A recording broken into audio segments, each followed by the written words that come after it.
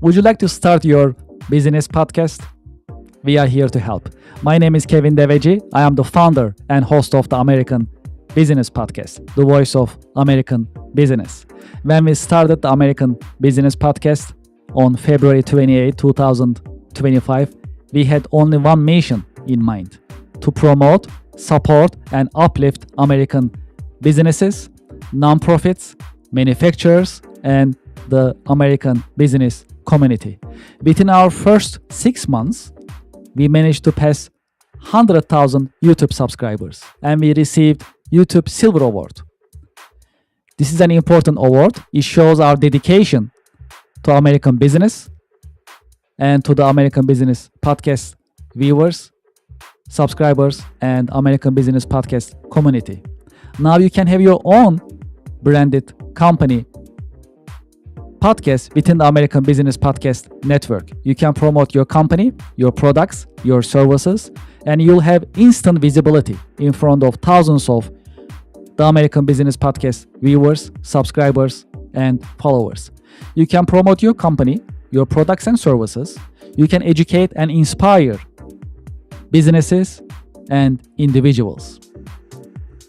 More importantly, you can tell your story, your brand story. How did you get started? What makes you different? And how you are helping your customers and communities. As you know, in the American Business Podcast, I've been talking to more than 100 American businesses. Each business has a story that is inspiring and motivational. I know your business also has a great story which is motivational and inspiring. It is time for you to have your business podcast within the American Business Podcast network. We help you start your business podcast and we help you grow your business.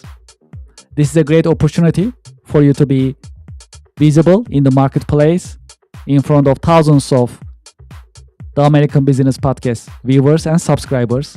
And this is a great opportunity for us to fulfill our mission to promote, support, and uplift American businesses. Please send us an email and let's get the conversation started.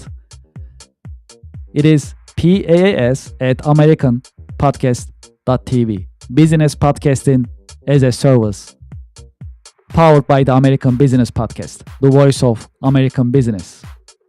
The American Business Podcast is America's fastest growing educational business podcast network in this age of AI. My name is Kevin Deveci. I'm the founder and host of the American Business Podcast, and I'm looking forward to hearing from you, working with you, and help you grow your business with your new business podcast. Thank you very much.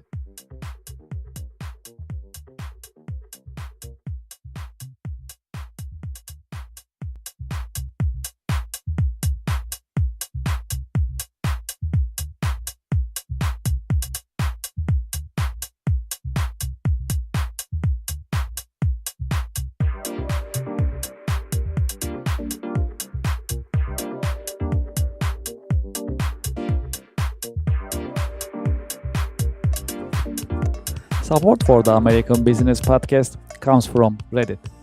Do you know the biggest challenge nowadays for American small businesses? That is visibility. That's why we partner with Reddit for Business. Reddit has more than 400 million weekly visitors. Furthermore, Reddit is reliable. Reddit is the number one source for real reviews on products, services, and brands. There is a promotion going on. When you spend $500, you'll get $500 in ad credit from Reddit. True story. I am a Reddit user. Anytime I need feedback or review for a product or service, I go to Reddit. I get the real answers, real feedback from real people, from Reddit communities. Scan this QR code and sign up for Reddit advertising for your business. Get the visibility for your company, your products, and services. Scan the QR code and sign up today. Thank you for your support.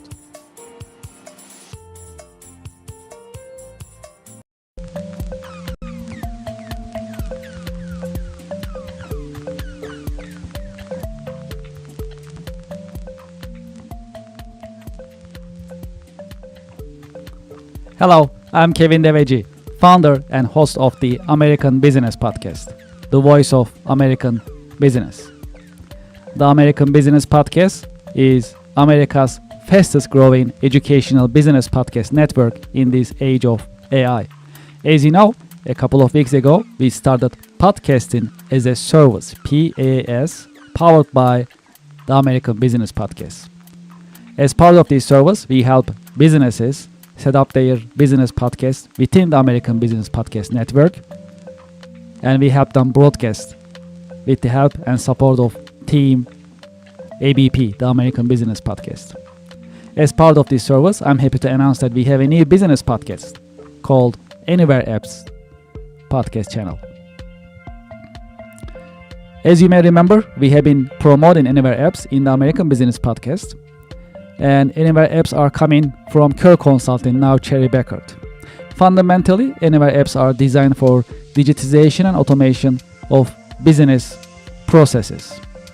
In this scope, Anywhere Apps are offering a long list of modern software systems, business software systems, such as CRM Anywhere, Nonprofit Management Anywhere, Asset Management Anywhere, Quality Assurance Anywhere, Advanced Planning and Scheduling Anywhere, and many more. In each Anywhere Apps podcast segment, we'll talk about technology for business, as well as practical use of AI and business software systems. And we are planning to share educational content to help small and mid-sized American companies to adapt change in terms of technology. I'm very excited for this podcast, and I just wanted to share this news with you. And I'm looking forward to having you in the coming The American Business Podcast episodes and Anywhere Apps podcast, which will be live very, very soon. Thank you very much for your support and for your interest, and I'm looking forward to seeing you soon.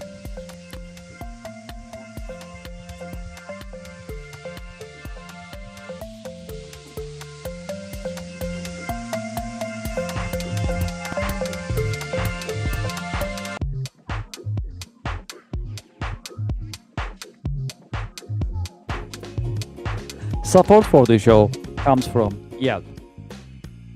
You know, I've been talking to more than 100 business owners in the American Business Podcast. Do you know the biggest problem for small businesses nowadays? It is visibility. That is why you should sign up and list your business on Yelp for Business. I have the QR code on the screen, and when you scan the QR code, the form will show up on your screen and you can sign up on the registration form. It comes with free trial with no obligation. Make it easy for your customers to find you. Do you know there are more than 70 million customers visiting Yelp website looking for services from businesses just like yours? Restaurants, home services, professional services, and many other businesses are being searched on Yelp on daily basis. That's a great opportunity. If you list your business on Yelp, you'll be findable, searchable, and you'll be visible. When you are visible, when your customers are able to find you, you're in business. You can get opportunities, you can get leads, you can build a healthy and profitable pipeline. Consider Yelp for Business. Scan the QR code, sign up, and start your free trial. It comes with free trial. Very comfortable, no obligation. List your business and start getting the results and enjoy the benefits of Yelp Business. Thank you for your support.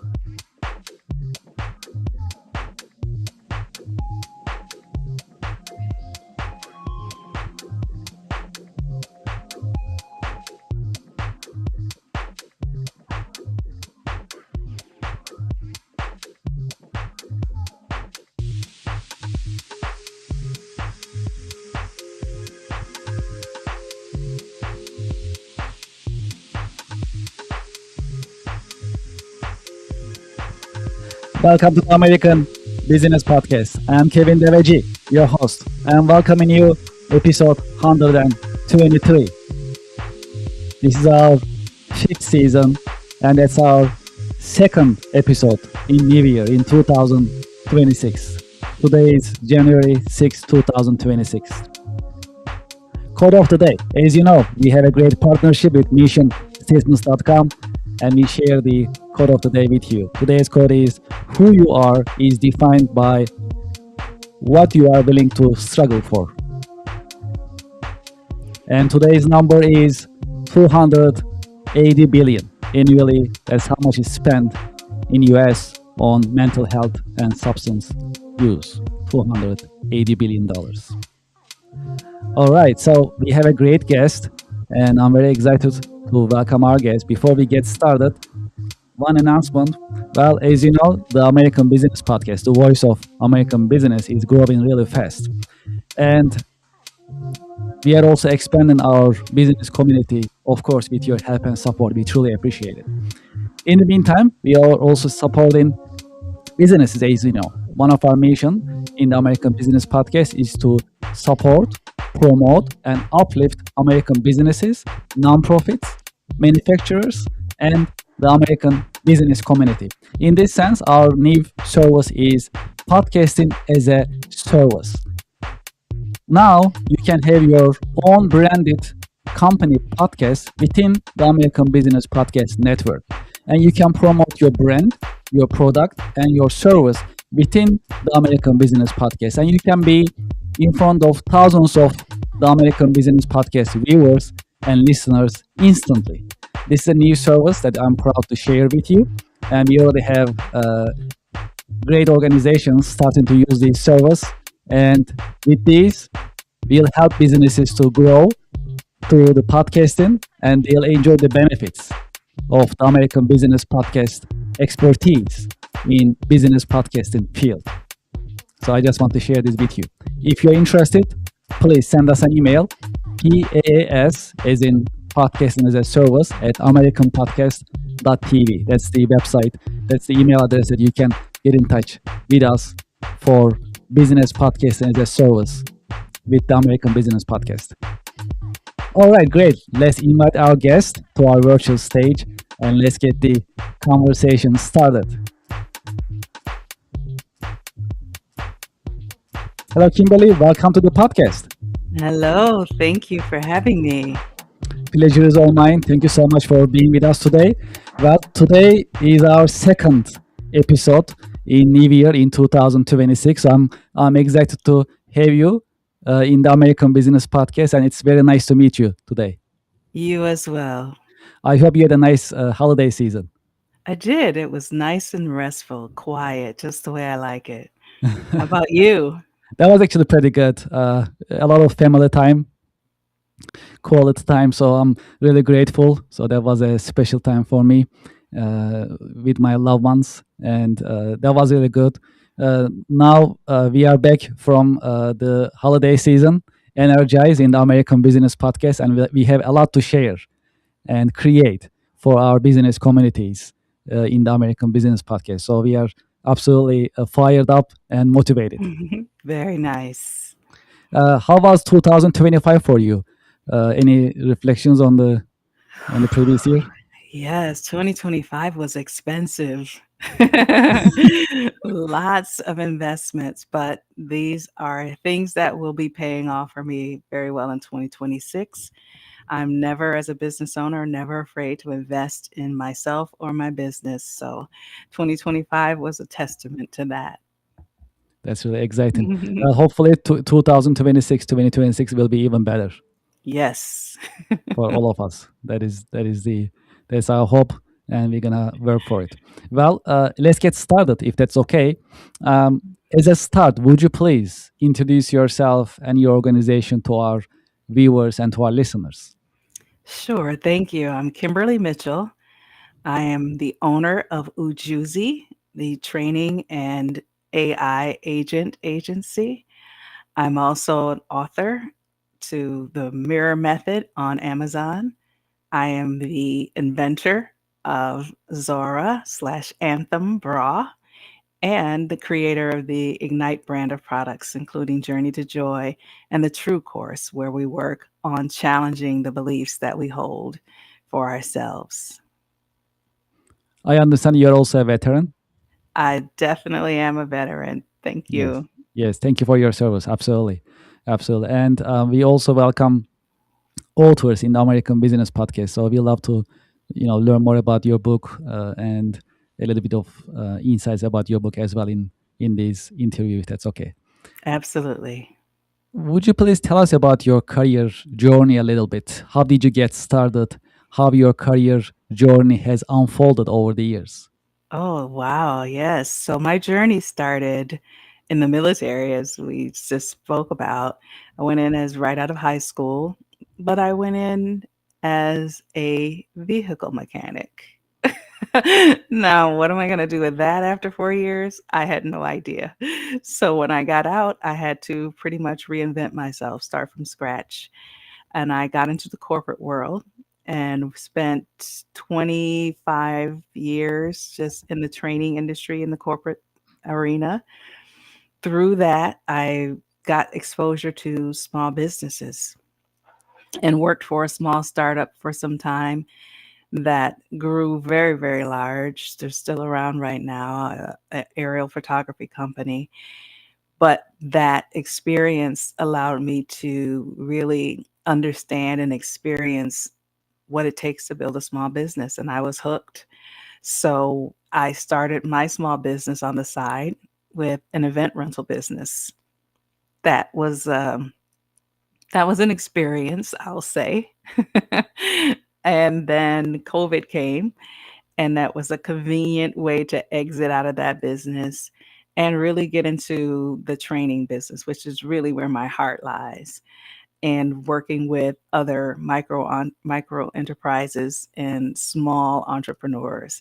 So that's really where I've started building that business, and it's really taken off and done well.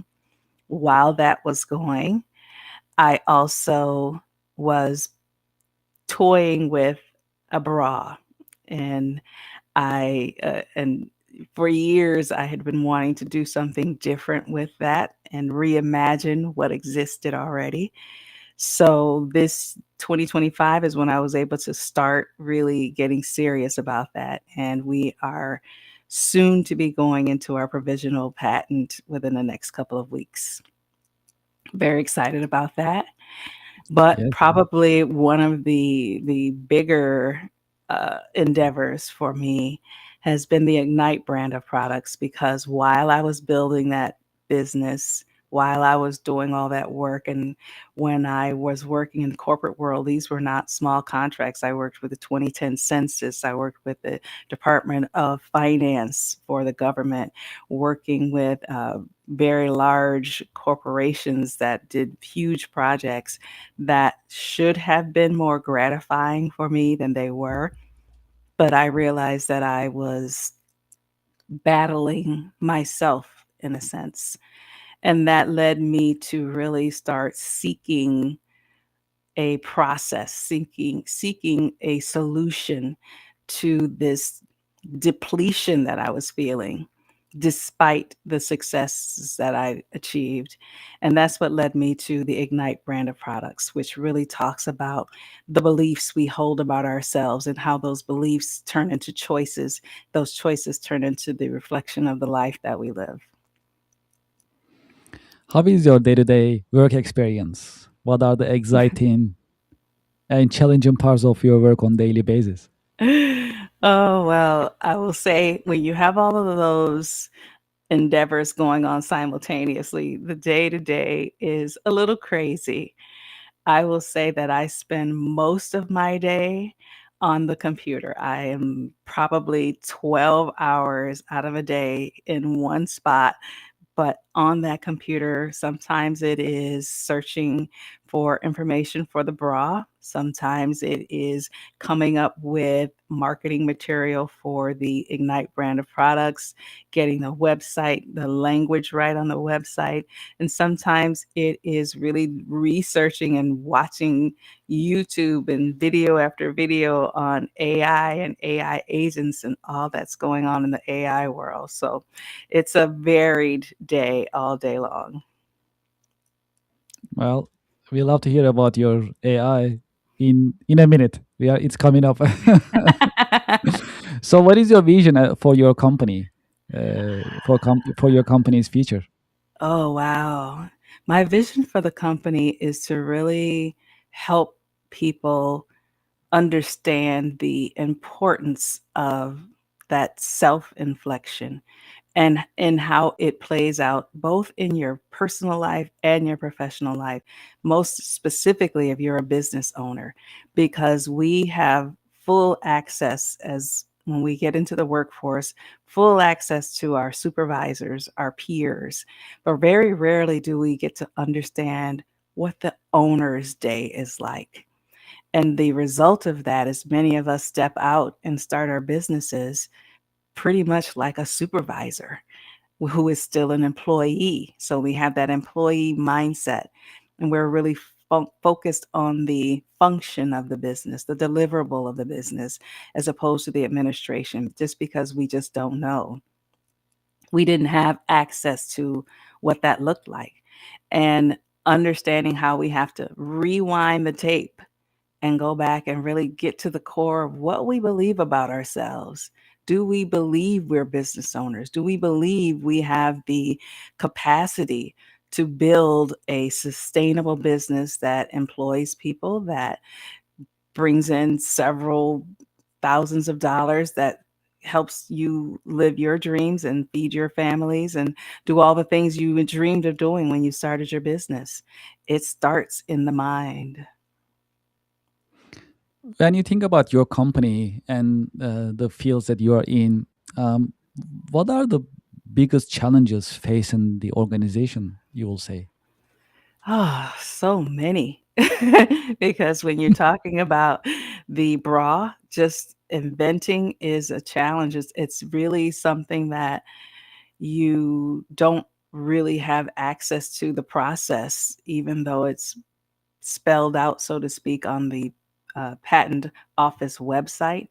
It's really not. It's really not something that you can decipher and digest into how this really works. So navigating that whole process is a challenge when you're talking about being a female owner, a Black female owner, building these businesses from scratch, and all of the ways that marketing change, algorithms change, all the things that are going on, just keeping up with all of that.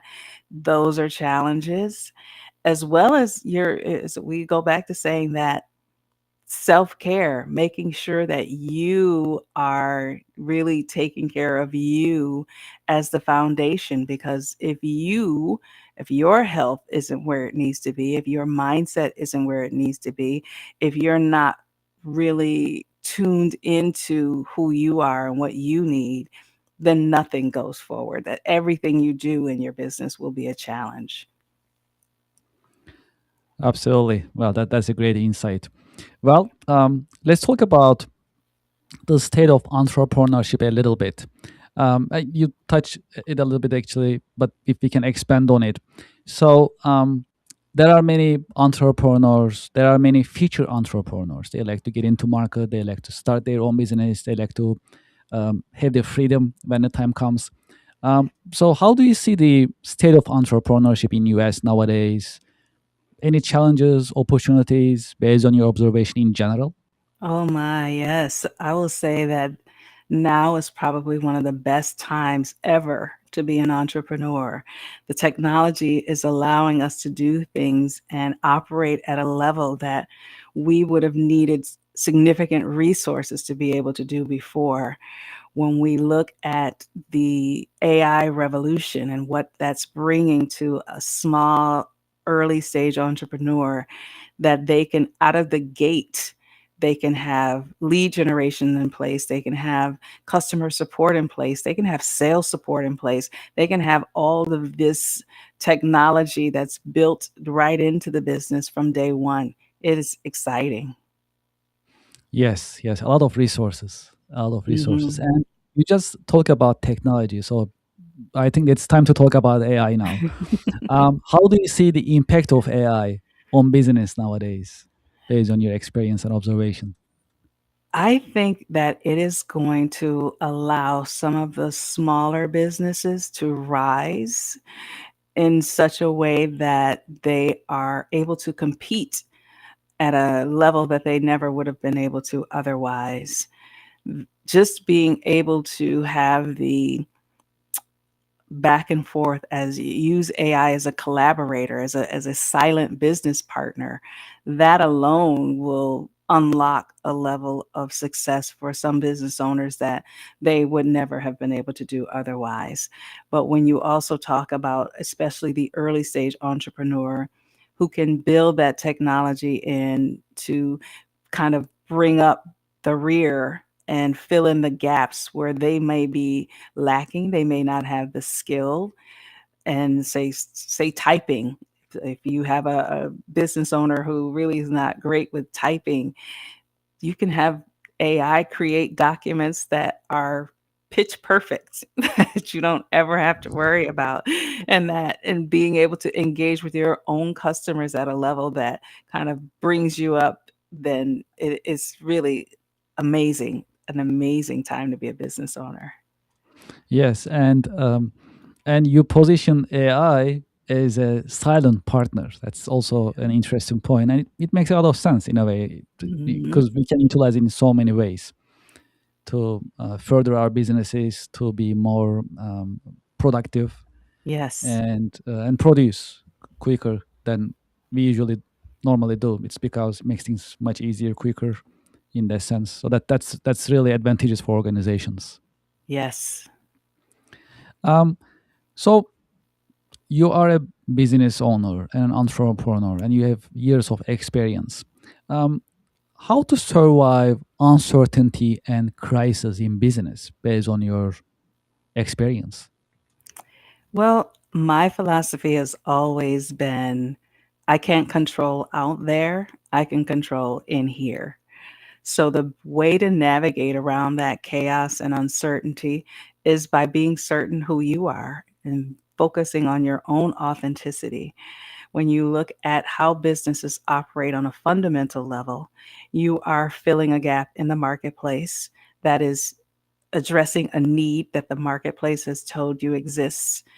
And if you're able to speak authentically about that solution and able to speak authentically to your customers, your business will survive all of the other uncertainty.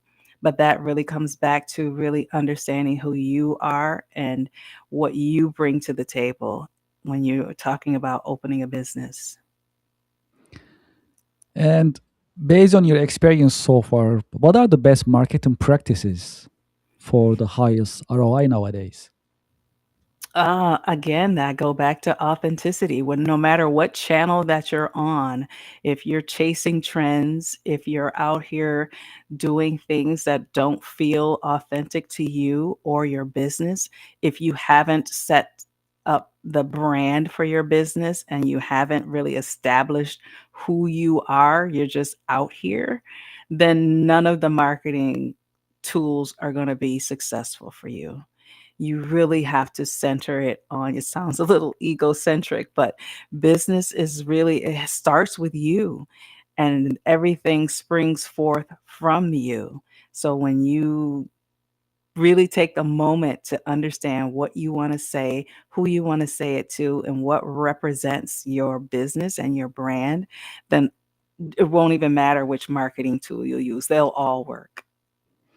Yes, I love your approach.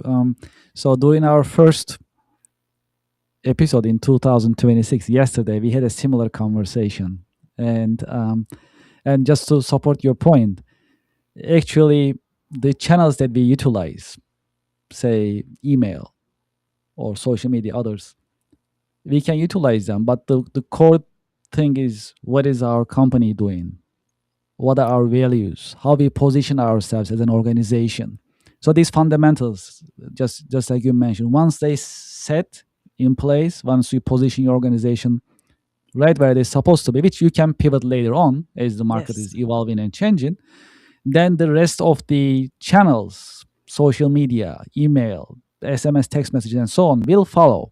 that's right. That is actually the fundamental practice, and I'm happy to hear that from you, because there is always a confusion in the market, right? So when you talk about marketing, they mix it with sales, they mix it with advertising, they mix it with all different things. But fundamentally, it just starts with just what you just mentioned: who you are as an organization, your values, Mhm. your positioning, what makes you different.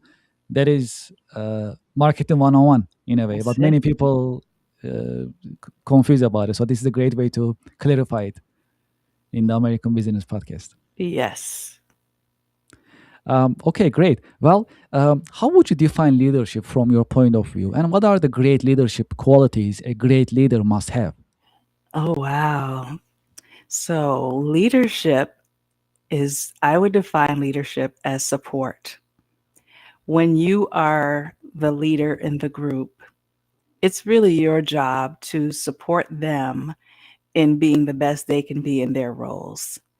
And in order to do that, I like to say you have to have joy as a baseline, which is very counterintuitive when you think of the soft, mushy joy feeling versus the leadership and the strong positioning that that role has. But when you are joyful, when you have figured out what brings you joy, then you then are going to support your team in helping them discover the same things. So if you think about it like this, if you have something that needs to be done that everybody hates to do, moving the boxes or getting out and cold calling, which is very nerve wracking for some folks, but you're able to understand where the joy is both in yourself and in your teammates, then you're able to speak to your customers on a whole different level. You start to assume that your customers want to experience that same joy that you are experiencing. And then, therefore, you're able to bring that into the fold on a whole circular level, that you have that established, your teammates have that established, your customers have it established. And it is really at the center of all that you're doing, which is very challenging for some people to really conceptualize how joy, and because joy is such a woo concept, but really, joy is that constant state. The happiness is the fluctuating piece, but the joy is that constant state. And when you are centered on that, that really gives you a different lens through which you operate your business and the way you interact with your team. Have you had any role models, any mentors who help you shape your career perspective over the years? Yes, I would say there were two role models that really impacted me. One was my very first boss. He was very I don't necessarily want to say eccentric. He was brilliant, and people were always seeking answers. But his style was very much, I want to help you and support you in finding your answers versus me telling you the answer. So he created an environment where everyone was able to flourish and grow at their pace, at their own pace, and really expand beyond the boundaries of what they thought they could ever do. And then the second is was my last boss, actually, and he operated in very much a land of possibilities. So his first response is always yes. How do we get to yes? And once we can get to yes, then the possibilities are expanded exponentially. So those two points of view have always kind of shaped the way I operate in my business. If there is one key career lesson that you learned the hard way, what would it be that you can share with us? Okay, the lesson that that I learned that probably was the hardest is don't take it personal. Business is not personal. And when you are taking your customers' no as a personal rejection, it gets in the way of how you're able to serve them. And when you're working with your team and as a business owner, and you don't know how to say no when the answer needs to be no because you are attached to how they're going to feel about you, then that also gets into the way of how you're going to be able to operate with your team. So that was a challenge. That was a lesson that I had to learn early on is don't take it personal. You have to really elevate above all of that and look at what's best for the business. Yes, I love the way you explain it.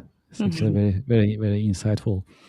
Um, well, sometimes in business, things they don't go in our way. Sometimes there are challenges. So, how to stay motivated and inspired in times of challenges in business? I'm going to go right back to that joy. When you have that as your baseline, then you understand that things are going to go left, things are going to go right, but however they go, you're able to adapt and adjust as necessary.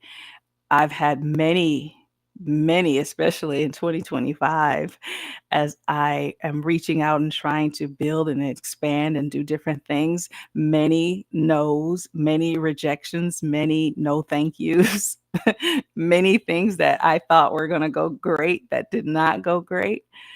But at the end of the day, those are all lessons. Those are all things that will shape my 2026.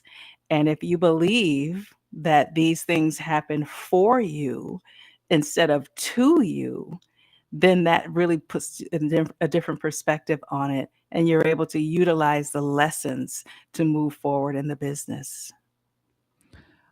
What is your biggest interest outside of work? My biggest interest outside of work, that's such a tough one just because my work and my play overlap, because I'm a I'm sure, huge yes. lover of technology. Mhm. So whenever I'm not technically working, I'm still doing something on this computer. Yes, Still. it makes sense. Absolutely. Actually, we keep talking about life work balance, which is I can't say I practice it myself, uh, but I actually was. This podcast is also I see it as my school. I'm learning from you. I'm also learning from other professionals. That's a great resource, the best one so far in my life. So last year in one of our episodes, one of our guests actually he described it as life work integration. I was like, that is the Mm. term that I've been looking for. That's the integration. Yes. So to your point, so when you own a business, um, then it becomes a part of your life. So even Yes. though that's what I'm understanding from your description as well. So even though you're not doing the work, you are thinking about the work, even if it's a weekend or if after hours and so on. That's also what I understand from your Oh, answer. absolutely. Because when you think about it, the business is an outgrowth of you. It's birthed almost by you physically. Like I feel like I just shot It this is out you. into the world, It is right? you, right? It's It is you. you. Yeah, that's So it. Yes. even when the clock turns off, you're still you. You're still doing the things that brought you to the place that you started that business. So it's integration is a perfect word. Yes, yes. I love it. Well, if you have a chance to go back history, personally or historically, to what time period would you like to go back and why? If I could go back to any time, I'm a Gen Xer. I would immediately go back to the 80s. love I love the 80s. Everything about it. The fashion, the music, the so creative. Everything was so accepting. I mean, you could do whatever you wanted to do and it was all right in the 80s. I loved it. Is there a book, a show, a movie that help you shape your career perspective over the years? Oh, over the years, I would say that the book that shaped my career over the years is The Goal. I really enjoyed that book. And the movie would be The Founder, the story of Ray Kroc, because I'm a late bloomer when it comes to business and especially this level of business. And so it was very good to see Ray Kroc started at 55. And so that hearing that and watching that story and watching his grind was very inspirational to me. It's never too late. That's right. Never too late. That's the lesson. Very motivational. Mm. Well, what is the best career business advice that you ever received, and what is the worst career advice that you ever received? Ooh, I would say, let me Which one you want start to go for first? Yes, which one? the worst. First, okay, let's go for first. The worst business advice I ever received was that I should not pay attention to computers because they are not going to be around for very long. Not, very few people are going to That want is to the use. worst, that's for sure. Yes. I still remember that to this day. And the best one you will say? Oh, the best advice that I got was to never stop learning. And we have a school here called School Without Walls, and that's the framework that they use to say don't confine your learning to a classroom.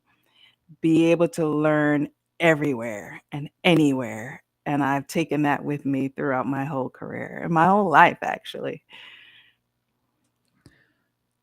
Is there a question that you had been expecting me to ask you, but I didn't ask you?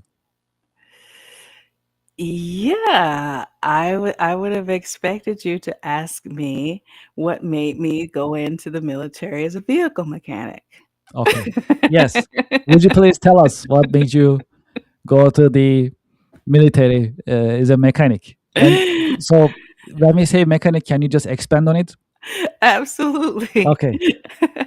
So I was working on 2.5 ton trucks and 5 ton trucks, and I was uh, taking them apart, replacing working in the engine, Oh, doing wow. maintenance on them, That's all quite of a those. work. Yeah. Amazing.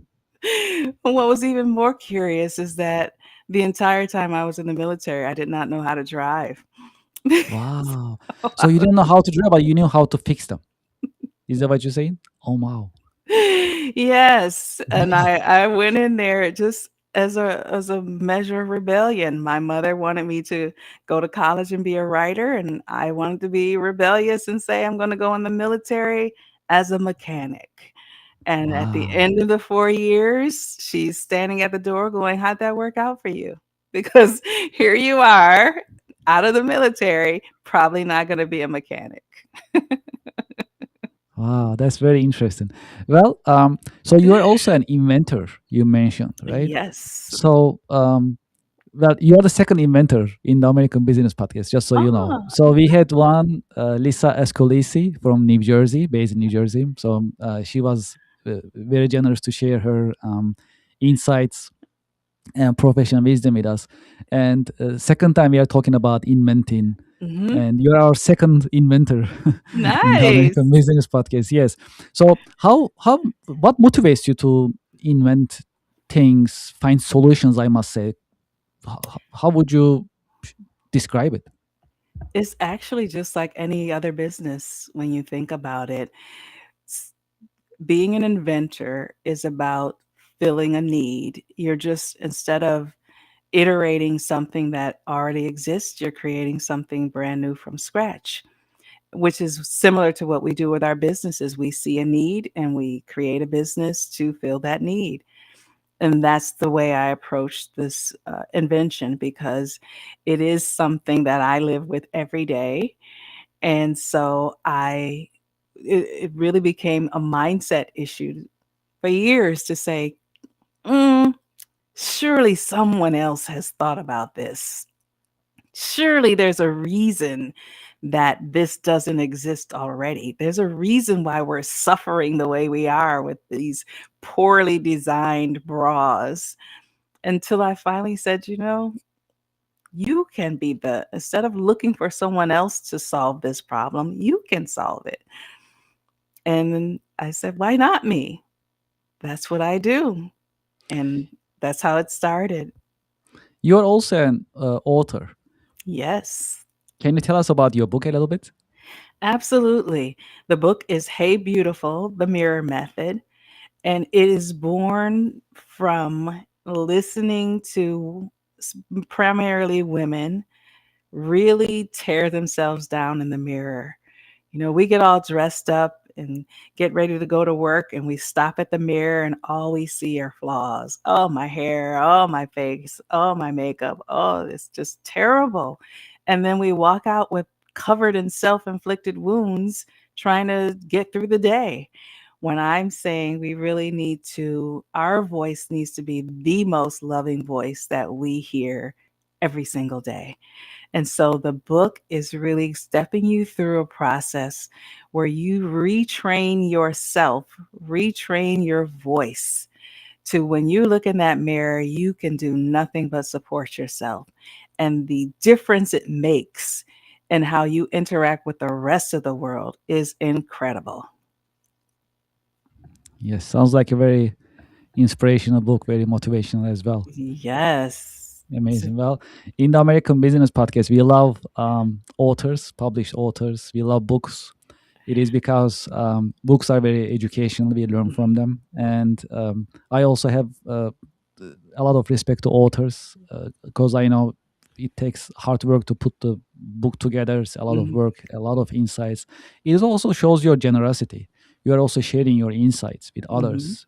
So, in that sense, we always welcome talking about books in the Great. American Business Podcast. Oh, So we that's came to the right fantastic. place. All right, sounds good. Well, we have a tradition in the American Business Podcast, and so I have a question for you coming from our previous guest, and after that, I'll ask you to leave me a question for our coming guest. Okay. So the question from the previous guest is, what are you planning to do in 2026 in your company to be authentic? Ooh.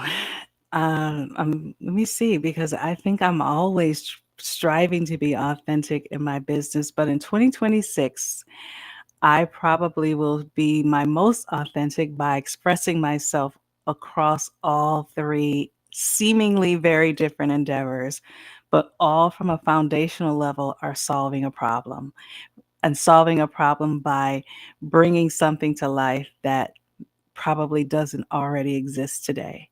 So my authenticity will show in my solutions or through my solutions.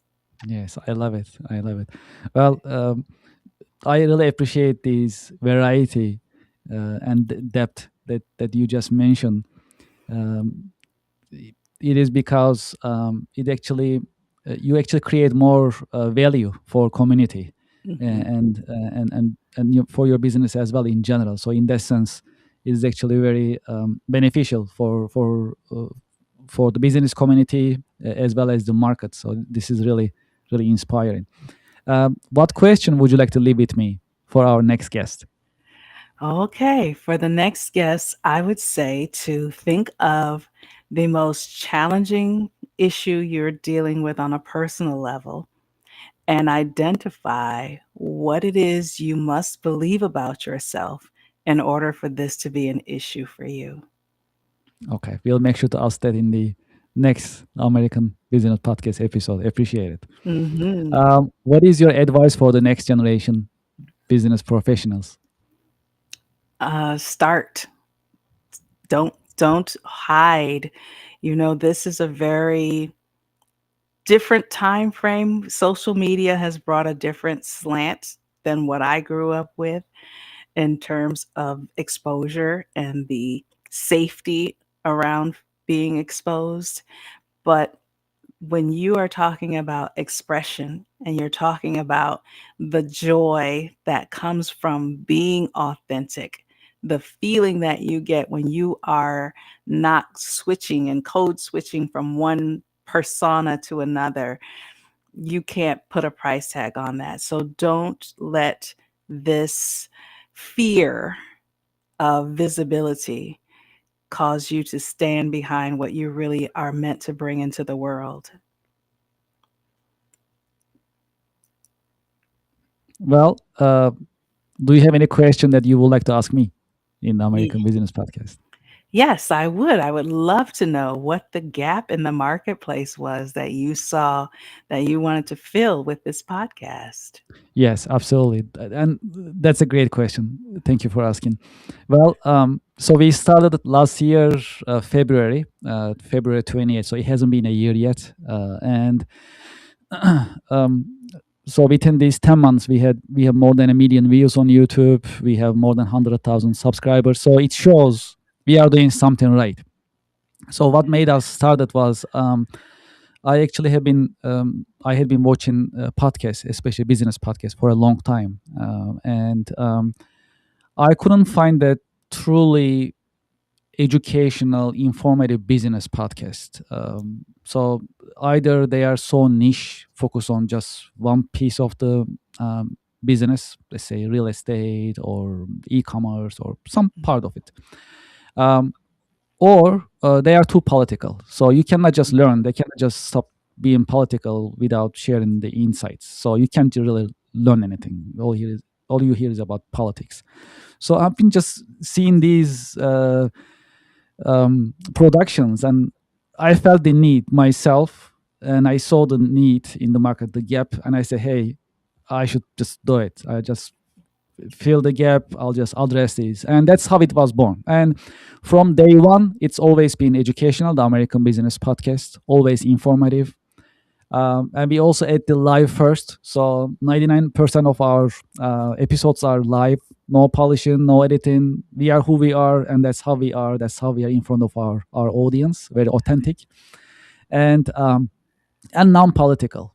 Mm-hmm. So we are talking about ideas. We are talking about business. Politics is out of these podcasts, and that is how it has been running for 10 months. And the need to have these informative podcast that actually started the podcast, American Business Podcast.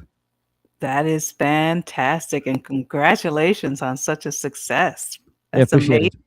Yes, thank you. So from day one, we also added one more mission, in addition to being educational and informative in terms of content, and that is we support, we promote, and we uplift American businesses, nonprofits, manufacturers, and business community. So that is the expansion of it for 2026, which makes a lot of sense. So we'll keep working on it, and we have uh, a lot of work to do, a lot of episodes to create to fulfill this mission. Oh, well, you're doing a great job. I'm Appreciate loving it. it. So Well, thank you. with you and our audience together, we are creating it all together, day by day, episode by episode, just like knitting, right? You knit just like that, just piece by piece. So it's coming together. So this is a community right now. That's how we are seeing the American Business Podcast. Hmm. It's more than a podcast. We are a community that we learn, we support each other, we uplift each other, and we create these positive learning environment, continuous improvement all the time as professionals. Beautiful. So that's where we are going. Nice. Well, Appreciate it. Thank you. Well, for those who like to continue this conversation with you, what is the best way that they can get in touch with you, learn about your organizations, companies, and get in touch with you? sure. You can reach me at kimm.co, kim.co. That's the website. Or on socials, I'm KIMMDOTCO. So kim.co on socials. Kimberly, thank you so much for being with us in your busy schedule. Thank you for being so generous to share your professional insight and your professional wisdom with us today. Thank you so much for having me. This was a pure pleasure. Pleasure is all mine and hope to get in touch again in the American Business Podcast. Anytime. Thank you. Thank you. And Happy New Year again. Happy New Year to you as well. Thank you very much. Mhm. Well, to our audience and to our listeners, we'll be right back after a quick break.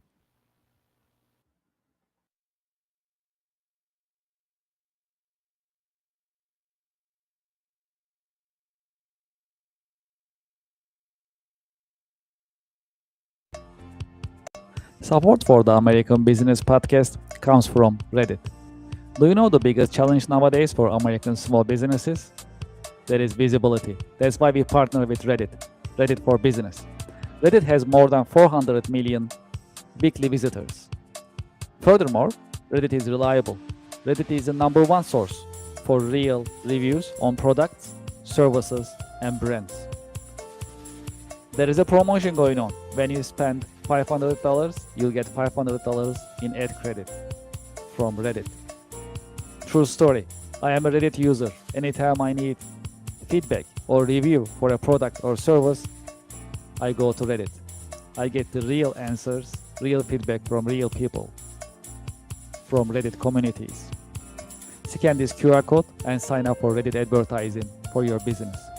Get the visibility for your company, your products, and services. Scan the QR code and sign up today.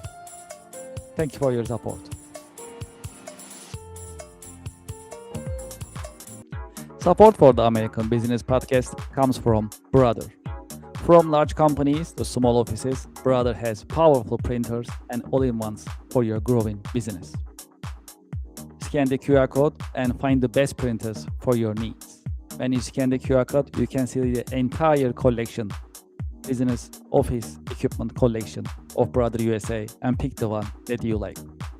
You'll find printers, labels, toners, all-in-ones, and other office equipment available on Brother website when you scan the QR code. Scan the QR code and start shopping for Brother office equipment today. Thank you for your support. Support for the American Business Podcast comes from YZ. At the American Business Podcast, we always talk about continuous improvement and professional development. That is why we partner with YZ. Trust the nation's largest network for tutoring. YZ helps you find the tutor that you need in many different subjects: chemistry, computer, foreign languages, geometry, English, music, physics, reading, SAT, science, and many more. I have the QR code on the screen that you can sign up and start searching for tutors and enjoy the learning experience and continuous improvement as we always talk about in the American Business Podcast. Scan the QR code and sign up for Wizen today. Thank you very much. Support for the show comes from Yelp. You know, I've been talking to more than 100 business owners in the American Business Podcast. Do you know the biggest problem for small businesses nowadays? It is visibility. That is why you should sign up and list your business on Yelp for Business. I have the QR code on the screen, and when you scan the QR code, the form will show up on your screen and you can sign up on the registration form. It comes with free trial with no obligation. Make it easy for your customers to find you. Do you know there are more than 70 million customers visiting Yelp website looking for services from businesses just like yours? Restaurants, home services, professional services, and many other businesses are being searched on Yelp on daily basis. That's a great opportunity. If you list your business on Yelp, you'll be findable, searchable, and you'll be visible. When you are visible, when your customers are able to find you, you're in business. You can get opportunities, you can get leads, you can build a healthy and profitable pipeline. Consider Yelp for Business.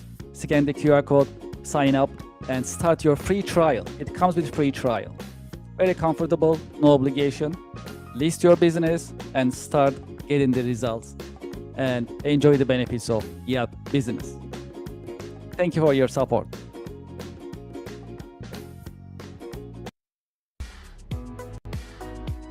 Support for the American Business Podcast comes from Anywhere Apps by Kirk Consulting, now Cherry Baker. It is time to digitize and automate your business processes.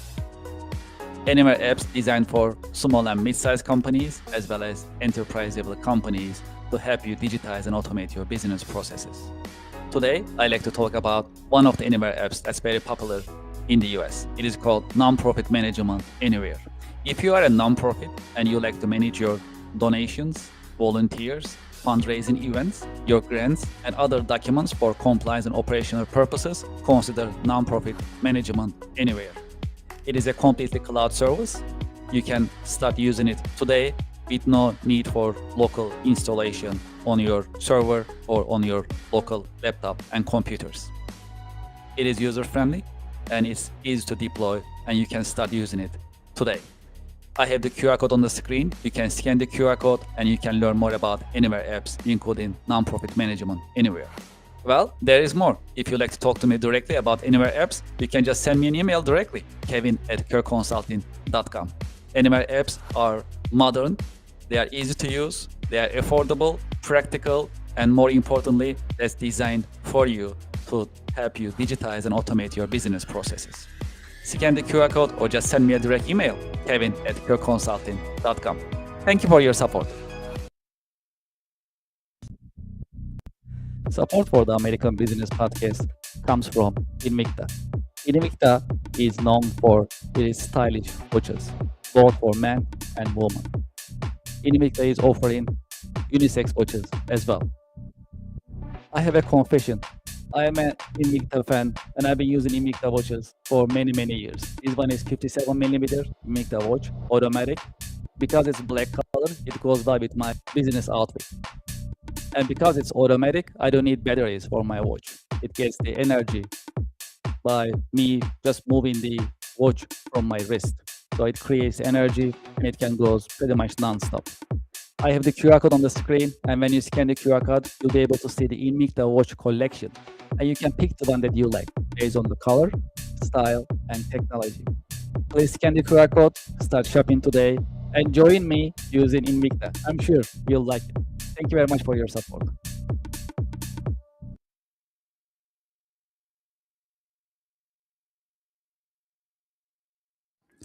Thank you for being with me in the American Business Podcast. If you'd like to be a guest in the American Business Podcast, please send us an email, guestbooking@americanpodcast.tv. We also welcome sponsors and advertisers, companies, organizations, as well as nonprofits. You can send us an email, growyourbusiness@americanpodcast.tv. As I mentioned earlier, we started Business Podcast as a service offering. If you like to have your company branded podcast channel within the American Business Network, we are welcoming these conversations and you can send us an email. It is PAAS, podcast as a service, that's the acronym, at americanpodcast.tv. I also like to invite you to our website, americanpodcast.tv, to see our coming schedule, also to learn more about the American Business Podcast. Any developments, updates, we put it on our website and we keep it updated. I'd like to thank you for your time and thank you for your interest. I'm looking forward to having you in the next The American Business Podcast episode. The American Business Podcast is the voice of American business. Thank you very much.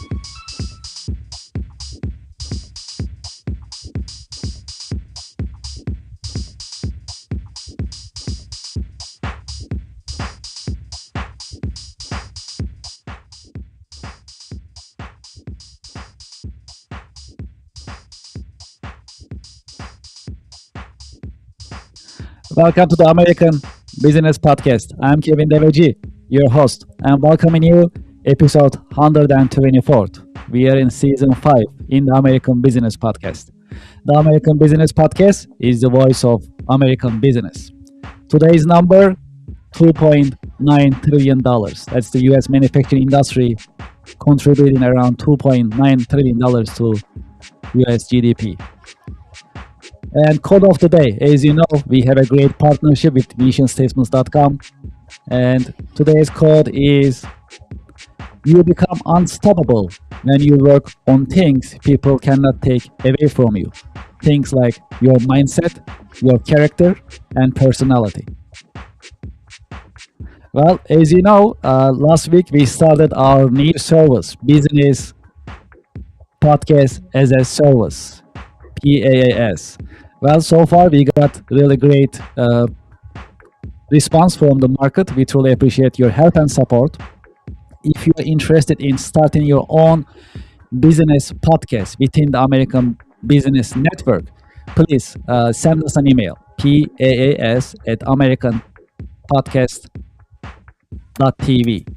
Our goal is to share our expertise with you, with your organization to start your business podcast. And with your business podcast within the American Business Podcast Network, you'll have immediate, instant visibility in the American Business Podcast Network in front of thousands of the American Business Podcast viewers and listeners.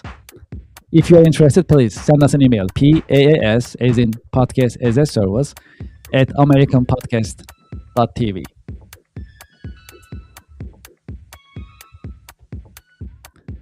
Great. Let's invite our guests to our virtual stage and let's get the conversation started.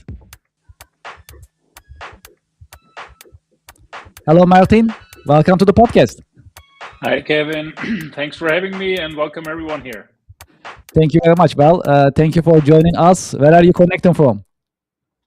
I am connecting out of Austria, so across the pond. From a very cold country, we currently have deep winter here, and looking forward to our conversation today. Yes, same here. Thank you very much for being with us. It's very nice to meet you, and I'm really excited to have this conversation. I hope you had a nice holiday season and you had a great week so far. Yes, so in Austria, we tend to have Christmas holiday until the 6th of January. So, and it's really the time of the year where also all business partners and everybody is taking some time off. So it's the best time to have a full rest and reset.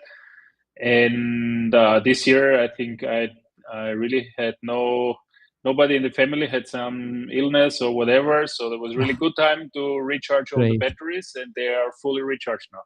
That's great. Yeah, knock on the wood. Yeah, it's gonna be a great year. So we all keep the hopes high. And when you look at 2025, what would you say? What is your reflection on 2025 and looking into 2026? I think for business owners, 2025 was really a hard year. I think complexity in general just became more. If you look at the whole macroeconomics that have changed, and especially for us coming from a hardware business that is at least has parts of its supply chain out of Asia, primarily distributing or manufacturing in Europe, and then distributing in Europe and now also in the US. So we are fully exposed to those risks and complexities. And of course, as an entrepreneur, your job is to navigate the landscape as good as possible. You cannot really influence it. So I think it became more challenging. But yeah, when the going gets tough, the tough get going. That's right. That's right. Yes, hopefully it's going to be a great year for all of us, professionals and businesses in 2026. Well, let's dive into it and let's get the conversation started in more detail. As a start, would you please introduce yourself and your organization to our listeners and to our viewers? Sure.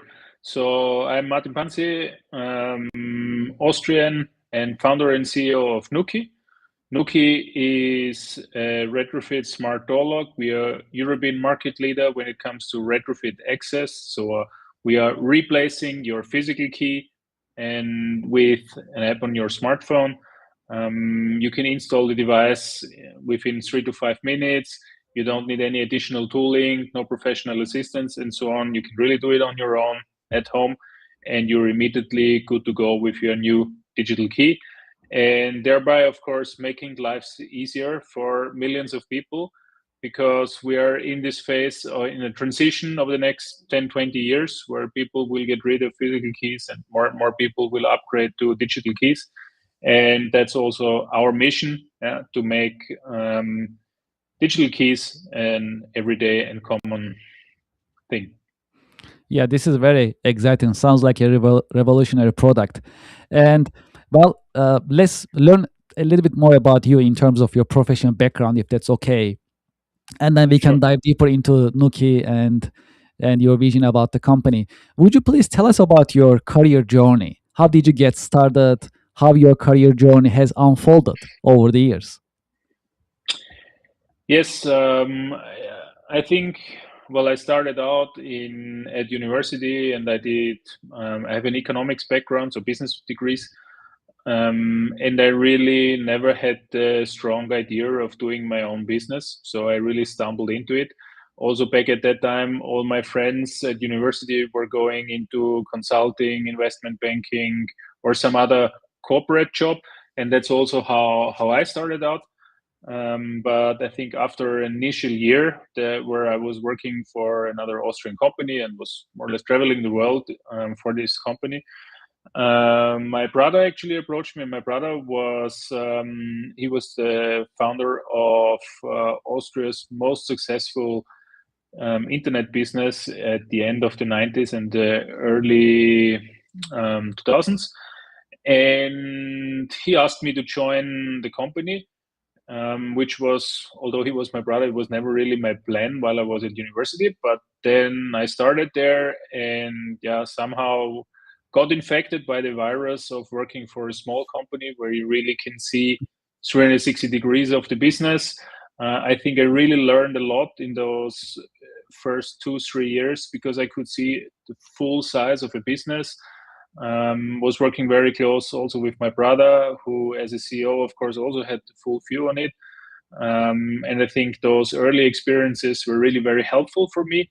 And yeah, I said, since then, I was caught on by the virus. And a few years later, we then decided to start our own business. And we sold the business that we were initially running. And with the funds that we got, we invested into creating new ideas. And what we always wanted to do is launch something out of Austria, which can be successful on a global stage. And this almost necessarily means that you have to focus on a niche business. But digitalization, of course, helps you to sell more or less worldwide. And I think Nuki exactly fits that pattern, because it's something that we are developing here in Austria with really skilled people, and then we are distributing almost globally. And Nuki is what I've been doing for the last 10 years now. Yeah, that's more or less my history. So we did 2 or 3 businesses together, which were in the digital and software space. And then we had the crazy idea to reinvent keys, which also required hardware, making the business Yes. way more complex. And that's what I've been doing the last 10 years. So focused on making Nuki one of the leading access companies worldwide. When you look at your day-to-day work, what are the exciting and challenging parts of your work on daily basis? Well, I really love my work, and I'm 350 days a year motivated to get to work. So I would almost say I like all of my work. Yeah. I think for me is, of course, what I really like is there are certain periods during the year where where you ask yourself more the directional questions. So where are we headed? Where should we go? And so on. Mhm. And those are the things that I like the most. So where we're really setting the direction for the coming months. Now is also a time where we are right into that, because always by the end of the year, when the new year starts, you are in this budgeting cycles and forecasting, and that's always where plans for the next year get finalized. And I really like that part where we are defining the road ahead. And that's something that I think also takes a large part of my overall time that I devote to the job. What is your vision for the company's future? Well, the vision is, so when you look at smart access or digital keys, in Europe today, it's roughly 4% of households that are using digital keys. In the US, it's already 10%. The US is always like 3 years ahead of Europe when it comes to the adoption of digital keys. And then there are projections how this will evolve over the future. And those projections are saying that I think in 10, 20 years from now, of course, this percentage will be at 40, 50%. And so the world is slowly transitioning into digital keys. And I always keep saying internally in meetings, we are now, for example, in Europe, European market leader. And it's nice if you're a market leader when the adoption is 4%, but it's way more important to be market leader when it's 20 or 30%, because the position is then much more valuable. And this is also my vision for Nuki. I want us to be the leading player for residential access in 10 or 20 years from now. And if we do that well, then I think we help actually people a lot, because we are making their lives easier. They don't need to worry about keys anymore. And doing that is really fun, because you immediately get the feedback from our customers that you're doing them something good, which is a really cool feeling. Sounds like it's a growing market, so it has a lot of feature. That's what I'm hearing from you. How about challenges? What is the biggest challenge that you see in your industry facing your organization? I think when we really take it from the digital lock perspective, then there is a product already out there, ours or competition, but smart locks as of today, they really have lots of values. There is no more rational reason why you go with a physical key. And people who vote for a smart lock, they're also happy with it. Yeah. So if you look into reviews and measure customer satisfaction, people are happy. So the question is actually, okay, if now only 4 out of 100 have chosen one, a smart lock, how can I tell the story? How can I spread the product to the other 96? This is the biggest challenge, and this is also what will make the adoption grow faster or not so fast. And I think that's the most defining question that our industry is facing over the next 10 to 20 years. Let's talk about the industry. So before we got started these episodes, so you and I, we were chatting and we talk about the industry a little bit. And actually, it's a lucky industry. And you just mentioned it's actually a pretty old industry fundamentally, right? So you are modernizing it. Can you tell us about the industry overall? What is the state of lock and security industry? How do you see the industry overall? And what are the opportunities that you are seeing? Yeah, I mean, I think the industry, as you said, it's a very old industry. Locks are around since hundreds of years. Wow, that's true. And it's an industry that is more or less that made its fortune from bending iron. And now, when we entered into this industry 10 years ago, we knew nothing about hardware. So it's completely new. We are coming from the software world, and we are going into this very hardware intense industry. And I have to say, in hindsight now, 10 years ago, we had some business meetings where we were talking about things, and the other side, which were leading industry players, they just completely didn't understand us, because we were talking on different levels. And I think that is just very interesting. Therefore, the industry and its heritage is, of course, always the lock is here to make your home more safe. It's a lot about security. It's a lot about keeping the wrong people out. And when we go into that, we have a different approach. For us, it's about letting the right people in. as easy as possible and make it as comfortable for them as possible. And that is a totally different way to look at this business. It's not about making it more secure, making it more expensive, because somewhere here is a security feature that you most likely will never need. Yeah?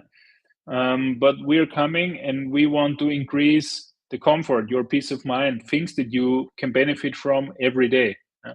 And that is a totally different approach. And of course, that's has impact on the product, but it also has an impact on how the product gets distributed, how the customer relationship is during and also after the purchase. Yeah? So, for example, traditional lock industry, most of the players don't even know their customers because it's not required. On Nuki, every Nuki customer is using the Nuki app, so we have a digital channel to our customers. We can have a dialogue and so on, and it's a completely different way of doing the business. Yes, I mean, the more I listen to you, the more I understand. That's actually amazing. Because to your point, when I buy a regular lock, it's very transaction. I just buy and go, and there is no other communication going on with the vendor and customer between.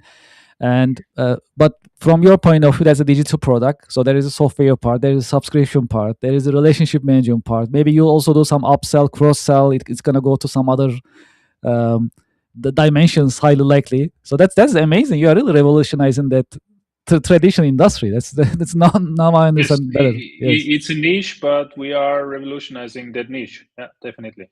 absolutely. I like it. It's very exciting. Well, speaking of technology, let's talk about AI a little bit. How do you see the impact of AI on business nowadays? Yeah. Well, I think first of all, I think the impact of AI it's going to be massive, and I think we all have to transform.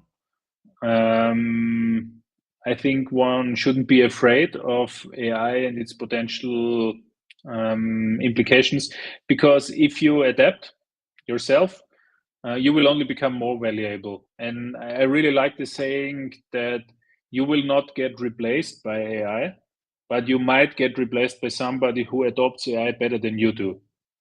And this is more or less, I think, also how people should approach it.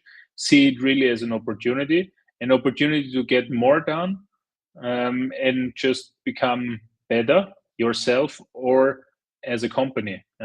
And that's in general, because I think AI will touch. If I look at our company, it goes across all the teams and all the functions, of course. Because if I'm in customer support or in marketing or in product development, everybody can use AI. Then on the other side is, how will AI impact our product? And there, I think it's still a long way until AI cannot replace our smart lock. So from that point of view, I think we are in a quite good position, because AI is not eating our business, because the need for the lock is still there.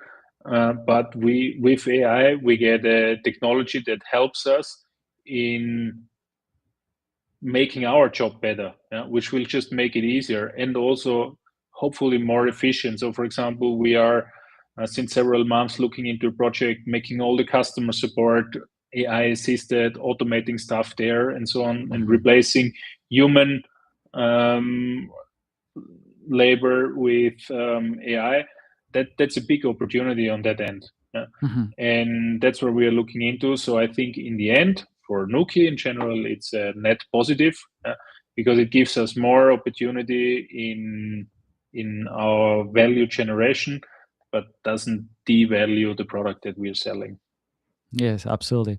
My background is also business software. So naturally, AI, especially just to support your point, AI agents coming in, and they are affordable, practical, and any size of business can actually utilize it nowadays. And what I'm hearing from you is actually a use case of it, that you are actually implementing it for customer service. Yes, Which is great. that is the largest use case we have internally. But as I said, we are also using it on, I mean, in marketing or so on. You use it on an everyday basis, because it's also it's a very, very good sparring partner for your ideas. And That's true. sometimes it's amazing with the kind of quality of the ideas that come from AI. And the little context it actually needs, because it already gets so much context from what has already been fed into the AI in the background. So I think if you just look at it as a sparring partner, it's a really good opportunity to learn.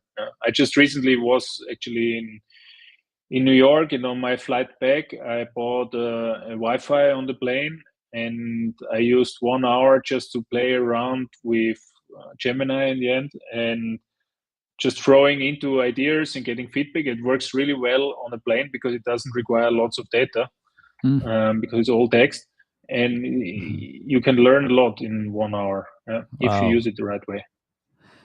How to survive crisis and uncertainty in business based on your experience? Yeah, unfortunately, I do have quite a lot of experience with crisis, because when working on Nuki, in the past 5 years, we really went through several crises as a hardware business. Of course, all the COVID stuff, then the subsequent chip crisis and the issues around availability of chips. Then there were similar things on supply chain side also in 2025, where things were quite tense.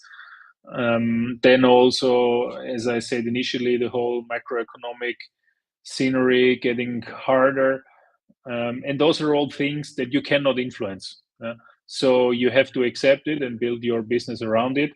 At least for me, in coping with uncertainty, what I think is the most relevant part is that you are prepared, and being prepared for crisis means that you have scenarios in your head. So you plan and work with scenarios, because that also allows you that if there is a crisis, whatever crisis may come up, you know exactly, okay, those are the kind of things that I need to change in order to adapt as good as possible. And that's also what history has told us, and why, for example, in Nuki, we are working quite a lot with scenarios and so on, so that we are prepared in case things don't turn out as we expect. Based on your experience, what are the best marketing practices that bring the highest ROI nowadays? Well, looking at all my companies that I've been working on, the marketing practice with the best ROI is always word of mouth, because in the end, if done really well, it costs you close to zero, but it can bring you the upside opportunities almost endless. Um, what we, I think, do by what I think by word of mouth is, for us, it's in the SaaS world, it's called product-led growth, more or less, which in consumer hardware is more or less you build a great product that really delights customers. And then you just have to make sure that the distribution is there and that the delighted customers spread the word, and then it will work like a snowball and keep growing. That's also how we, for example, when we started out with Nuki, we actually started out on Kickstarter. So very early on, we had a small fellowship, and then we said, okay, this is our vision. That's what we want to do. If you think it's cool, then please share with others. If you want to get rid of keys, please also tell your best friends. If they also want to get rid of keys, then we are the solution. And this more or less created a snowball. And then we shipped a good product, and then the first customers were delighted. They passed it on, and so on. And we know from data that roughly one Nuki customer brings 2.5 more Nuki customers, and this is exactly this kind of snowball effect. And then there are marketing tactics, of course, how you can support it. Social media is a great helper on that end. Also, all the kind of review platforms that you have. If you do well on reviews, then you don't give people a reason, if you get something like this recommended, to say no. You need to make the purchase as easy as possible. And that's, for me, definitely word of mouth, viral growth, and this done really well, it's unbeatable in terms of ROI. How would you define leadership from your point of view? And what are the great leadership qualities a good leader must have? Yeah, I think leadership is inspiring people to follow you or join a group or tribe. And I think to get there, so that people follow you, you need to have clear values. Also stand for those values, speak them out. Also have a vision. Where do I want to go? Where do I want to take the team or the company? And if you make sure where you're headed and how you would like to get there, then I think it's also way easier for people to relate to your vision. And I think also once you have that, this is kind of the basic framework. And if you have that set up well, then you will get followership. And then your job is primarily to really fight for the vision and defend it as long as possible to get to this vision, defend it and make sure that the whole team is goes towards that vision. And I think if you translate that into leadership capabilities, I think is definitely having a vision and being able to come up with a vision, articulate a vision. Then it's always a marathon, so you need to have determination, perseverance. I think trust and honesty in today's world must be a given. It's very hard to be successful in a marathon without trust and honesty because it's not sustainable without. So you need to be high on integrity. And I also think you need to strive for excellence because I always say we now have, I don't know, 6 billion, 7 billion people on the world. So if I have an idea, a good idea, then most likely there are several other people on the world who have exactly the same idea. So I also need to execute better than the others in order to really win on the market. And this is also a kind of quality that you need to have because if you work with shitty quality, you will not be the one who is winning. Have you had any role models, any mentors who help you shape your career journey over the years? Of course, and I think I learned a lot from mentors. Mentors are, I think, they are a really, really good opportunity to speed up your own personal development. In my case, I already said when I joined the company that my brother initially founded and working with him for the first 2-3 years while I was still very young, that helped me a lot, gain a lot of experience, but also get a lot of insight. And later on, also today, for example, in the Nuki board, so the shareholders who are invested in Nuki, there are a lot of personalities that I really value a lot. Very seasoned personalities with lots of experience. They've been very successful in business. And I think I can have a good dialogue and exchange and understand also, and I'm very open for the kind of feedback that I get from them because in the end it's kind of they are sparring partners for me, and having those sparring partners is definitely very relevant because without that I think it's kind of risky that you don't stay grounded. And I think staying grounded is also what all my mentors have taught me along the way. So all my mentors were always people who I think are very grounded, and they also showed me that that's something that is actually really relevant if you want to be successful over a longer period of time. Key career lessons. If there is one key career lesson that you learned the hard way, what would it be that you can share with us? I think if you would have asked me about what are my superpowers 10 or 20 years ago, I was really very much convinced about speed. I thought speed is something where I'm really strong at, Yeah? And it's also a superpower, because if I'm just really fast, then I can also afford to make mistakes, because if I'm fast and I have corrected my mistake before the competitor even made one step. Uh, that was kind of my understanding. So I always strived for speed, speed, speed. And I think what I learned over the years is, if you're too much into that, you run into the risk of burning out, because you just want to go faster and faster and faster. And if you want to be successful over a longer period of time, then you need to learn to go with the flow, and there is a certain rhythm for everything, and timing. And I think the value of time in general is something that I saw totally different 10, 20 years ago than I see it today. So I still think speed is key, but you need to know when it's good to go with speed, and when is also a time where you need to rest and go down. And having the right balance between those two, that's really key. And I learned it the hard way, because I tried to go with speed, speed, speed until I couldn't give any more to it. Mhm.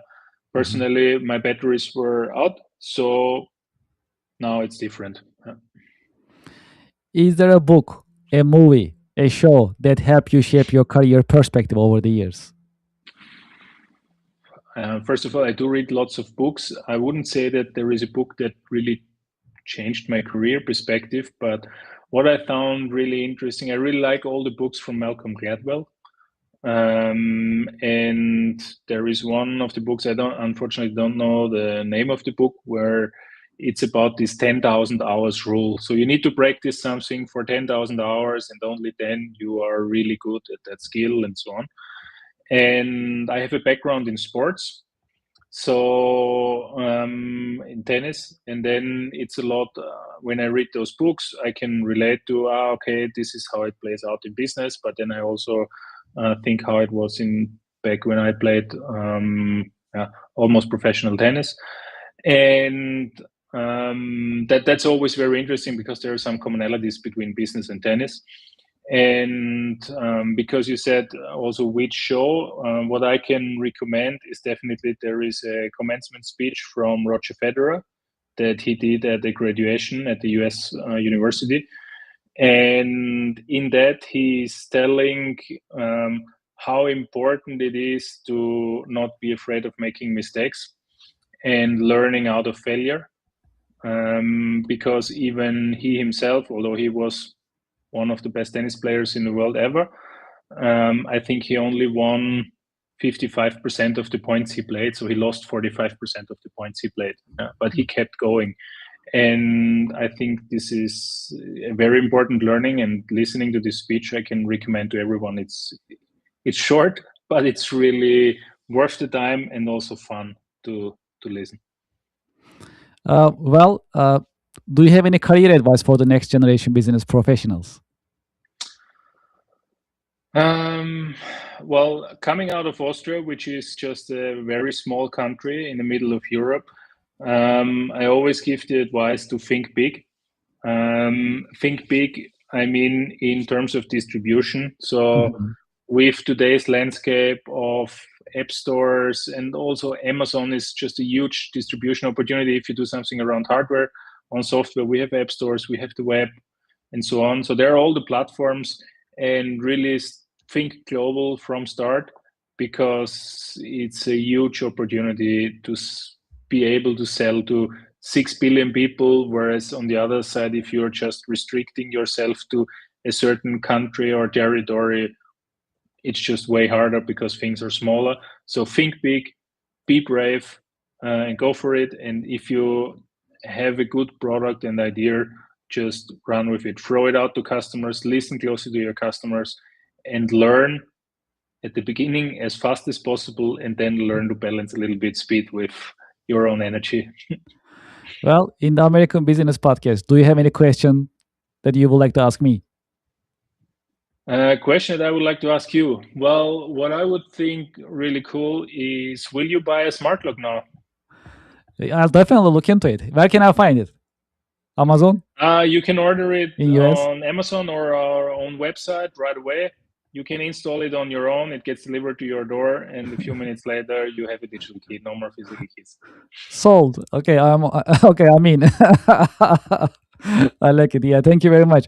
Absolutely, this it's been a great conversation. For those who who like to learn more about Nuki and about your company, what is the best way that they can get in touch with your organization? Yes, so just go to www.nuki.io, and you can learn everything about Nuki there. If you want to get in touch with me personally, then I think LinkedIn is the easiest way to go. Just search up my name and you will find me, and then just reach out. Martin, thank you so much for being with us in your busy schedule. It's been a great conversation, and thank you for sharing your professional insights and wisdom with us today. Thank you, Kevin, for having me in the American Business Podcast. Great to be here. I appreciate it. Thank you very much. I wish you a happy new year and great weekend. You too. Bye. Thank you very much. Well, to our audience and to our listeners, we'll be right back after a short break.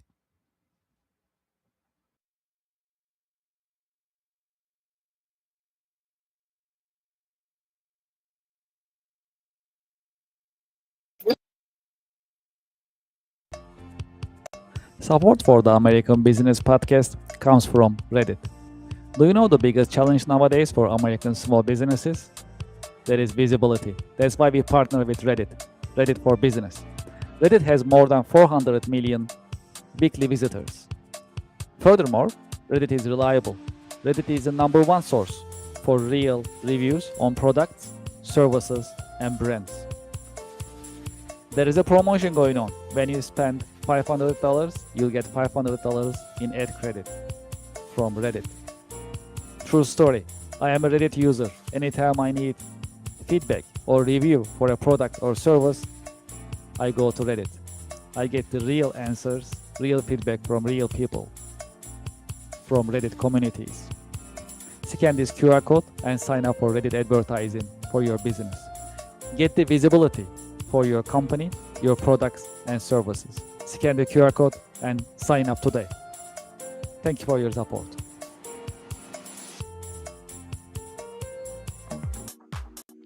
Support for the American Business Podcast comes from Brother.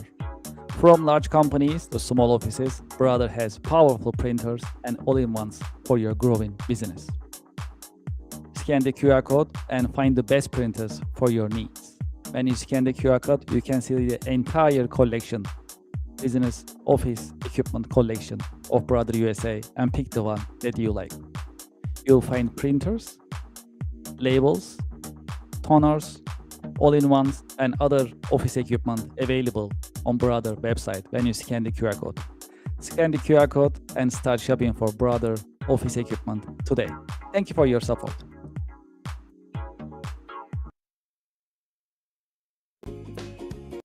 Support for the show comes from Yelp. You know, I've been talking to more than 100 business owners in the American Business Podcast. Do you know the biggest problem for small businesses nowadays? It is visibility. That is why you should sign up and list your business on Yelp for Business. I have the QR code on the screen, and when you scan the QR code, the form will show up on your screen and you can sign up on the registration form. It comes with free trial with no obligation. Make it easy for your customers to find you. Do you know there are more than 70 million customers visiting Yelp website looking for services from businesses just like yours? Restaurants, home services, professional services, and many other businesses are being searched on Yelp on daily basis. That's a great opportunity. If you list your business on Yelp, you'll be findable, searchable, and you'll be visible. When you are visible, when your customers are able to find you, you're in business. You can get opportunities, you can get leads, you can build a healthy and profitable pipeline. Consider Yelp for Business. Scan the QR code, sign up, and start your free trial. It comes with free trial. Very comfortable, no obligation. List your business and start getting the results and enjoy the benefits of Yelp Business.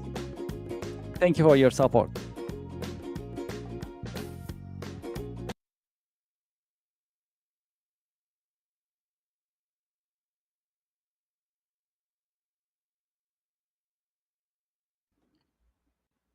Thank you very much for being with me in the American Business Podcast. I hope you enjoyed today's episode. It was very informative. And we talk about an interesting industry, luck and security.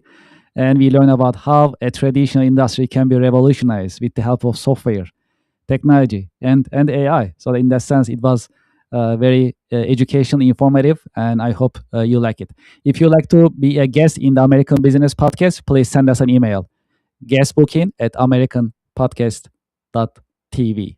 If you like to advertise, sponsor the American Business Podcast, please send us an email, growyourbusiness@americanpodcast.tv. I also like to invite you to our website, americanpodcast.tv, to see our coming schedule as well as updates. Thank you so much for being with me in the American Business Podcast. I'm looking forward to having you in the coming the American Business Podcast episodes. Thank you very much and have a great day.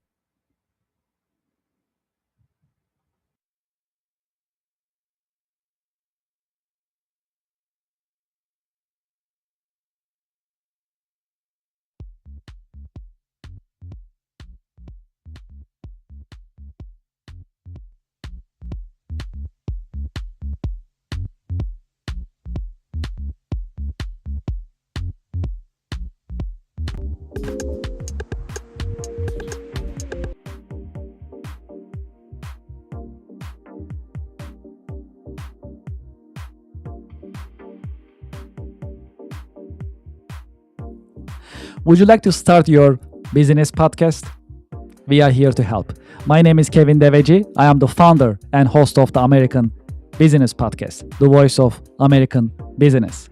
When we started the American Business Podcast on February 28, 2025, we had only one mission in mind: to promote, support, and uplift American businesses, nonprofits, manufacturers, and the American business community. Within our first 6 months, we managed to pass 100,000 YouTube subscribers, and we received YouTube Silver Award. This is an important award. It shows our dedication to American business and to the American Business Podcast viewers, subscribers, and American Business Podcast community. Now you can have your own branded company podcast within the American Business Podcast network. You can promote your company, your products, your services, and you'll have instant visibility in front of thousands of the American Business Podcast viewers, subscribers, and followers. You can promote your company, your products and services. You can educate and inspire businesses and individuals. More importantly, you can tell your story, your brand story. How did you get started? What makes you different? And how you are helping your customers and communities. As you know, in the American Business Podcast, I've been talking to more than 100 American businesses. Each business has a story that is inspiring and motivational. I know your business also has a great story which is motivational and inspiring. It is time for you to have your business podcast within the American Business Podcast network. We help you start your business podcast and we help you grow your business. This is a great opportunity for you to be visible in the marketplace in front of thousands of the American Business Podcast viewers and subscribers. And this is a great opportunity for us to fulfill our mission to promote, support, and uplift American businesses. Please send us an email and let's get the conversation started. It is paas@americanpodcast.tv. Business podcasting as a service, powered by the American Business Podcast, the voice of American business. The American Business Podcast is America's fastest growing educational business podcast network in this age of AI. My name is Kevin Deveci. I'm the founder and host of the American Business Podcast, and I'm looking forward to hearing from you, working with you, and help you grow your business with your new business podcast. Thank you very much.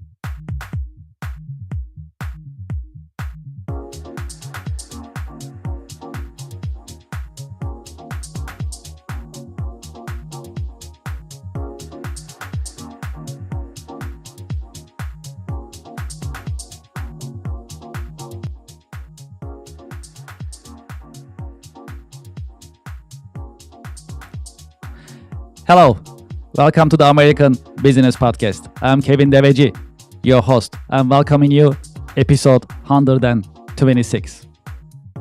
As you know, we have a great partnership with missionstatements.com and we have the quote of the day.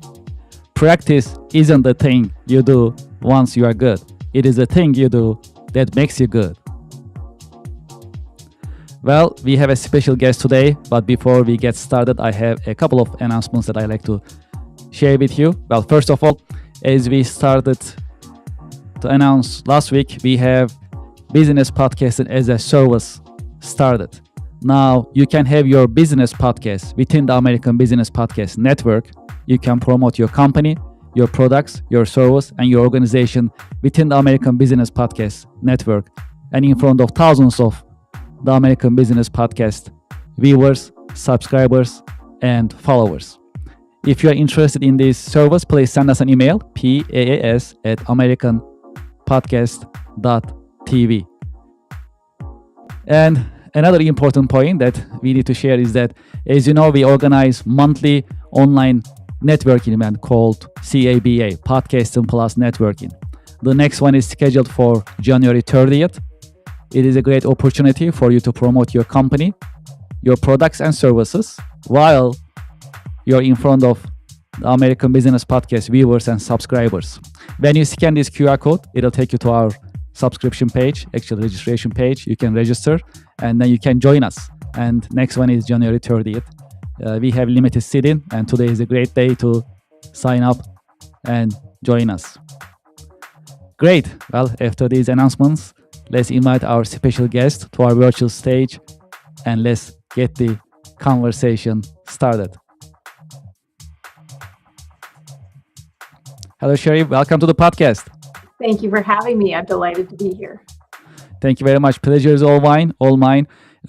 It's a pleasure to meet you in the American Business Podcast. Thank you for being with us. Thank you. So, how was your weekend? It was a fabulous weekend. A lot of fun going out into the mountains and getting a good hike in. Sounds good. Where are you connecting from? California, up in the Sierra Mountains. Oh, wow. Okay. That must be beautiful. Thank you very much for connecting. So we are based in New York City. Sometimes we connect from other cities as well, but New York City is our home and we stream live from New York City from our headquarters. Well, why don't we get started if that's okay? As a start, would you please introduce yourself and your organization to our audience and to our viewers? Happy to do so. I'm the president of the Foundation for Chiropractic Progress, and the mission for the foundation is really to ensure that awareness is met where alignment is suffering. And we have approximately 39,000 doctors that work with us. We have a global outreach, and we collaborate with all sorts of healthcare organizations and disciplines. Can you tell us about your career journey a little bit? How did you get started? How your career journey has unfolded over the years? Well, my journey starts with kind of a negative story, which was I unfortunately ended up in a car accident when I was in my late teens, early 20s, and I suffered significant headaches, and that led me to not getting the answers after that car accident that I was deserving, and I was beginning to lose hope. And I thought I was going to end up being a pediatric oncologist, and that experience really changed my life. The fellow that was helping to get me back on track and get rid of my headaches was, in fact, a chiropractor, and he was actually my last choice.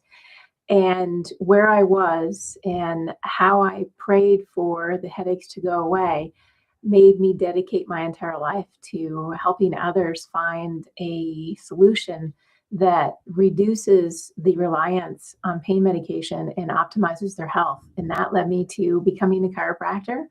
And after being 25 plus years in practice has now led me to having a nonprofit that really can showcase for many out there that really are at a loss how they can find their health back. That's a fascinating story. And we love nonprofits. We love talking about nonprofits, promoting nonprofits in the American Business Podcast. So this is great to know. Well, can you tell us about your day to day work experience? What are the exciting, challenging parts of your work in general? This started for me when in America, the opioid epidemic was really at a peak level. And we were seeing people addicted to, and unfortunately losing their lives to the use, misuse, or abuse of opiates. And oftentimes, what we were seeing is it started with low back pain. They would go in and they would ask for help. And at the fundamental first few years of having opiates prescribed, they didn't recognize how damaging the impact was because people were becoming addicted. And that led me to taking what I had in Silicon Valley as my practice, working with C suite level business partners to optimize their health. uh, Turned me around to the more tragic and emergent loss of people not getting the care that they need and deserve and ending up losing their lives because they had an opioid overdose. So I left a very beautiful practice of optimizing people's health to really then focus on getting the word and the science and the research out on how do we help people not just alleviate their pain, but prevent it from ever happening. And because I was so comfortable in the optimization of performance, that was an easy no brainer. And I think all companies, when they think about how do we look at our return on investment, being around the Fortune fives and being with their CIO, CFO really made me recognize that if the future really is strong, then we need to be able to go backwards in prevention rather than trying to alleviate problems. And that led me to today, which is really now trying to explore more options and more collaboration and look at preventing problems that should never come up. What are the biggest challenges facing the organization, you will say? Currently, the chronic pain epidemic that we're facing, we have a mental health epidemic layered onto what we just seen at the beginning of the year released studies that America is suffering with significant chronic pain. And that takes away from a business person's acumen. And what happens when you have an employee who is suffering is not only is their health suffering, but their productivity goes down. So you have lost work days. You have the unfortunate, which is the potential for them to seek opiates, which can, those opioid prescriptions can in fact, again, reduce the quality of their work or even the frequency of them being around. And then you have the high costs of the claims that are coming in. And that was one of the biggest unfortunate realities we had to face. And it's actually why Adjusted Reality is the name not only of my podcast, but also the Forbes book that we just recently released, because the challenges are so real. And now we're starting to get out into the ethos that Adjusted Reality is really about everyone. It's not if you're suffering, and it's not if you're a worker. It's about being all together and bringing a lifestyle of alignment. Well, you just mentioned you have a book, published book. Would you like to tell us about your book? Well, first of all, congratulations. Thank you. That's great. Would you like to tell us about it? Certainly, one of the pieces to Adjusted Reality is looking at your life as an advocate. Is that what are the choices that you're making that are either putting you in alignment with your goals or taking you away from what you really love and desire?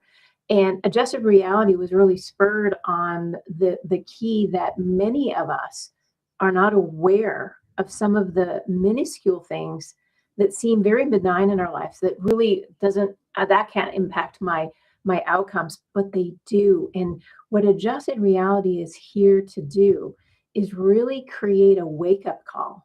This is not a movement of advocacy to a wellness program.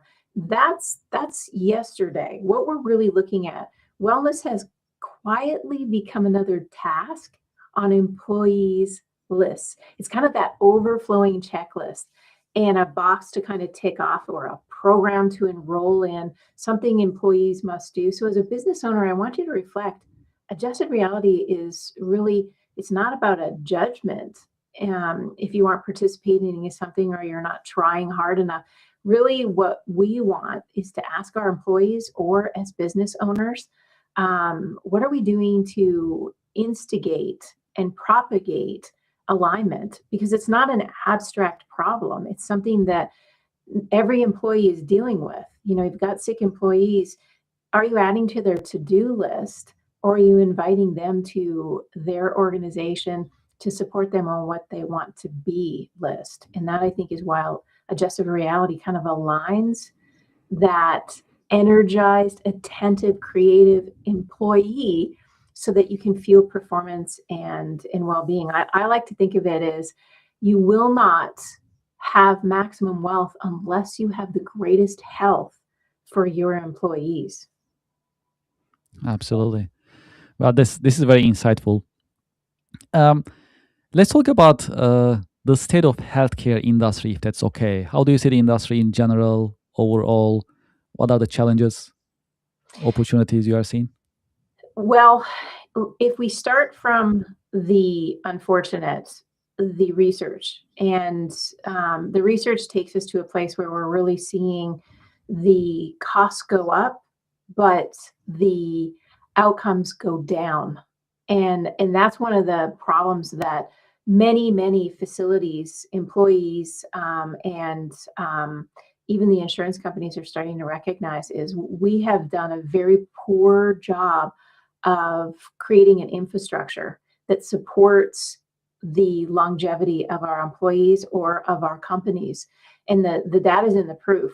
The proof, pardon me, is really comes out with the data. So if you're looking at aligning your costs to maximize outcomes and return on investment, you really want to focus on prevention. And what does that really mean? And that's where I think we've lost kind of our overall, not only in how we're paying for services from an insurance company level, because we're paying for it's broken, let's fix it. The challenge, that's a big challenge. We need to get out of the it's broken, let's fix it, and start looking at a completely different shift, which is now that we can see the broken side is not working, how do we really set up the preventative side to help employers give back to their employees, but not, like I said, not another to-do list. What we really want is to support the alignment of the culture to support the alignment of the health and those benefits that go along with it. So that, I think, one perspective is the crisis is now how we deal with mental health, how we deal with chronic pain, and how we deal with looking at the obvious, which is unfortunate disease and despair, to how do we get ourselves back into alignment that shapes people's true health and gives them strength through education. Well, I like to shift our conversation towards AI a little bit, if that's okay. How do you see the impact of AI on business nowadays?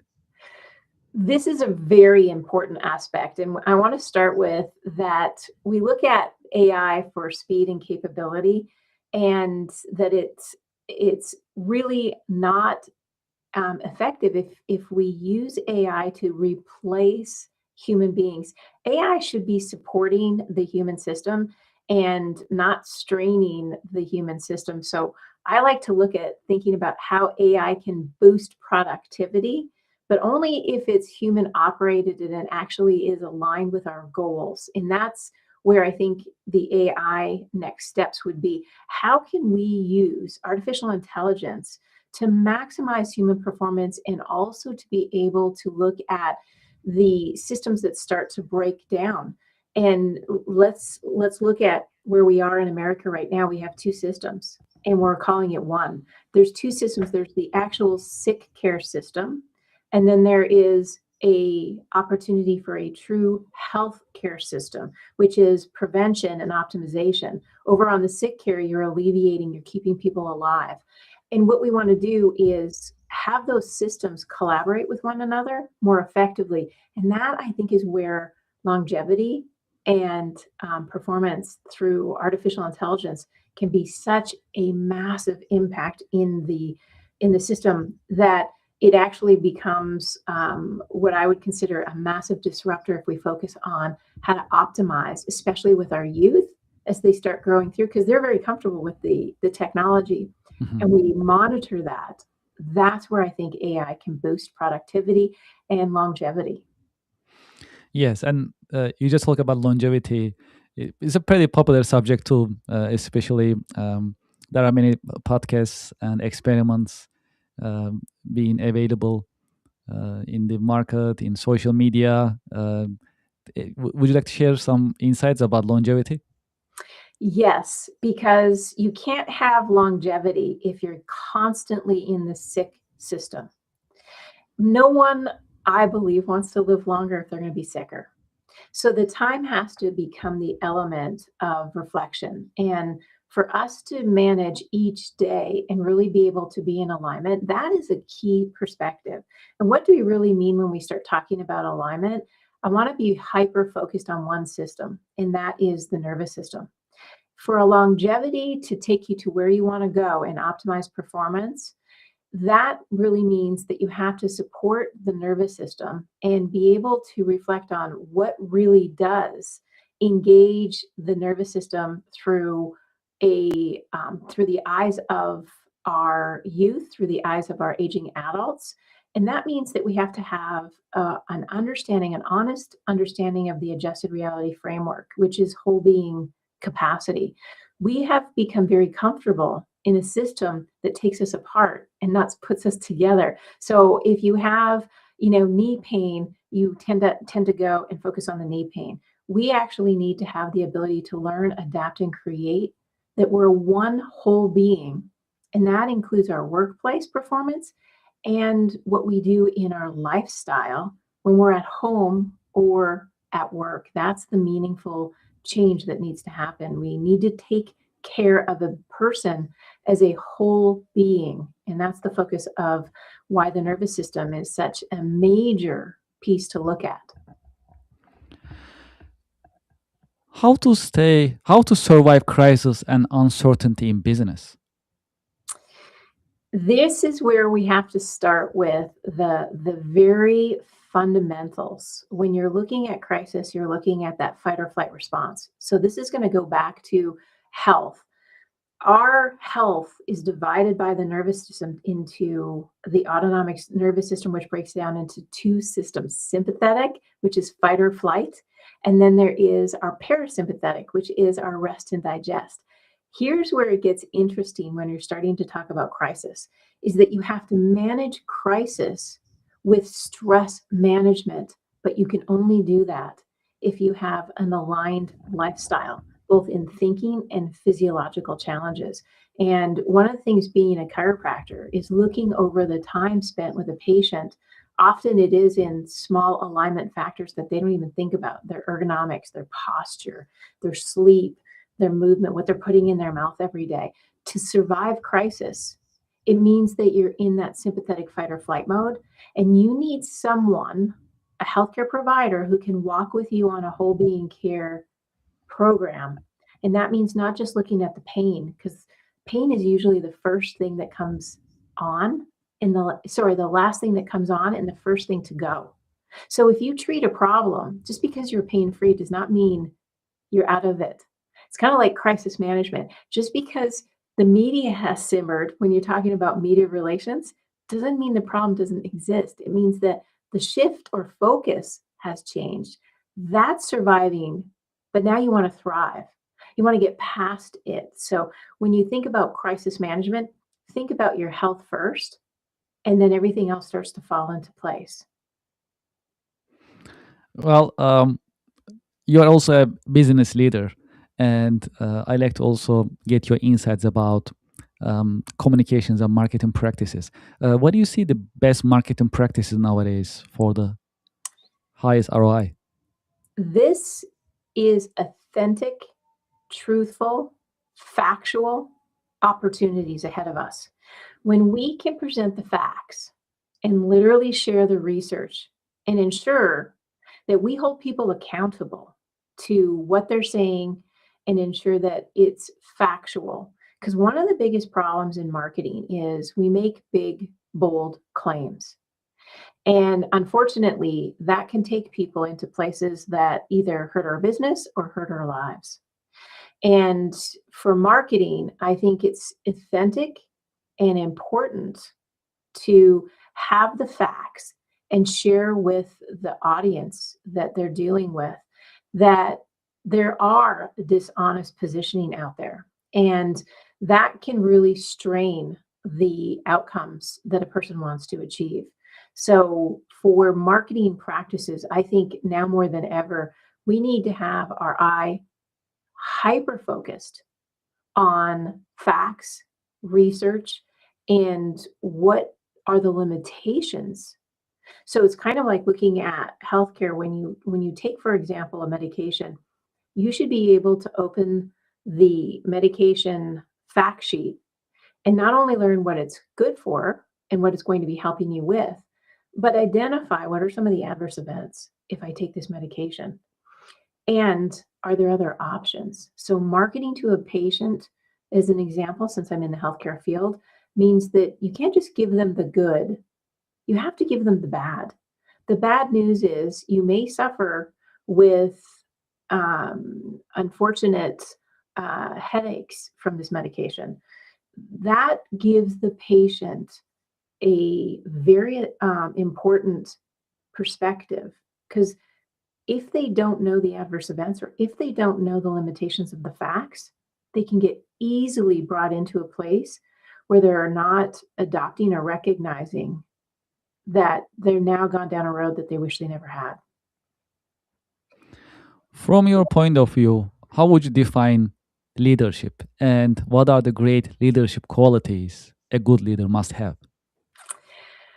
Well, there is a famous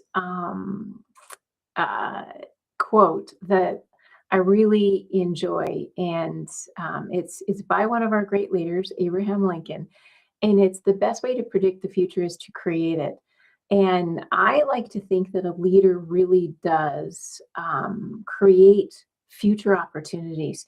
They're looking ahead. They have a focus on what it's going to mean to get to that place. And they're also being respectful, as George Orwell had looked at in the past, is who controls the past controls the future. Who controls the present controls the past. A good leader really recognizes that statement because it lends forth what it is to make sure that you're always keenly aware of what's coming down the pike. You have the opportunities, the setbacks, the weaknesses, and you have to set your strategy. So being a good leader means that you're taking the time to lead people, because every leader, if they're leading, means they're leading people. And that means that they're in the people business. So for them to really understand what are the strengths, the weaknesses, the opportunities, and the threats, that is a good leader. Have you had any role models, any mentors who help you shape your career journey over the years? I do. And I say this with a very fondness, is it's a nanogentarian. So he is 94 years old. He's been through many generational changes, and he's been able to bring all of the decades of his life, the 9 decades, if we should be so fortunate, and has been so gracious with his time and resources. And one of the things I learned very, very early on is the past can predict the future. So when you learn from the past and you learn from someone who's been around for 9 generations and you listen with contentment, meaning that you're at a place where you're learning about natural wealth, because Socrates would say contentment is natural wealth and luxury is artificial poverty. Take a moment just to reflect on that. And that was one of the quotes that my nanogentarian brought to me is, where are you going to be? At the end of the day, no one's chasing you. We're all going to end up at the same place. That's the realistic adjusted reality moment. It's that you need to have fun. You need to create your own happiness. And having these kind of mentors in your life, there is no payment that you can give them financially. Someone like this is a true gracious reward to a heartfelt life that is willing to share. So if you could be a mentor today, you can never underestimate the power that you're giving back by giving forward. If there is one key career lesson that you learned the hard way, what would it be that you can share with us? Naivety is probably where I had my greatest downfall, is that just because you're right doesn't mean it's going to happen. And that was a very painful lesson. The downfall was I trusted without verifying. And that is a very important aspect to how you run a business and how you run your life. Verify. If you're not comfortable and you go to a doctor and you're not comfortable with that doctor, it just doesn't seem right, it's your opportunity to verify.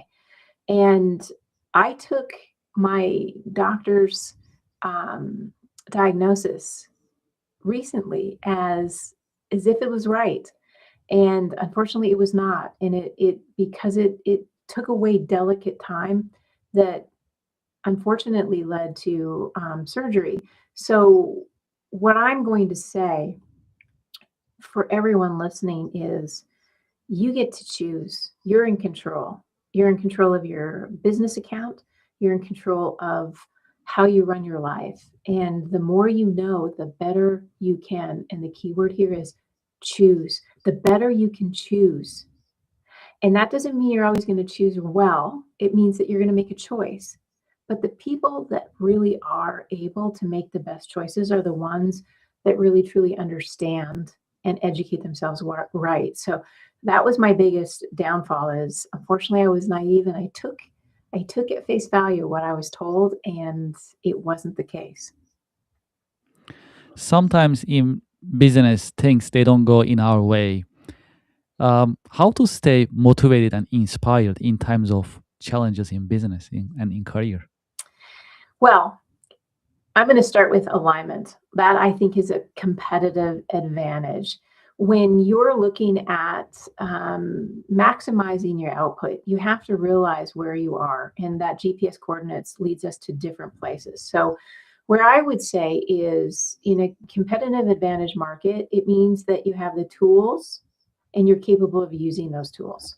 And one of them, if I flip to what I'm good at and focus hypervigilantly on what that is as a healthcare provider, we don't want people to look at their lives as sick care. We want to look at their lives as optimized performance development.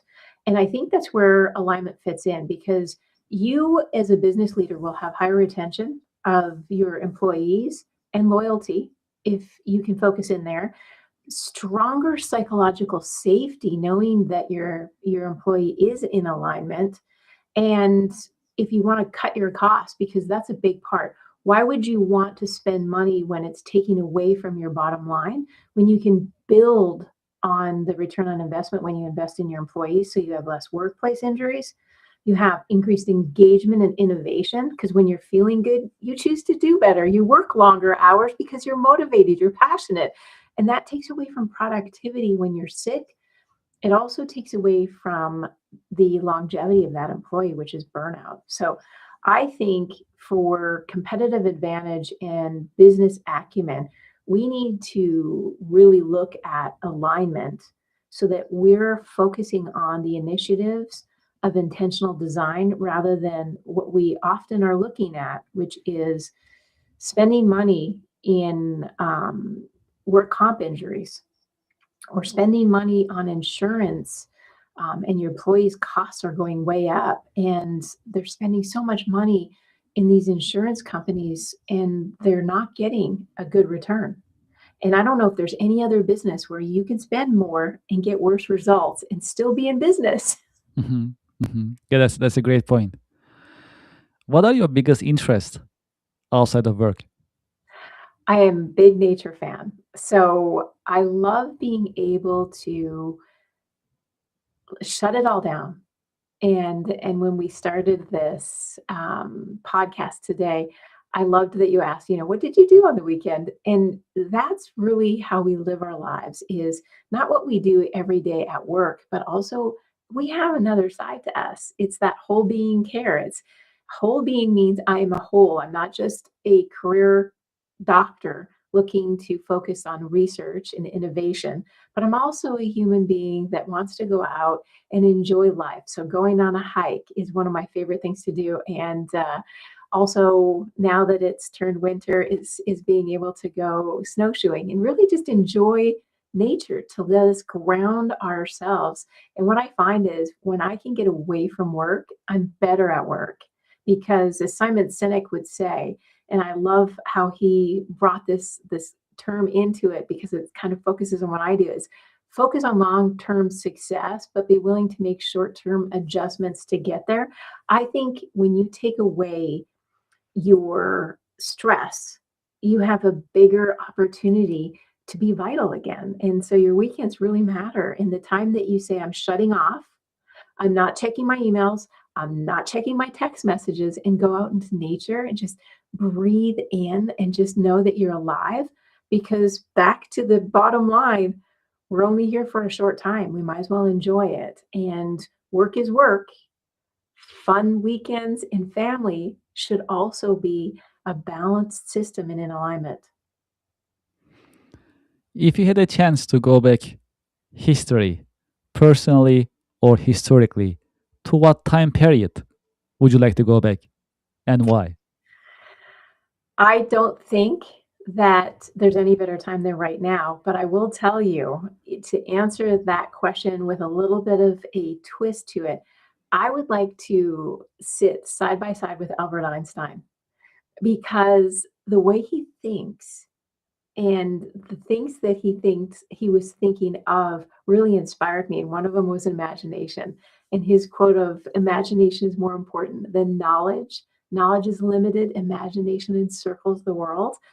I think I would be a better human if I could have sat with Albert Einstein, even just for an hour, because I think the way I look at things would change. Yeah, this is a really exciting answer. I love it. Well, is there a book, a show, a movie that helped you shape your career perspective over the years? There is, and I really love this book because it sets habits. It's the 7 Habits of Highly Effective Leaders, and I believe that Stephen Covey did such a fabulous job of putting in place what it means to A, be a leader, and B, what are habits? And habits really get a bad rap because everybody kind of rolls their eyes and goes, ah, that has to be habitual.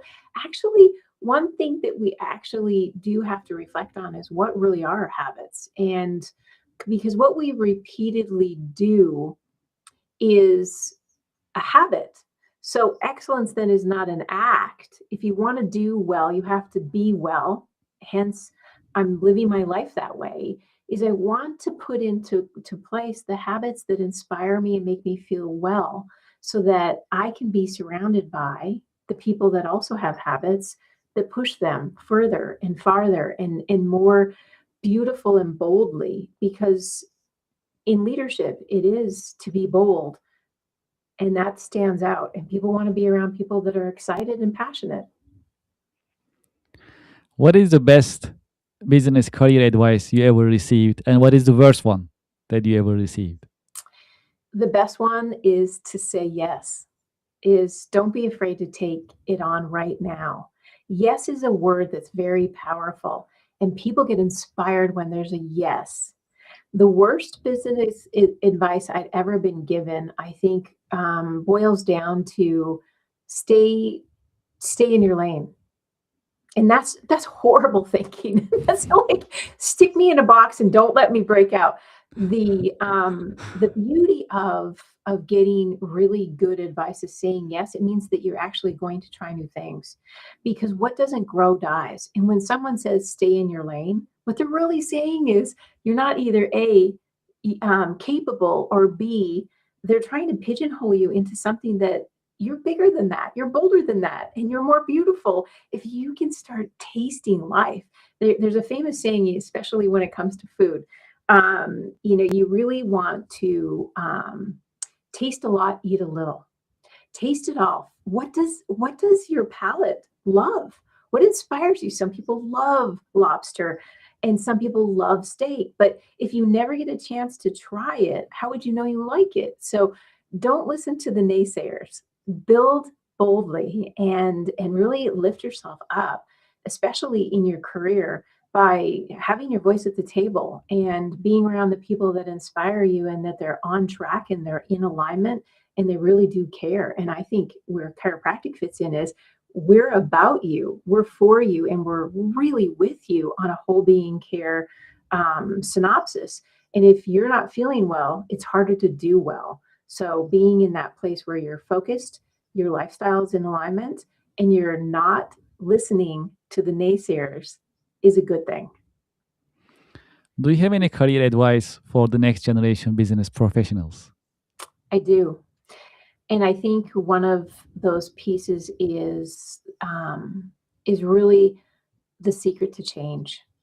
They're going to be in massive disruption, more than any other generation, I think, with how AI is going to change. And so they need to be the change makers, but they also really need to focus all of their energy not on fighting the old, but on building the new. And that's where I think best practices can be put in place as we grow and we continue to open up. So for those young people listening, don't listen to the people that say AI is going to take over your jobs, your time, and you're just going to be a lemming. That's just not nonsense. You need to be focused on how do I manage change in my life? How do I grow? And how do I surround my people, my business acumen around people that are go-getters and see positive and live positively? And that means that if you want to find yourself in success, you got to take away the things that you know are pulling you behind, like alcohol, high level sugars, poor sleep habits, the people you surround yourself with. Charlie Tremendous Jones always said this, and I'm going to add to it, is you become the person you want to be in the next 5 years by the people you meet and the books you read. Okay, now I'm going to add to that the places you go. So it's the books you read. It's kind of like a Dr. Seuss saying. It's the books you read, the people you meet, and the places you go. Don't keep yourself in one district. Like you're in New York City right now. I'm in Grass Valley, and I'd be happy to go to New York City next week. In fact, I'm leaving on Friday. So sounds good. Jump into the places you want to go. Do you want to go to Amsterdam, Switzerland? Like think fun things, because the more you can change and the more energy you put towards the positive, the better you're going to have as outcome measures. Yeah, this is really, really inspiring. Well, is there any question that you had expected me to ask you, but I didn't ask you? Well, I would like to go to Adjusted Reality, the Forbes new book, because those that are listening right now, I hope they took away one or two pieces.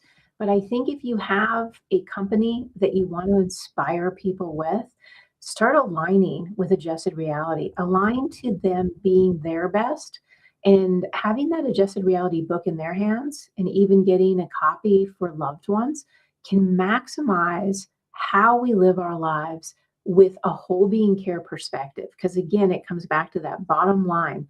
If we know better, we can choose to do better.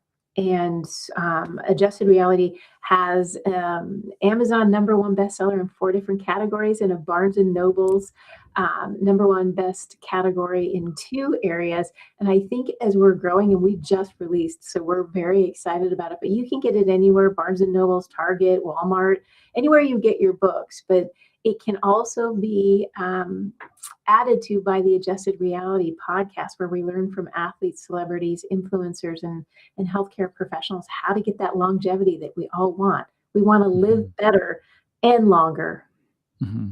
Absolutely.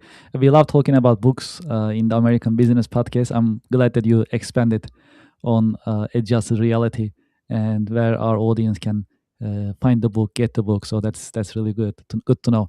And about your podcast, where is it running? YouTube or get another? it on all podcasts, from Apple Podcasts to Buzzsprout. And I just was told that according to FeedSpot, we're in the top 30 of the #100 best doctor podcasts in the world. So it's a Amazing. good listen. It's a fun listen. Mhm. That's great. Congratulations. Definitely good to know.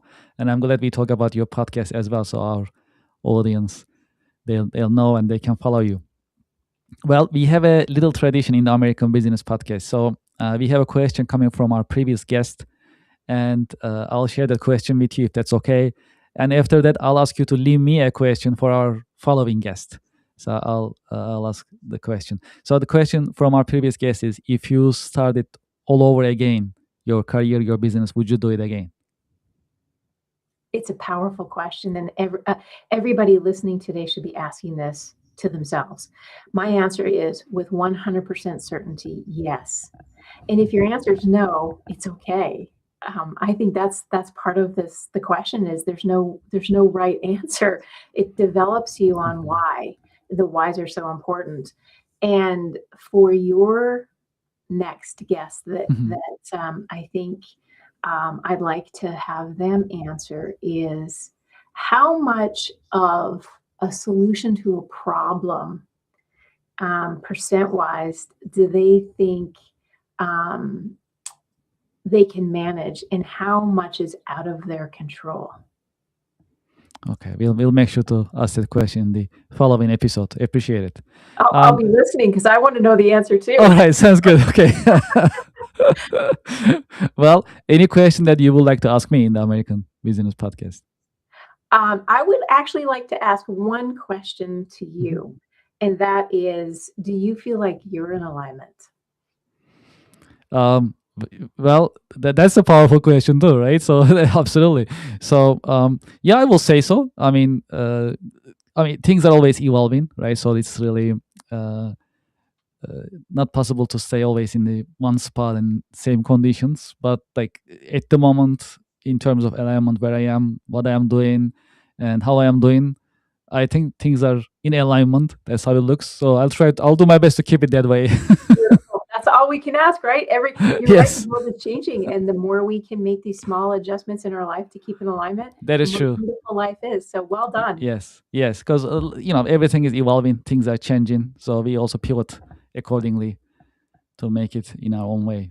So that's an ongoing process. Okay, so for those who like to continue this conversation with you, what is the best way that they can learn about your organization and be in touch with you? F4cp.org is our organization. You can also follow me on LinkedIn, Dr. Sherry McAllister, Facebook and Instagram. And always feel free to leave me a message on LinkedIn if you have a question there. And find us, the organization will have plenty of resources for you, including a Find a Doctor directory. So many of you are thinking, well, she's a chiropractor. I've never been to a chiropractor. Well, good on you. You want to find alignment today? Go to that website, f4cp.org, and it'll be /find a doctor. You'll find a chiropractor that's next to your house. And if you want to start a good habit, getting someone close to you makes it easier to start the habit of alignment today. Absolutely. Well, that's a great information. I'm glad you shared. And for future anyone from your foundation, any of your members, if they like to be in the American Business Podcast, we will be happy to welcome them. And any other authors that you may have in the foundation, we also welcome them as well, because we love talking about books, insights about the books, and we love to promote them. So that's a great opportunity. Thank you so much for being with us in your busy schedule. I truly appreciate it. My pleasure. Thank you. Have a fantastic aligned day. You too. Thank you very much. Have a great week and great day. And looking forward to having you again in the American Business Podcast in the future. Thank you. Beautiful. Thank you very much. Well, to our audience and to our listeners, we'll be right back after a short break.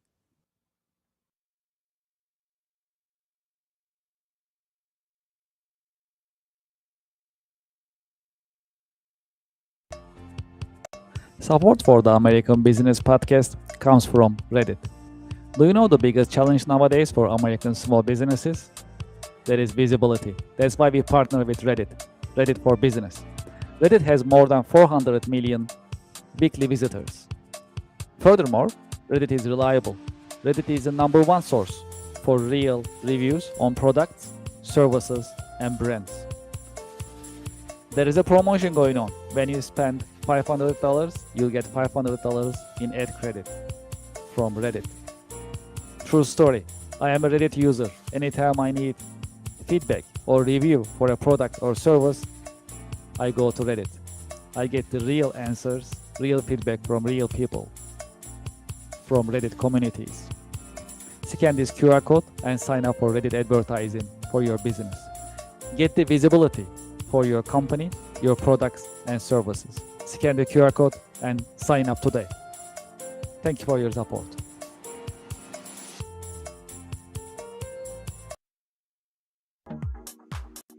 Support for the American Business Podcast comes from Brother. From large companies to small offices, Brother has powerful printers and all-in-ones for your growing business. Scan the QR code and find the best printers for your needs. When you scan the QR code, you can see the entire collection, business office equipment collection of Brother USA, and pick the one that you like. You'll find printers, labels, toners, all-in-ones, and other office equipment available on Brother website when you scan the QR code. Scan the QR code and start shopping for Brother office equipment today. Thank you for your support.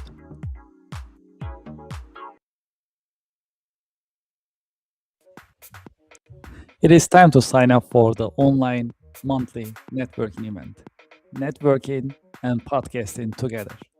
It is called Connection America Business Alliance, partnered and powered by the American Business Podcast.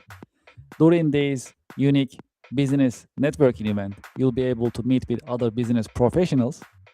At the same time, you will be in the American Business Podcast in front of thousands of business-minded YouTube subscribers, viewers, and listeners of the American Business Podcast, the voice of American business. Connection America online monthly networking events are interactive.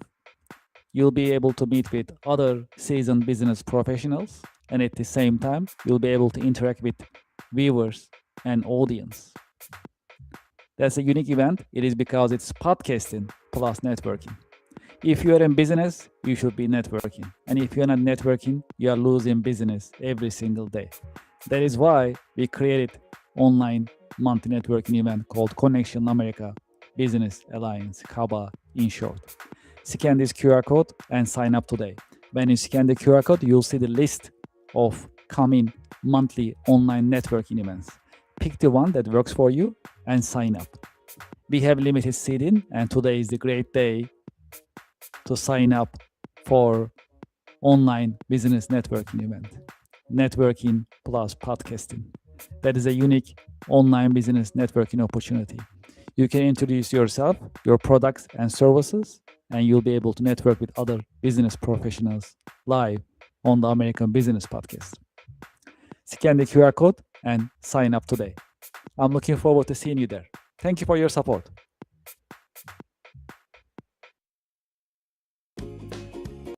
Support for the show comes from Yelp. You know, I've been talking to more than 100 business owners in the American Business Podcast. Do you know the biggest problem for small businesses nowadays? It is visibility. That is why you should sign up and list your business on Yelp for Business.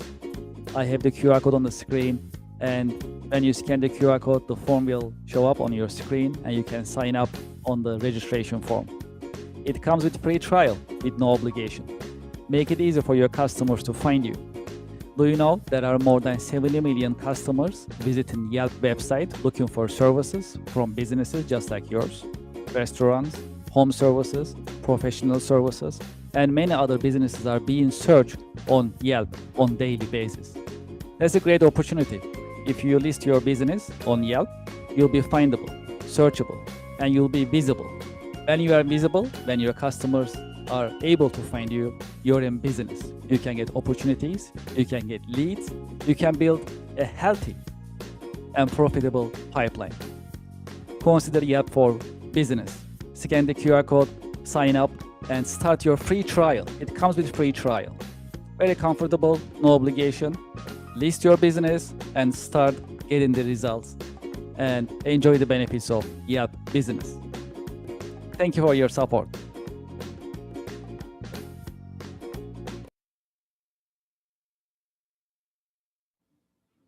Thank you very much for being with me in the American Business Podcast. If you'd like to be a guest in the American Business Podcast, please send us an email, guestbooking@americanpodcast.tv.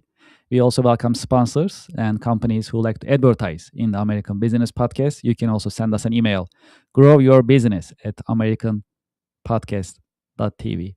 Please visit our website for the latest information about the American Business Podcast. Also, you'll be able to see our coming schedule, our guests and subjects we will be covering in the American Business Podcast episodes. If you haven't done so, please go to our YouTube channel and subscribe. We'll truly appreciate it. I'll also make sure that you can also get this QR code on the screen. When you scan this QR code, it'll take you to our YouTube page and you can subscribe and support us. We are also right now listed on IMDb. You can also visit our page and rank us as well on IMDb database next to other reputable media productions. The American Business Podcast is also listed on IMDb, and we truly appreciate your support. Also, let's build the membership and subscription also in LinkedIn. If you follow LinkedIn, if you are part of it, please also go to our LinkedIn page and subscribe, follow us, support us on LinkedIn. If you are using TikTok, we are reactivating our account in TikTok, so you can also support us in our with our TikTok account as well. If you are on Instagram, we are also being more active on Instagram. We like to build it further. That'll be great if you also subscribe and follow us. And also, we are on Facebook. If you use Facebook, please scan this QR code. It'll take you to our Facebook page and you can follow us, subscribe. Great. Well, thank you so much for being with me today in the American Business Podcast. Thank you for your time, and I'm looking forward to having you in the coming The American Business Podcast episodes. Thank you, and have a great week.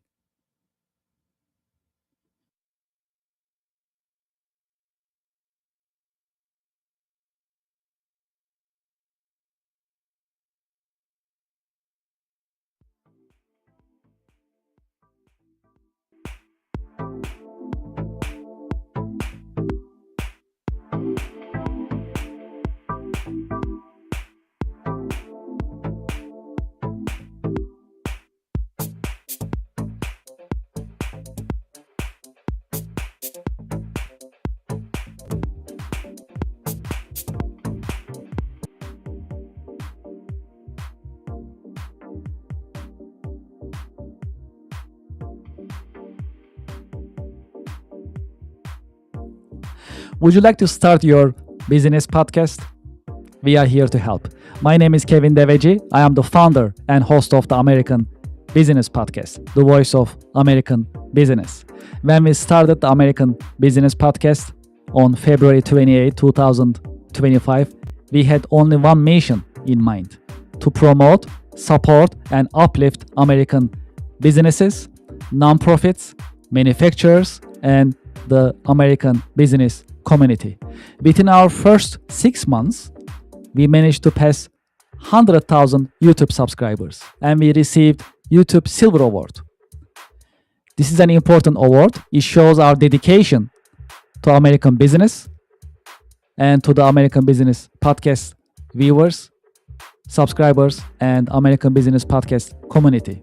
Now you can have your own branded company podcast within the American Business Podcast network. You can promote your company, your products, your services, and you'll have instant visibility in front of thousands of the American Business Podcast viewers, subscribers, and followers.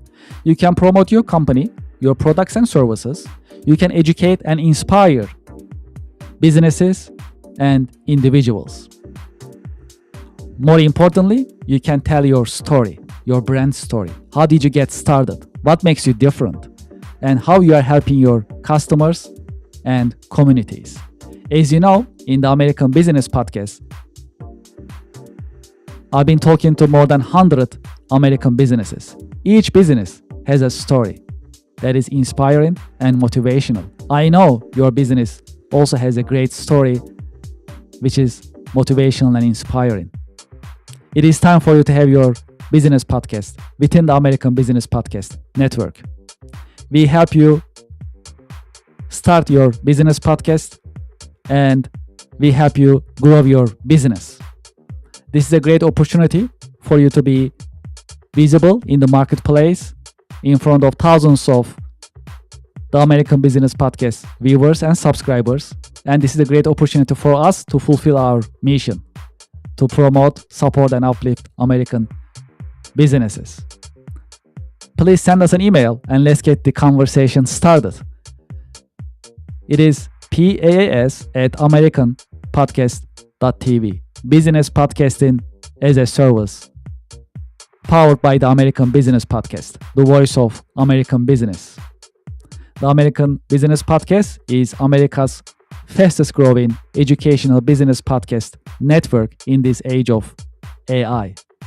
My name is Kevin Deveci. I'm the founder and host of the American Business Podcast, and I'm looking forward to hearing from you, working with you, and help you grow your business with your new business podcast. Thank you very much.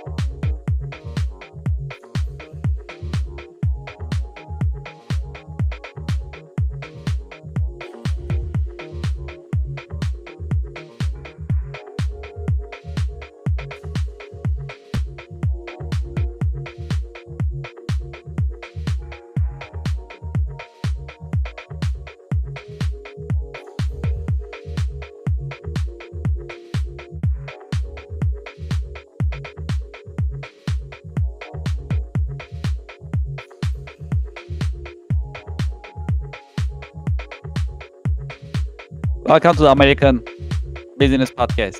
I'm Kevin Deveci, your host. I'm welcoming you to episode 108. Today is December 5th, 2025. And today we are streaming from Houston, Texas, the energy capital of the nation. And today's number is 200 billion. This is the expected ERP software market size globally by 2033. And for your information, ERP stands for Enterprise Resource Planning. That's the business software system, a platform that companies are using to streamline their operations. Speaking of ERP and business software, we have a great guest today. I'm going to invite our guest to our virtual stage and I'll get the conversation started. I'm very excited. Let's do this and let's get started. All right, great. Welcome, Greg. Welcome to the podcast. Thank you, Kevin. Good to be here. Thank you very much. Happy Friday. I hope you are having a nice week. How is your week going so far? You know, it's been a busy week. I don't know about you. Once a year, we have a all hands company calls for 3 days straight here at Cherry Beckert. So 4.5 hours of all 3,000 of us on a webinar for 4.5 hours, 3 days. It's a lot of content, but we just wrapped that up.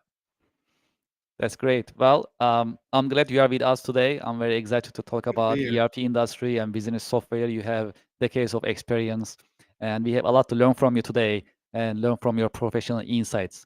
As a start, would you please introduce yourself and your organization to our viewers and to our listeners? Absolutely.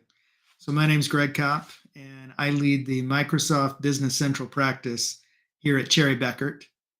Our brand is Archer Point by Cherry Beckert, and we are the largest by headcount Business Central partner in North America. And then Business Central, for those of you who aren't familiar with it, is one of Microsoft's ERP products. And so Microsoft is the largest actually in the mid-market ERP space, even though most people don't know it because they don't market it separately. But Microsoft in the early 2000s had acquired Navision, Exapta, Great Plains, and Solomon. And so Business Central is the kind of the future forward for what was originally the Navision product line. It's also now the product direction for where anyone running Great Plains is headed. So, and then it's kind of exciting. So NetSuite, which is a major competitor in the mid-market space, Business Central has more clients in the cloud than NetSuite does in the cloud. And they had a significant head start going all the way back to the NetLedger days. So I think Microsoft is now well over 40,000, I think in the 45 to 50,000 range of clients in the cloud on Business Central SaaS. So Yeah, these are important numbers and shows the Yeah. size and depth of Microsoft Business Central. Thank you for sharing this Yeah. with us. Would you please tell us about your career journey a little bit? How did you get started? How your career journey has unfolded over the years? Well, I started out my career in public accounting with Arthur Anderson, and I'm sure there are fewer and fewer people graduating with accounting degrees today who even know who Arthur Anderson was. Although when I graduated, it was the Big Six, and that was a great job to land. So I never thought I'd find my way back to public accounting. I had, done my obligatory tour in public accounting, moved on to finance roles at clients, and then eventually decided to switch careers and move into ERP software implementation. So I've been doing that since the late 90s. And, the company I helped found in 2002, Archer Point, we were focused on Navision, now Business Central, grew that business to 175 people spread across US, Canada, India, and Mexico. And then last year, we had also turned ourselves into employee owned. So we were 100% ESOP, and then we sold to Cherry Beckert in October of last year. So now we are Archer Point by Cherry Beckert.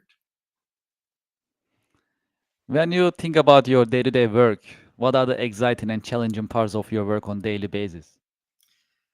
Well, I'd say this year has been particularly challenging because one of my key leaders has been out on medical leave since late June.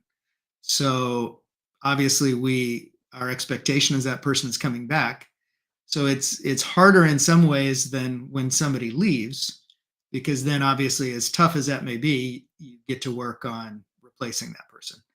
Well, since our hope has been all along that this person is coming back, well, what I've done is my best job to try to keep the seat warm while that person's out doing both my job and that person's. So I'd say the last 6 months have been particularly challenging because I would say it's how do you do two people's jobs when you don't have any more time in the day?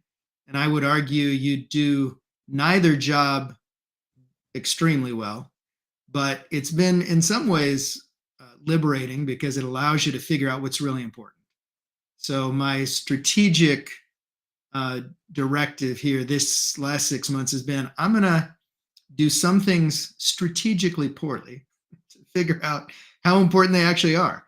And then if too many people complain that I'm doing a terrible job, well, that must be important. And then my goal has been, how do I automate it? How do I improve it? And oftentimes what I find is there's tremendous opportunity for process improvement. And that's been part of my journey the last 6 months. So I would almost argue, I kind of like this idea in the future. How do I put some pressure on the system that kind of forces us to re-examine how we do certain things?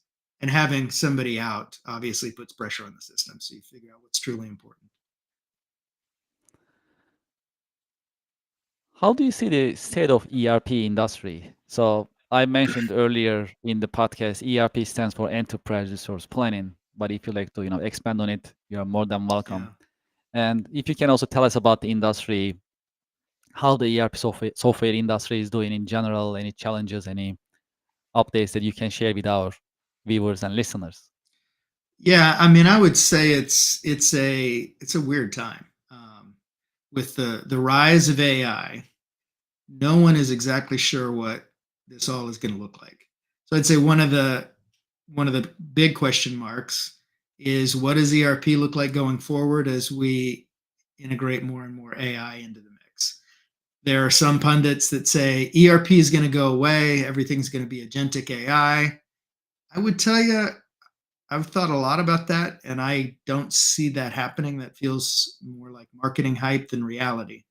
But I do think one of the things we're seeing with ERP is more and more automation, more and more leveraging of agentic AI, whether that's true agentic AI solutions or just leveraging AI productivity tools. But I, I would say over the course of the next probably 12 to 24 months, we're going to see kind of how much of this current AI hype becomes reality.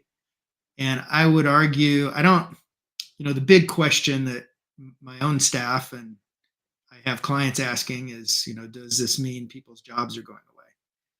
But what I've seen so far in the ways we forget the marketing hype, but how can we use AI today? Mhm. What I've seen is it's an incredible productivity enhancer. It improves output, and we can use it to improve quality. I haven't seen yet that it actually helps or that it would eliminate jobs. Because think about, we said the same thing of email. That was going to eliminate all kinds of jobs. Well, what we ended up with, I don't know about your inbox, Kevin, Mhm. but I'm buried. So, these things which were going to eliminate our jobs only seem to make life in some ways harder and more complicated. The volume of information we have to consume. I don't think AI is going to be any different. The amount of AI slop we see getting produced is incredible. In fact, my big argument with a lot of people I talk to, like, oh yeah, I'm using AI to summarize every meeting and do my to-dos, and now I see fewer and fewer people actually show up live to meetings, because why do I need to show up live? AI is going to do everything for me. I'm like, oh. I, how often do people actually go back and read those summaries, read the transcripts, do anything with all this AI generated stuff? I don't think a lot, but yet we're getting inundated with more and more information. So I don't know. I think we got a lot of opportunity ahead of us. I don't think anybody's job is going to get eliminated anytime soon.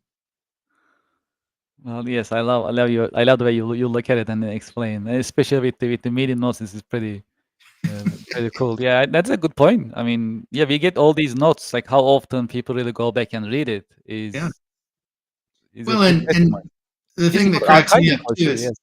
I feel like any meeting that I don't need to show up to, that I'm relying on AI to generate the notes, the summaries to do, I probably shouldn't have been invited to that meeting, because what that means is I have nothing to contribute.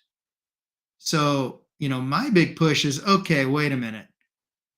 Any meeting you don't feel like you should show up to or don't need to show up to, get it off your calendar. It's a waste of your time. But I think a lot of what we're getting with AI right now is, I'd call it accelerated FOMO. So, it only allows us to buy into our fear of missing out at scale. So Mhm. now I'm going to have all kinds of things I need to go back and review, which I wasn't going to show up and contribute in the first place. So probably shouldn't have shown up. But yeah, Mhm. I don't think anybody's job's going away anytime soon. Mhm. Mhm. Yes, yes. How do you see the adaptation of AI in the market in general, especially in small and mid-sized business market, based on your observation? So I've been talking a lot with our clients as well as IT business leaders, and I'd say that, if I'm talking to peers who are also working in IT, it's a different conversation than when I'm talking to clients. So first, if I kind of take the conversations I have with leaders at firms like ours, it's constantly, oh yeah, we need to figure out this agentic AI stuff. We need to hire people who know AI. But my question for them has been, to do what exactly? And the answer I get back pretty consistently is, well, AI stuff. I'm like, okay, it kind of sounds like we want to hire somebody that knows how to use a hammer. And then when we get them on board, they're going to say, hey, what do you want us to hammer? We're going to like, I don't know, just start hammering. So I feel like, as I'm talking to other IT leaders, we're skipping ahead to agentic AI when we're barely AI literate. So the conversations I've been having a lot is how do we get literacy before agency? And then that also is translated into conversations I've had with clients, because repeatedly the conversations I have is, I'm using AI personally. I use it to help my kids with homework. I use it to do meal prep. Okay, I use it to do travel planning or vacation planning. I'm like, okay, but how are you using it in your business? Well, other than email summaries or helping me with a presentation or respond to an RFP, there's not a lot of what I call transformational usage of AI. So then the other thing I've been trying to talk with clients about is, okay, how do I help you build literacy before agency? The problem right now is everybody's out looking for problems that require an AI solution. What I've seen so far is there's almost no problem I have that actually requires an AI solution. However, AI has been incredibly helpful in helping me figure out a solution, which is often other existing technology that I just didn't think to deploy or implement, or it's a simple process change. So that's been the key in coming back to clients and going, okay, let's build literacy before we try to go find agentic solutions. And then let's start small with personal challenges. And by personal, I still mean within an organizational context. So what are things that frustrate you today? They're manual. They could be done better, but you haven't bothered to try to improve it. So let's start with that before we try to go solve big organizational issues, which typically involve more stakeholders, get complicated. So that's been my big push with clients. Literacy before agency. Let's start with personal transformation before organizational. And then repeatedly, I get the ahas. Oh, yeah. There's this thing I do where I copy data from one place to another, or I manually enter data from one spreadsheet to another. Yes, let's go figure out how we use LLMs, whether it's ChatGPT, Claude, Gemini, or Copilot, to help you think about your problem, help you think about solutions. And then I'm going to probably guarantee you it's not going to be an agent. It's going to be something in Power Automate, or it's going to be a dynamic intake form, or something simple that you could actually go build yourself. Well, maybe we can dive a little deeper on these, especially in terms of deploying business software systems, ERPs and other systems, for example. Based on your experience, because you have decades of experience, what is the best way for companies to figure out their need professionally or organizationally, I must say, and how they should start transforming their operations and businesses by utilizing business software systems? Yeah, I'd say for every company, there's got to be something compelling, because no one chooses to implement ERP software because they're bored or they have extra time on their hands.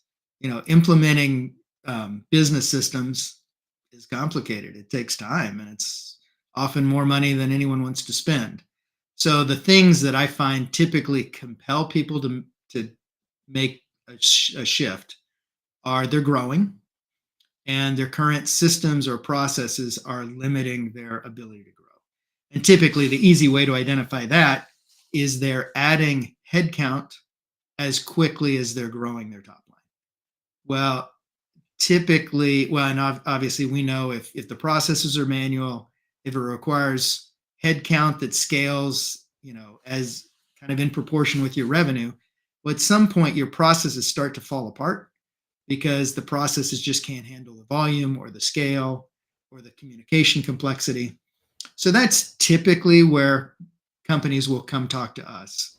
They've outgrown QuickBooks. They've outgrown Excel spreadsheets. They just can't scale. So there's that. And then I'd say the other thing we find a lot of is there are a lot of cloud-based platforms out there who shall remain nameless, but you can guess who they are, where the publisher will try to kind of get people in with a super low price on an initial subscription, and then they'll jack up the price on renewal. Thankfully, Microsoft doesn't do that. But that's another place where we find people compelled to move because, what they had budgeted for their business systems made sense with the initial discount they got. And then when they get hit with egregious price increases on renewal, they just realize that the business can't sustain this increased cost. So thankfully, that's why we continue to work with Microsoft, because they don't do that. They're in it for the long game.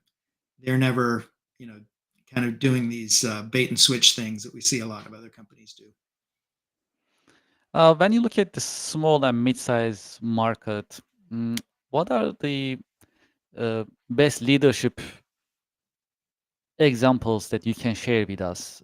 It is because when you are deploying these systems, it requires a lot of leadership. It actually comes down to old school change management, really, because you try to bring up the modern systems into the company, and naturally there's going to be a resistance to change. And how business leaders are navigating around these challenges based on your observation? Well, I know, Kevin, you said on this podcast you like to talk about books. So I would say the best book I have ever come across, and this I recommend pretty much to every small to mid-sized business leader I talk to, is the book called Traction by Gino Wickman. I would say that book was transformational for us. We originally read that book back in 2012.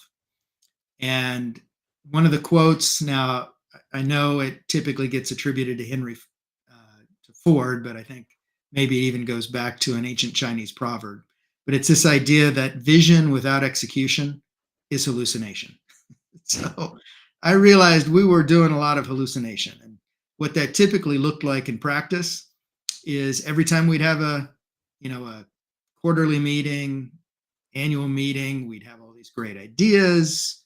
We'd come back the next quarter or next year and go, great, how did we do? And people were like, oh, yeah, I forgot about that. So we had a lot of great ideas, but I would say our accountability was weak, our execution was weak. So one of the things that Traction taught me is if we wanted to grow and we wanted to scale, we had to think about it differently. We had to think about it from a systems perspective. And actually, what Traction talks about is what they call the entrepreneurial operating system. So every business has to have an operating system. Now, there are others in addition to Traction. There's, Gazelles by Vern Harnish, any number of ones, but I'd say we settled on Traction, and that helped us get clear about, what Traction calls the 8 values shared by all. The 8 questions shared by all, starting with what's your core values, your core focus, your 10-year target, your 10-year vision, 3-year target, 1-year plan, your quarterly goals down to issues. And so it was incredible just in helping us get the entire organization aligned. And I'd say the other thing that helped a ton is years ago, Microsoft commissioned a study by IDC that talked about what they called the profit valley for a professional services firm between 25 people to 50 people. Talking to a number of other leaders, I now understand, whether it's IT, legal, you name it, everybody understands this concept of between 25 to 50 people. It's either the profit valley or some other industries call it the killing fields. It's really hard for professional services firms to grow organically through that barrier. And that's why we see a lot of firms do what I call porpoise, where they'll, go up above 50 and then crash and up and down. So anyone who is facing that profit valley, killing fields, trying to grow the business, Traction is where they should start. That's a great insight. Truly appreciate it. Well, in your career journey, have you had any role models, any mentors who helped you shape your career perspective over the years? I would say who I look to as my models are what I would call my string of terrible bosses. So I know a lot of times people look to, someone who was a great example as their role model. Mine was a series of terrible models who I swore I was going to do everything the opposite of them. So, Makes a lot of sense. Absolutely. Yeah, and thankfully, as we started Archer Point, I was young and energetic enough to set out to try to prove that I could build a business as the opposite example of what I'd seen before. And thankfully, it worked out pretty well. Thankfully, my models were so poor and so opposite of what a good business should be. Now, the sad thing is my prior leaders operated exactly like most of our industry operated. So it wasn't that they were outliers in our industry. They were pretty much the norm. But, so one great example is the bosses I worked for would always say, sell it and we'll figure out how to implement it later. I was like, okay, but if I don't know how we're going to implement it before I sell it, how am I magically going to have this answer after we sell it? And their constant refrain would be, doesn't matter, sell it. I was like, no, this seems like a terrible idea. And it was, because it was one customer service nightmare after another. The other would be I'd say, hey, I don't know how I'm going to staff it. And they'd go, sell it and we'll just get contractors to come in and do it. I'm like, okay, I have never discovered this magical contractor tree where, the best people are just sitting out, hanging out, waiting for me to call them. I said, if I don't know how to staff it internally, the contractors who have time are probably not the contractors I want. But again, that was the constant refrain. Well, then what most businesses in IT did and continue to do is they would constantly shift people from a project they'd already sold to the new project. And it was, again, one constant customer service nightmare after another. So I kind of swore for our business when we started it, we're never going to sell something we don't know how to implement. We're never going to sell something we don't know how to staff with the people we have. And honestly, that served us really well. So, In your view, how a good leader should be? What are the good qualities or qualities a good leader should have? yeah. So I've asked myself this question a lot over the course of the last few years. In fact, in 2019, right before COVID, I decided I wanted to go back for my MBA. And I had to try to explain to my wife why I was doing it, because she goes, so you're not looking to change jobs? Nope. You're not going to get a promotion out of this? Nope. Just I want to accomplish a couple things. One is I want to kind of re-energize my learning. I feel a little stale. I feel like this will be a good way to kind of help me accelerate, what's new, what's different, what's changed. And I said, the other thing that will help me is I want to understand, can I lead in a context where I don't have any positional authority? And as you know, in an MBA program, everything's a group project. Nobody can claim a title as the reason why somebody has to do what they say. And so it was a great opportunity for me to kind of lean into what I think it's John Maxwell has in his 5 levels of leadership. If you're counting on title or positional authority as the way you lead, that's the least effective. And so it gave me a great opportunity to practice leading in a context where people have to want to follow if you're going to be a true leader. You only get to force people to do something maybe one time. And then after that, they will typically nod their head and say they agree with you, but then go do whatever they really think needs to be done. So I would say the key thing for me, I think, about good leadership is lead by example, be clear. And then I think, too, for people who work in a large organizational context like I do now, is don't wait for permission. So what I've learned a lot, which has served me well, is communicate. So I'd say don't, communicate what you're doing, but as a leader, leaders don't sit around waiting for permission to do things. Leaders make a difference. And so obviously, if somebody tells them not to do something, I'm not going to do that. But I will communicate, here's where I'm headed, here's what I'm doing. Tell me to stop if you don't want to see me do this, but I'm going to keep making a difference and make a change. So that's what I would say. What is your career advice for the next generation professionals coming into the job market nowadays? I would say, especially for those who think about wanting to start a business, the biggest thing that prevents people from starting anything, whether it's a business, starting a career, changing careers, I think is fear. And so if you recognize that most of the obstacles are internal, well, those I can control. When most people externalize all their obstacles, they think, oh, well, I can't do this until I get, money or investment, or I get time, well, unfortunately, externalized obstacles you don't have a lot of influence over. But if you realize most of the things that prevent you from accomplishing whatever it is you want to do are internal obstacles, well, then the sky's the limit. So I would say, going back to when we started Archer Point,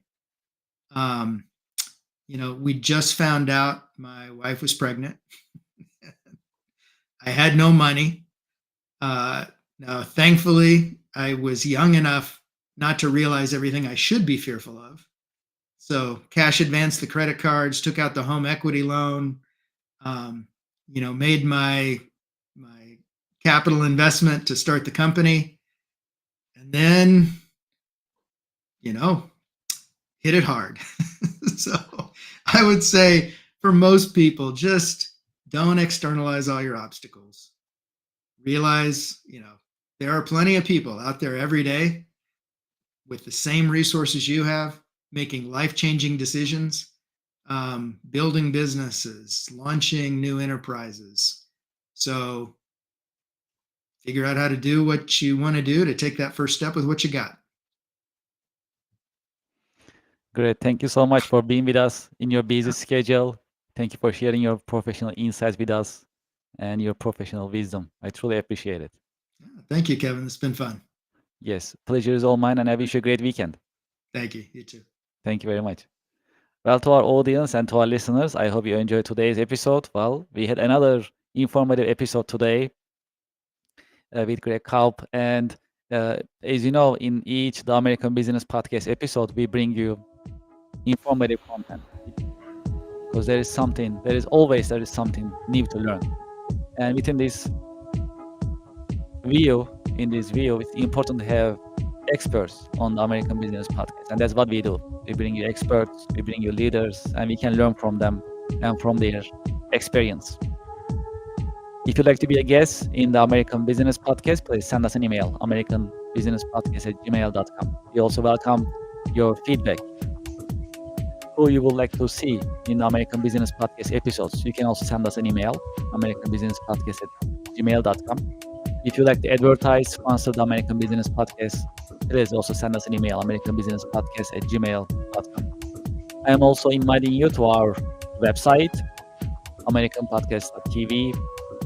We update our website weekly basis. You can see coming episodes, scheduled episodes, our guests, as well as subjects we will cover in each American Business Podcast episode. As you know, American Business Podcast is a YouTube Silver Award-winning podcast. We are in top 1% in YouTube business category. We are growing fast, and I truly appreciate your support. If you haven't done so, please go to our YouTube channel and subscribe. This is the QR code to our YouTube channel. You can subscribe And if you are feeling more generous, you can also leave your comments in the chat box in YouTube. Truly help us, and we truly appreciate your support.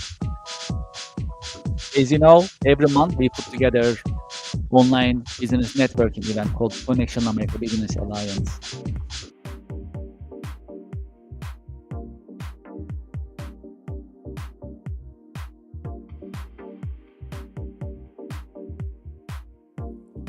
Would you like to start your business podcast?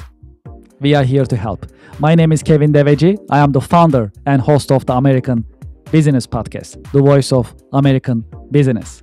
When we started the American Business Podcast on February 28, 2025, we had only one mission in mind: to promote, support, and uplift American businesses, nonprofits, manufacturers, and the American business community. Within our first 6 months, we managed to pass 100,000 YouTube subscribers, and we received YouTube Silver Award. This is an important award. It shows our dedication to American business and to the American Business Podcast viewers, subscribers, and American Business Podcast community.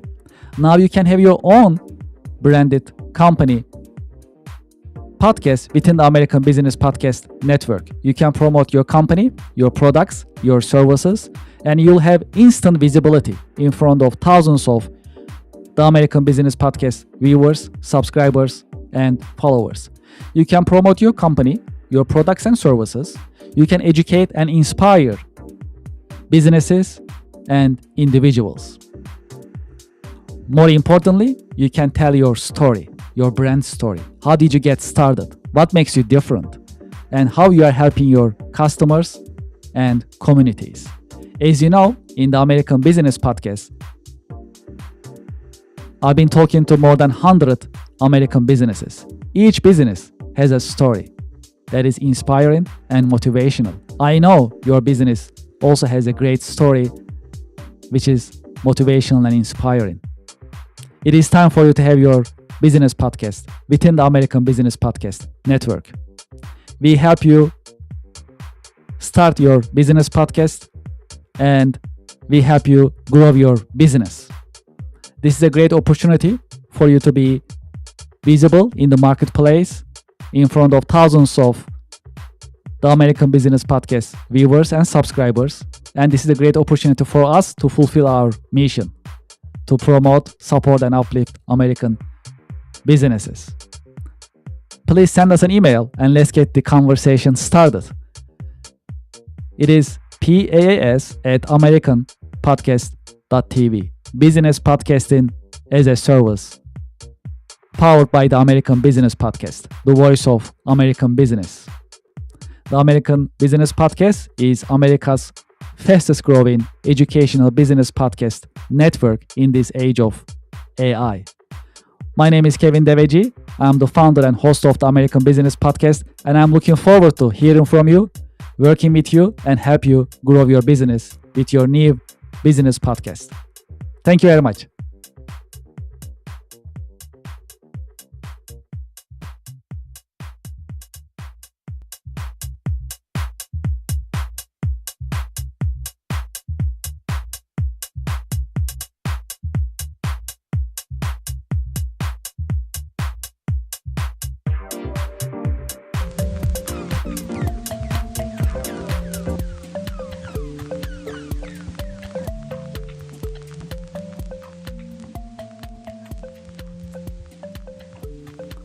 Hello, I'm Kevin Deveci, founder and host of the American Business Podcast, the voice of American business. The American Business Podcast is America's fastest growing educational business podcast network in this age of AI. As you know, a couple of weeks ago, we started podcasting as a service, PAS, powered by the American Business Podcast. As part of this service, we help businesses set up their business podcast within the American Business Podcast Network, and we help them broadcast with the help and support of Team ABP, the American Business Podcast. As part of this service, I'm happy to announce that we have a new business podcast called Anywhere Apps podcast channel. As you may remember, we have been promoting Anywhere apps in the American Business Podcast. And Anywhere apps are coming from Kerr Consulting, now Cherry Bekaert. Fundamentally, Anywhere apps are designed for digitization and automation of business processes. In this scope, Anywhere apps are offering a long list of modern software systems, business software systems, such as CRM Anywhere, Nonprofit Management Anywhere, Asset Management Anywhere, Quality Assurance Anywhere, Advanced Planning and Scheduling Anywhere, and many more. In each Anywhere Apps podcast segment, we'll talk about technology for business, as well as practical use of AI and business software systems. And we are planning to share educational content to help small and mid-sized American companies to adopt change in terms of technology. I'm very excited for this podcast, and I just wanted to share this news with you. And I'm looking forward to having you in the coming The American Business Podcast episodes and Anywhere Apps podcast, which will be live very, very soon. Thank you very much for your support and for your interest, and I'm looking forward to seeing you soon.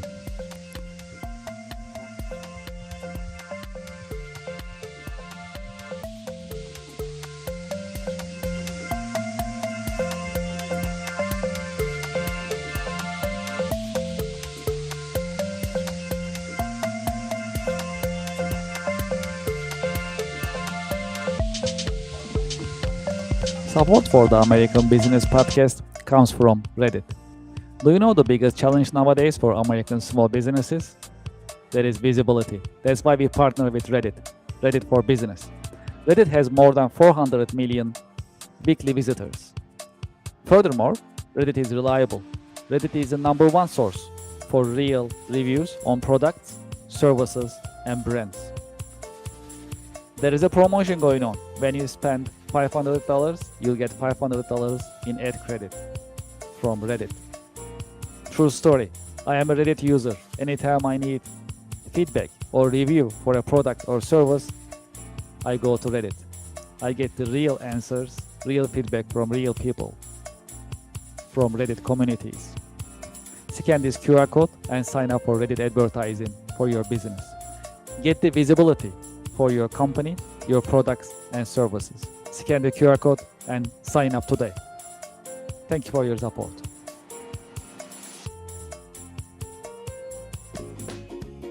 Support for the show comes from Yelp. You know, I've been talking to more than 100 business owners in the American Business Podcast. Do you know the biggest problem for small businesses nowadays? It is visibility. That is why you should sign up and list your business on Yelp for Business. I have the QR code on the screen, and when you scan the QR code, the form will show up on your screen and you can sign up on the registration form. It comes with free trial with no obligation. Make it easy for your customers to find you. Do you know there are more than 70 million customers visiting Yelp website looking for services from businesses just like yours? Restaurants, home services, professional services, and many other businesses are being searched on Yelp on daily basis. That's a great opportunity.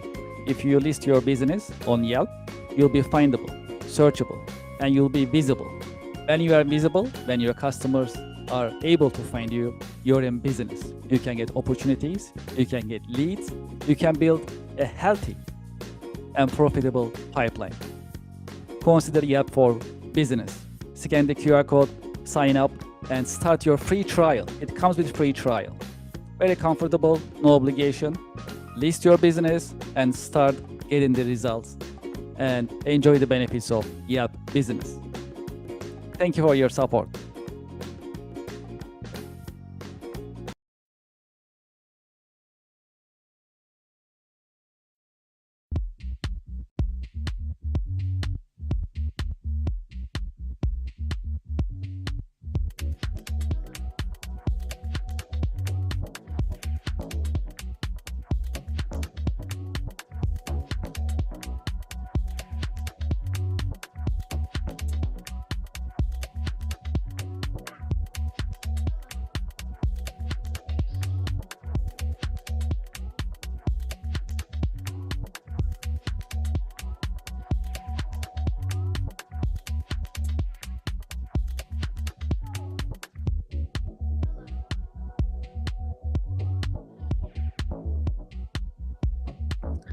Welcome to the American Business Podcast. I'm Kevin Deveci, your host, and welcoming you episode 116.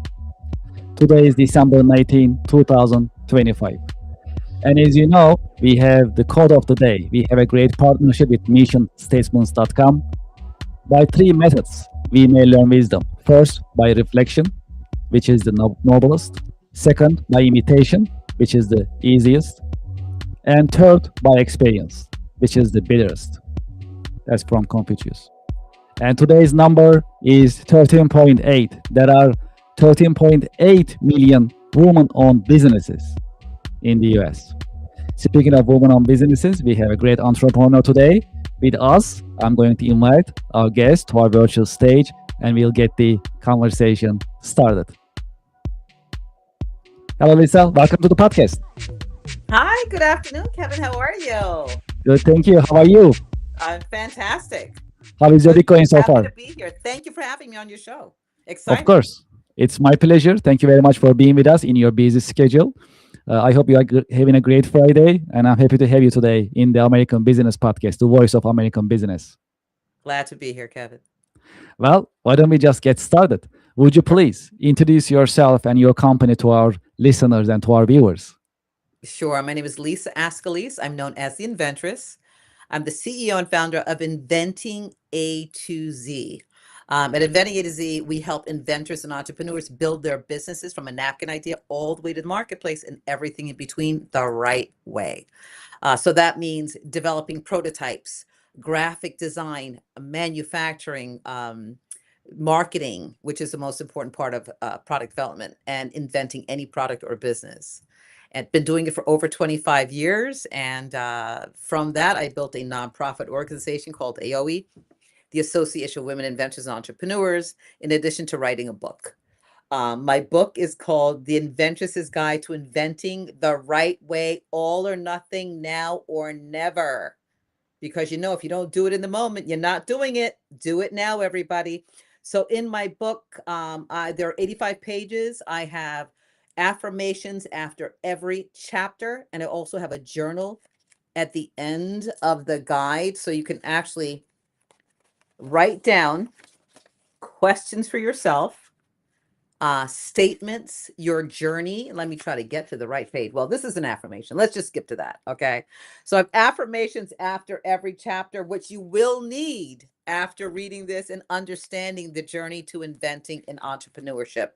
And I do want to get back to those journaling pages. It's important to journal your journey. Journal your journey along the way. Super important. So you see how far you've come. Absolutely. I And love this it. this is on Amazon, everywhere. It's on my website, Inventing A to Z. But certainly pick this up. This is going to be your guide, your Bible to entrepreneurship, inventing, and business ownership. We love talking about books. We love promoting books, especially books like yours. It's very educational, very informative, very supportive for a professional journey. And I'm glad that you mentioned it. And I know I'm a published author myself. I know how hard how hard it is to publish a book, how much hard work goes into a published book. So I also appreciate the work that you put into your work. And I'm glad that you talk about this today. Appreciate it. And congratulations to you. I mean, for writing a book, it really is. It's a big Yes. deal. Yes, absolutely. It's an experience that any professional must have based on the professional knowledge and accumulation that they have over the years. So that is also a learning experience while you're writing. That's what I learned. It is. It certainly is. Well, let's continue our conversation. Would you please tell us about your career journey? How did you get started? How your career journey has unfolded over the years? Oh my gosh. I smile when people ask me that because it's been such an amazing journey. I have to start with my childhood, right? So, and that's where it all began. And in fact, last night I was interviewing somebody and talking with them about their journey. So I have great questions I had for him that I'd love to reflect on myself. So I literally started developing products when I was a little kid. I didn't know I was inventing products. I was just recreating things that didn't work for me. So no, at 9 years old, I didn't say I was an inventor.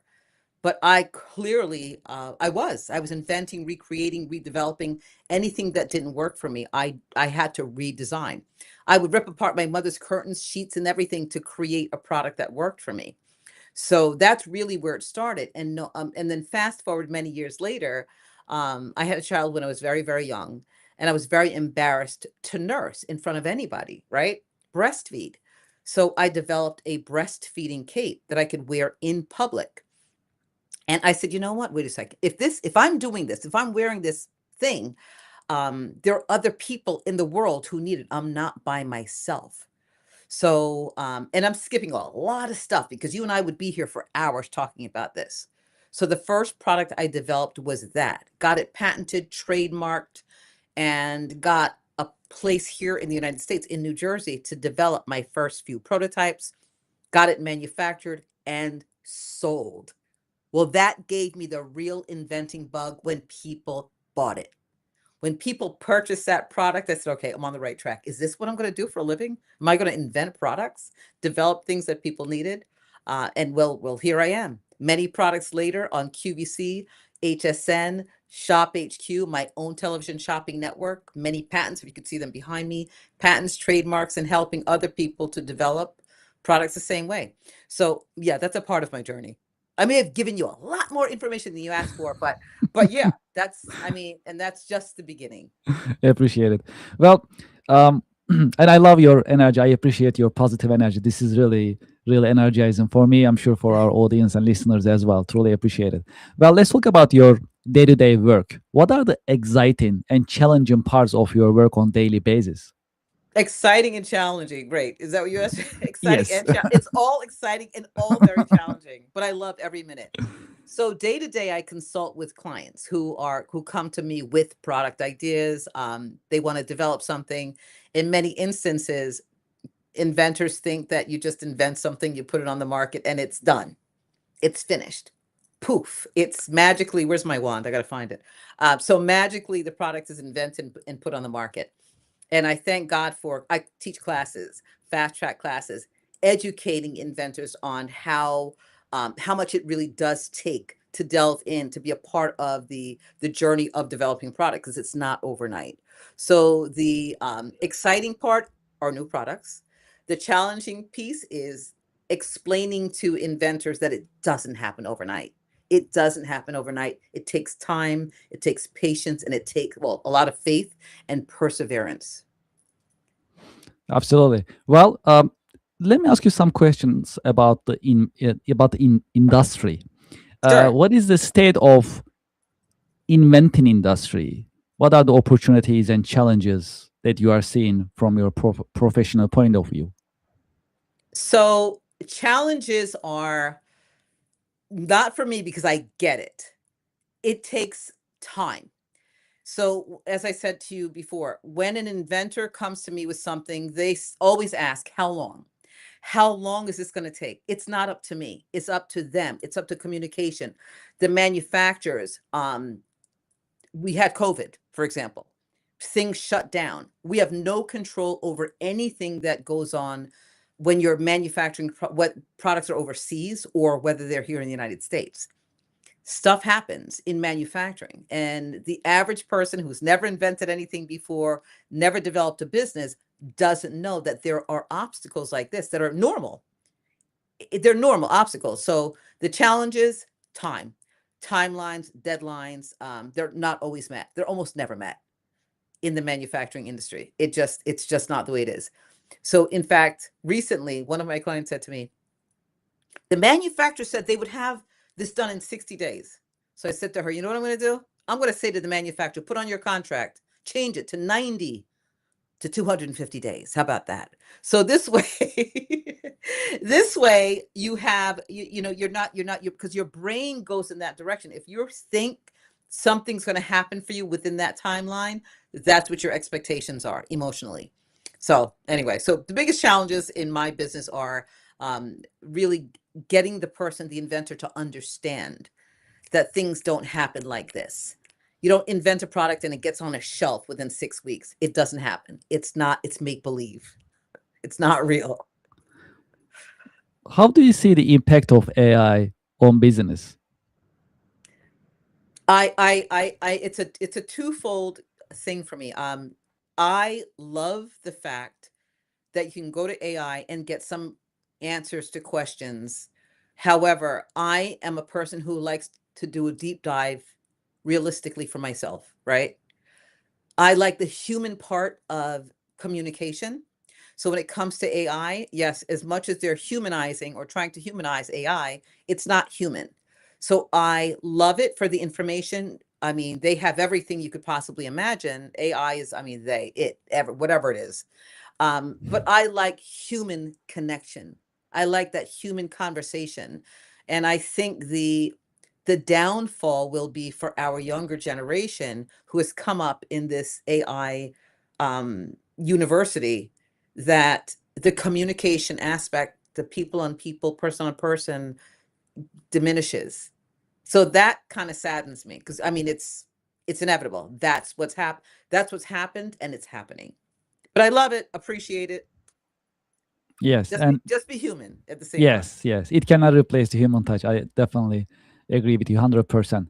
Well, so based on your experience with other businesses, and you are also a business owner, also Mhm. based on your professional experience, what are the best marketing practices nowadays that bring the highest ROI?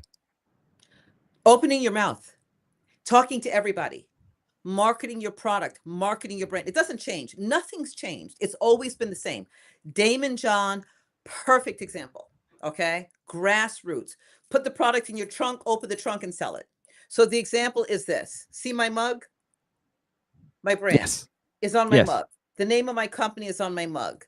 When you get out, when your social media is great, talk about it on social media every single day. Have a YouTube channel, market it, talk to the people at the grocery store. When you're online, tell the people about your product. The only way you are going to become successful at selling your business or your product is your mouth. You can hire 1,000 different people who work for you. Nobody's going to do it the way you do. Get out there, network, go to events, go to conferences, let people know who you are. Create a logo that belongs to you, like Facebook. Facebook, right? They had that logo that you can't forget. Create a logo for yourself, branding opportunities that never, ever, ever go away. You are your billboard. You are your own billboard. Get out there and do it. Talk about it.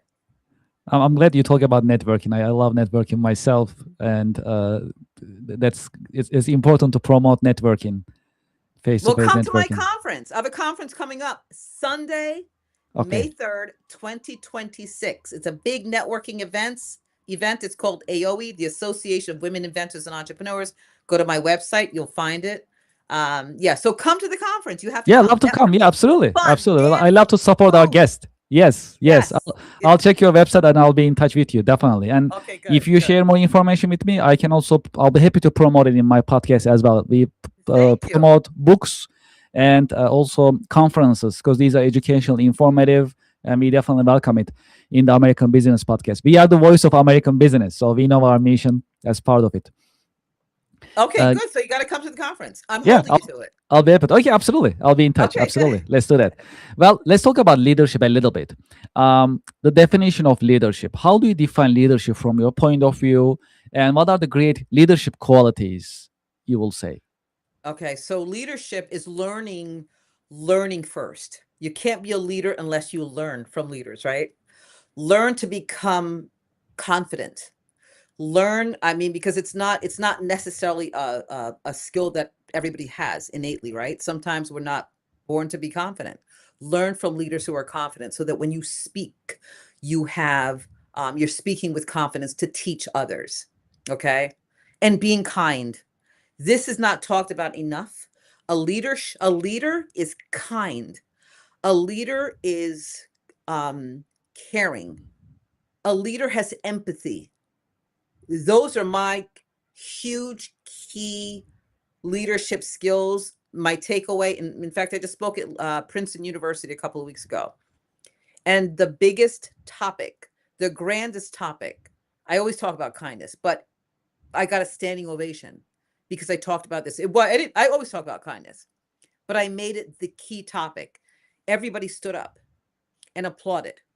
Be kind to the person next to you, in front of you, behind you, on top of you. It doesn't matter. Do that, you will always lead, and you'll always, you'll be respected. You'll be respected. So Great insights. thank Have you you. had any role models, any mentors who help you shape your career perspective over the years? 100%. So, I mean, the first people I have to say, my parents. I'm so grateful for my parents, beyond grateful, because without them, I would never be sitting here, the person I am talking with you now.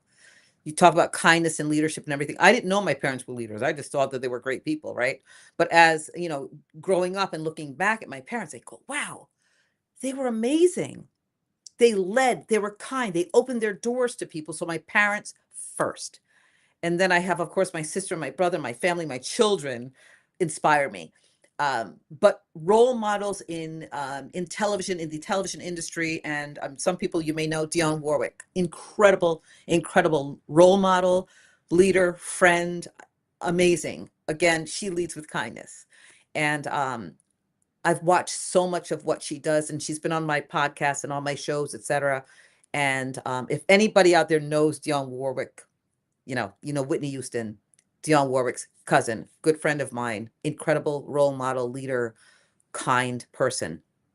And there's another person, his name is Comer Cottrell. He's passed a couple of years, but Comer Cottrell was such an incredible role model for me. He was a mentor. He helped me with the understanding of my first hair accessory that went on QVC television. Didn't know how his bigness, his or iconicness, if that's a word, was until after the fact. But I was just blessed enough to be able to speak with him and have him guide me and lead me. So I've been very, very blessed with having these incredible people in my life, my grandmother, my parents, and the beat goes on. Not just business, okay? So when you talk about mentorship, it's not just people in business, it's people around you. Again, I talk about the kindness and the who have tenacity and grace. If there is one key career lesson that you learned the hard way, what would it be that you can share with us? Okay. Don't doubt yourself. Ever. Ever. If you think it's the thing you're supposed to do, don't doubt your thoughts. Don't doubt it. You have to be careful in how you move. I ask God first from all of my moves. But when you know something is right for you, don't doubt yourself. Do it, go for it, because the last thing you want is regrets. You learn from regrets, but don't doubt yourself.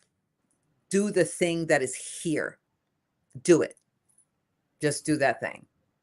Sometimes things don't go in our way. Sometimes there are hardships, challenges. How to stay motivated and inspired in times of challenges in business?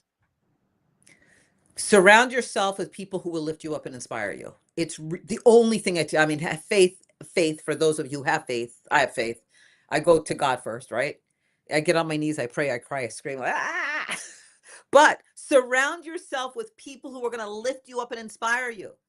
Call that friend, call that person, not the person who's going to be the naysayer. Call the person that you know is going to say, okay, you know what? Don't worry about it. We've been here before. It's okay. Stay here for 2 seconds and get yourself back up. I talk about that in my book.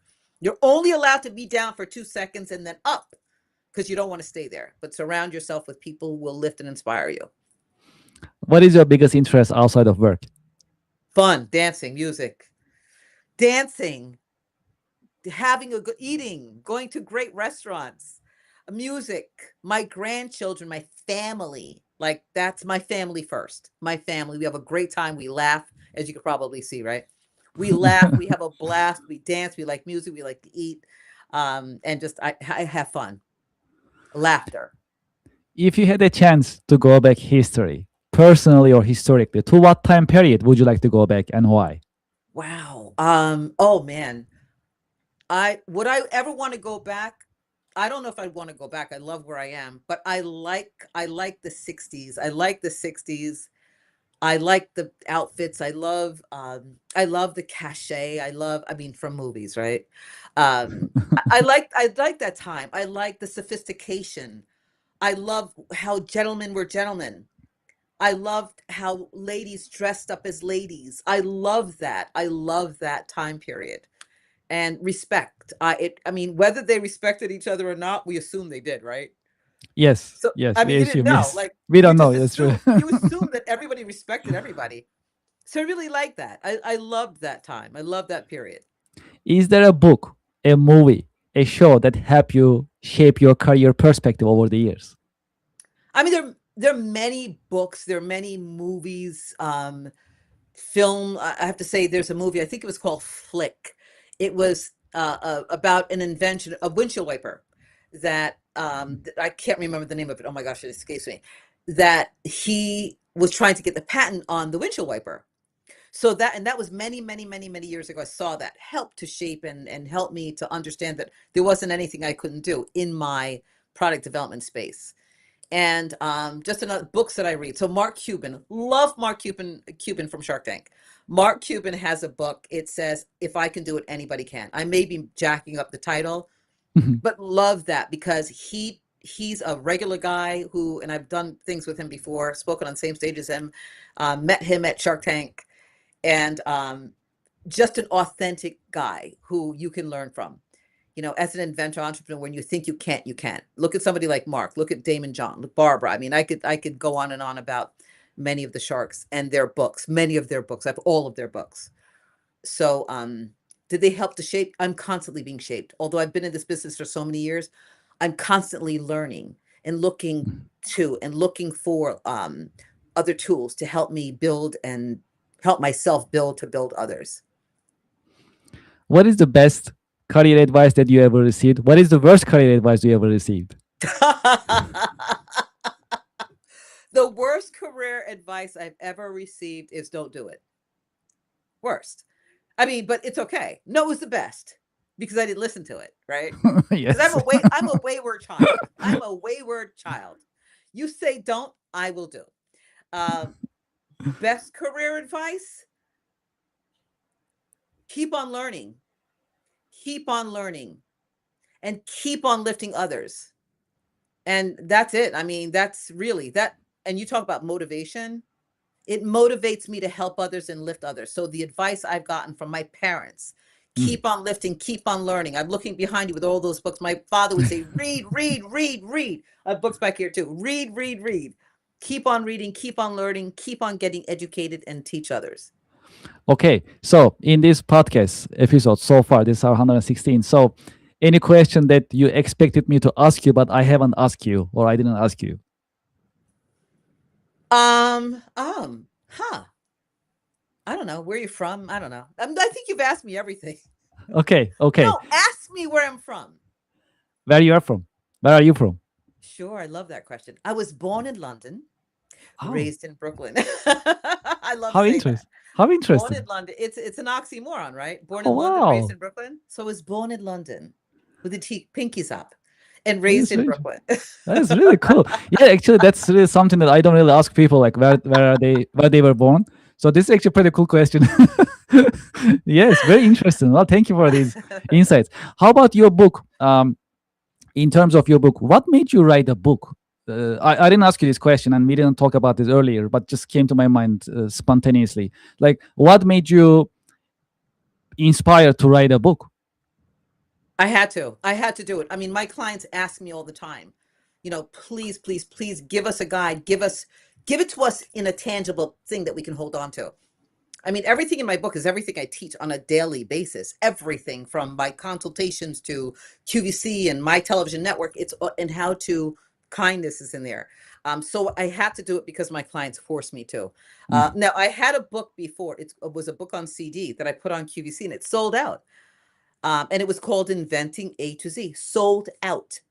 CD version. So I said, you know what? It's time. It's really time. People like to hold on to tangible things, right? And flip through pages. Let's get back to that. So I had to do it. I had to, and I'm so happy that I did. I was forced. Well, okay. Yes, that's a nice forcing. It's a positive forcing. That's really good. It Okay. is. So in the American Business Podcast, today we started a tradition. So we get a question from one of our previous guests. We ask you, and we get a question from you, and we ask to the following guest. Okay. So the question that we got from our following guest is, if you had a chance to go back to 5 years earlier, what would you do differently? Oh, 5 years earlier? Oh, Yes. wow. So 5 years earlier was 2020. So 5 years earlier, I probably would have started a cooking show. I did so much cooking and eating in 2020, like everybody else. And a lot of people came out with food brands. Had I known what was going to happen, I don't know. I probably would have started a cooking show. Yeah, it makes you think. Absolutely. Absolutely. 5 years is not a short time. So it makes you think. Absolutely. Oh, So, yeah, sure. and what would be the question that you like me to ask to our next guest in the American Business Podcast? Are you happy? Okay. That's We it. lost the question.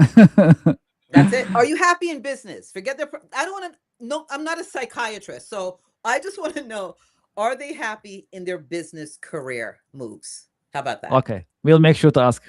And it'll Okay. happen an hour later. So our audience, they don't have to wait too long. So that's great. Okay, good. Okay. So what is your career advice for the next generation business professionals?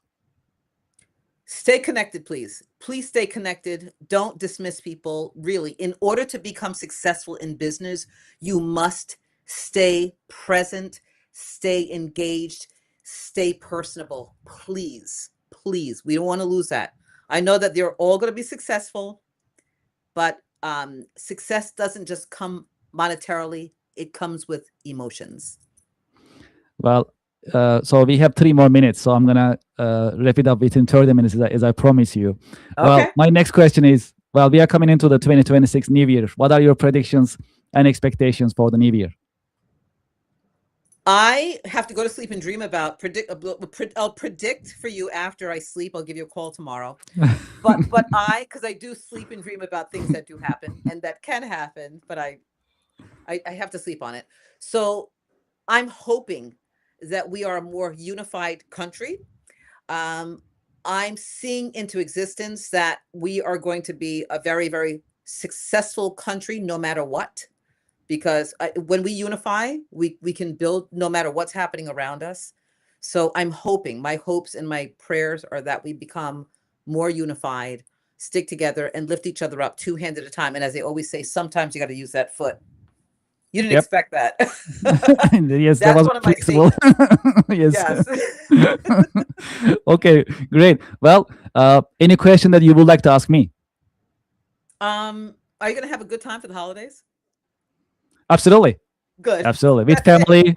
family, yes, that's the goal. So I'm grateful for this year. I'm excited for the new year, and absolutely. So holidays are definitely a bless. Me too. Well, I pray for you an amazing, a special, a kind, healthy, happy New Year. Thank you. I'm saying to you and to your family, absolutely. And one final thing before we end this interview, if that's okay. Sure. So for those who like to be in touch with you, what is the best way for them to get in touch with you and learn about your company, organization, and your conference? Sure. So my website is inventing, INVENTING, They go to that website. They can find everything. My conference is AOWIE.com. May 3rd, 2026. That's on a Sunday from 10 to 2. My Instagram, _Inventress. And please go to my YouTube channel, check me out, subscribe, and email me, info@inventingatoz.com. I absolutely respond to every email, every phone call, 732-647-5433. Literally answer. If I'm available, I answer. But course. I get back to you. I get back to every single person who reaches out to me. Lisa, I kept my promise. I completed the interview within 30 minutes. So I'm not bad at all. I thank you for your time in your busy schedule, for being with us. I wish you and your family a happy holiday season and happy New Year. And you do the same. God bless you. Thank you. Thank you. Take care. Thank you very much. Bye-bye. Appreciate it. To our audience and to our listeners, we'll be right back after the commercial break. Thank you.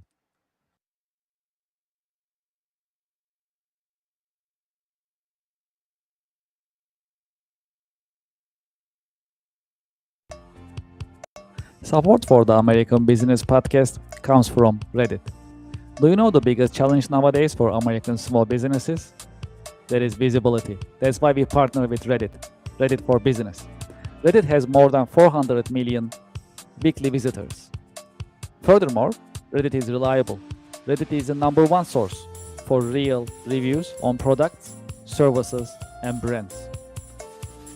There is a promotion going on. When you spend $500, you'll get $500 in ad credit from Reddit. True story. I am a Reddit user. Anytime I need feedback or review for a product or service, I go to Reddit. I get the real answers, real feedback from real people, from Reddit communities. Scan this QR code and sign up for Reddit advertising for your business.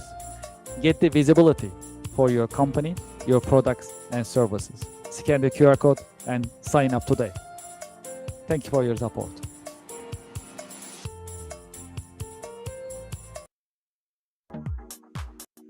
Support for the American Business Podcast comes from Brother. From large companies to small offices, Brother has powerful printers and all-in-ones for your growing business. Scan the QR code and find the best printers for your needs. When you scan the QR code, you can see the entire collection, business office equipment collection of Brother USA, and pick the one that you like. You'll find printers, labels, toners, all-in-ones, and other office equipment available on Brother website when you scan the QR code. Scan the QR code and start shopping for Brother office equipment today. Thank you for your support. Support for the American Business Podcast comes from Rosetta Stone. Rosetta Stone is bringing you foreign languages. Learn from the experts, choose your plan to get started, sign up today. New Year is coming, and if your New Year resolution is learning a foreign language, Rosetta Stone is the choice for you. Rosetta Stone is offering you a long list of foreign languages: French, Italian, German, Chinese, Greek, Turkish, Polish, Portuguese, Vietnamese, and many more languages are available for you to get started today. Scan the QR code on the screen and sign up for Rosetta Stone and enjoy the learning experience of foreign language. Thank you very much.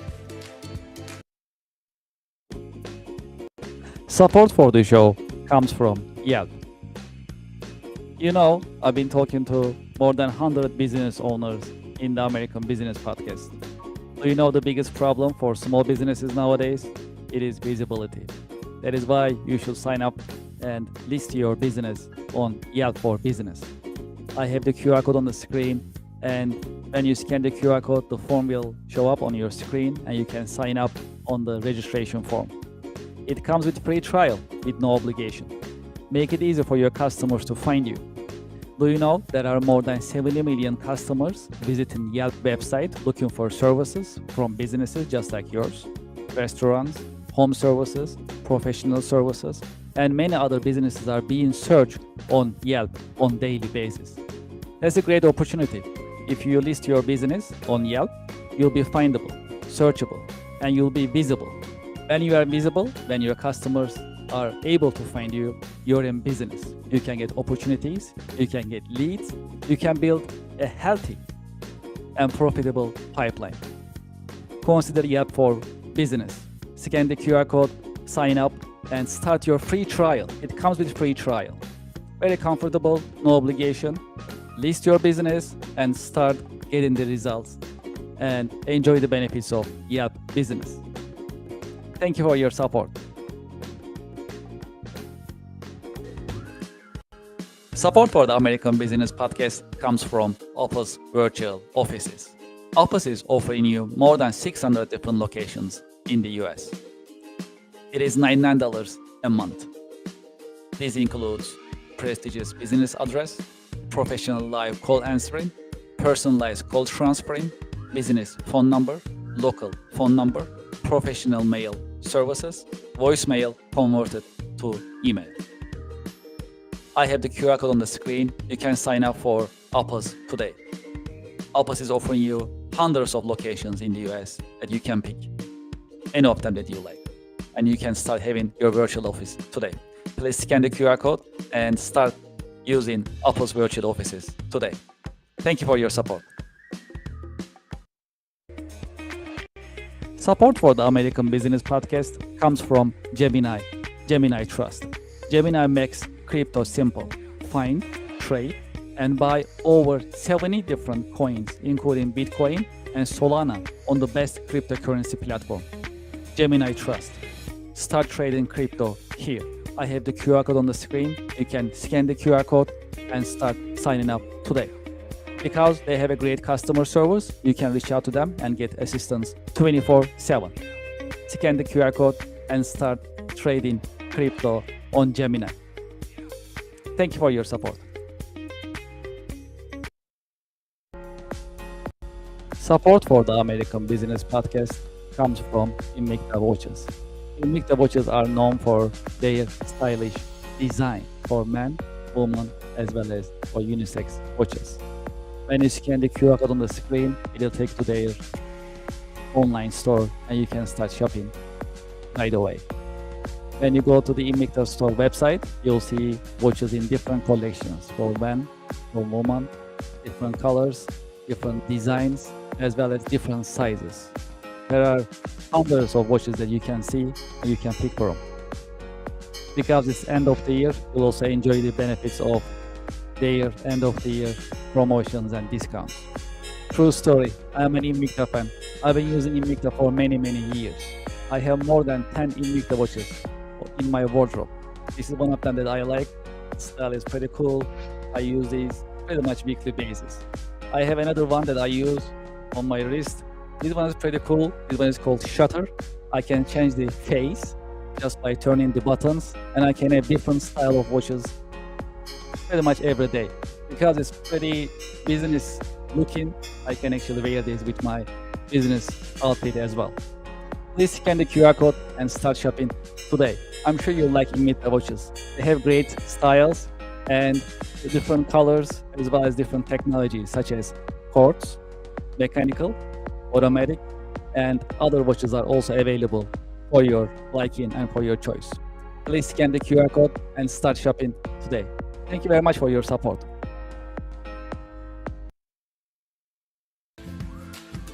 Support for the show comes from Anywhere Apps by Kerr Consulting, now Cherry Beckert. Anywhere Apps are business software products designed for small and mid-sized organizations. They are ready to help you digitize and automate your business processes.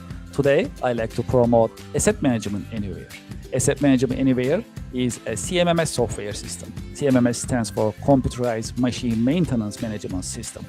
It is designed to help you manage your assets. Your assets may be your machinery, equipment, your buildings, trucks. You can register all of them on Asset Management Anywhere. Asset Management Anywhere comes with unlimited asset management capabilities. There is no limit, there is no upcharge. Moreover, you can perform your break and fix, preventive and predictive machine maintenance management operations on Asset Management Anywhere. If you have a fleet of trucks, you can also manage maintenance operations on Asset Management Anywhere. If you are performing facility management for plumbing, electrical, and other facility management needs, you'll also enjoy the benefits of Asset Management Anywhere. I have the QR code on the screen. You can scan the QR code to learn more about Asset Management Anywhere and Anywhere apps in general. There is more. I have a direct email for you. You can send me an email at kevin@kerconsulting.com to ask your questions, also to schedule a demo, and I'll be happy to coordinate it with Team Anywhere Apps to show you the systems as well as address your questions. I'm looking forward to hearing from you, and I hope you enjoy Anywhere Apps. Thank you for your support.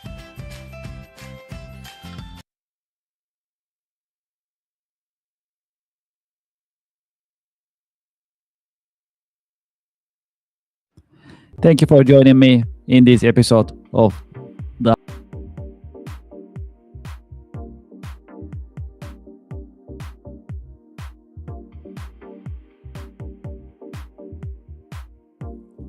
Would you like to start your business podcast? We are here to help. My name is Kevin Deveci. I am the founder and host of the American Business Podcast, the voice of American business. When we started the American Business Podcast on February 28, 2025, we had only one mission in mind: to promote, support, and uplift American businesses, non-profits, manufacturers, and the American business community. Within our first 6 months, we managed to pass 100,000 YouTube subscribers, and we received YouTube Silver Award. This is an important award. It shows our dedication to American business and to the American Business Podcast viewers, subscribers, and American Business Podcast community. Now you can have your own branded company podcast within the American Business Podcast network. You can promote your company, your products, your services, and you'll have instant visibility in front of thousands of the American Business Podcast viewers, subscribers, and followers. You can promote your company, your products and services. You can educate and inspire businesses and individuals. More importantly, you can tell your story, your brand story. How did you get started? What makes you different? And how you are helping your customers and communities. As you know, in the American Business Podcast, I've been talking to more than 100 American businesses. Each business has a story that is inspiring and motivational. I know your business also has a great story which is motivational and inspiring. It is time for you to have your business podcast within the American Business Podcast network. We help you start your business podcast and we help you grow your business. This is a great opportunity for you to be visible in the marketplace in front of thousands of the American Business Podcast viewers and subscribers. And this is a great opportunity for us to fulfill our mission to promote, support, and uplift American businesses. Please send us an email and let's get the conversation started. It is paas@americanpodcast.tv. Business podcasting as a service, powered by the American Business Podcast, the voice of American business. The American Business Podcast is America's fastest growing educational business podcast network in this age of AI. My name is Kevin Deveci. I'm the founder and host of the American Business Podcast, and I'm looking forward to hearing from you, working with you, and help you grow your business with your new business podcast. Thank you very much.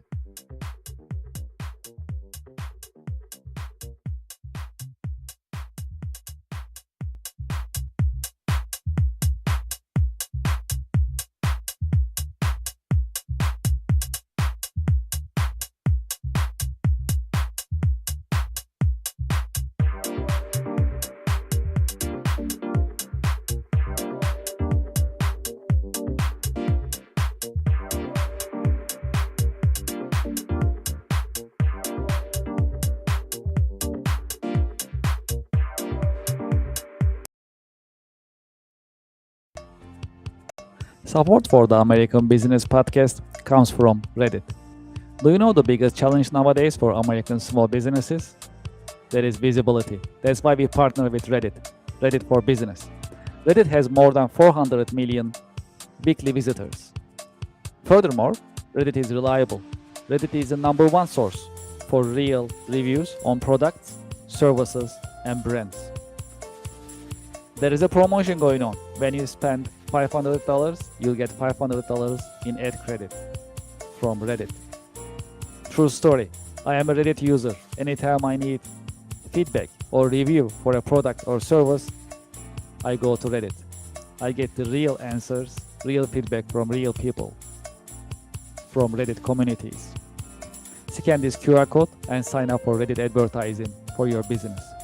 Get the visibility for your company, your products, and services. Scan the QR code and sign up today. Thank you for your support.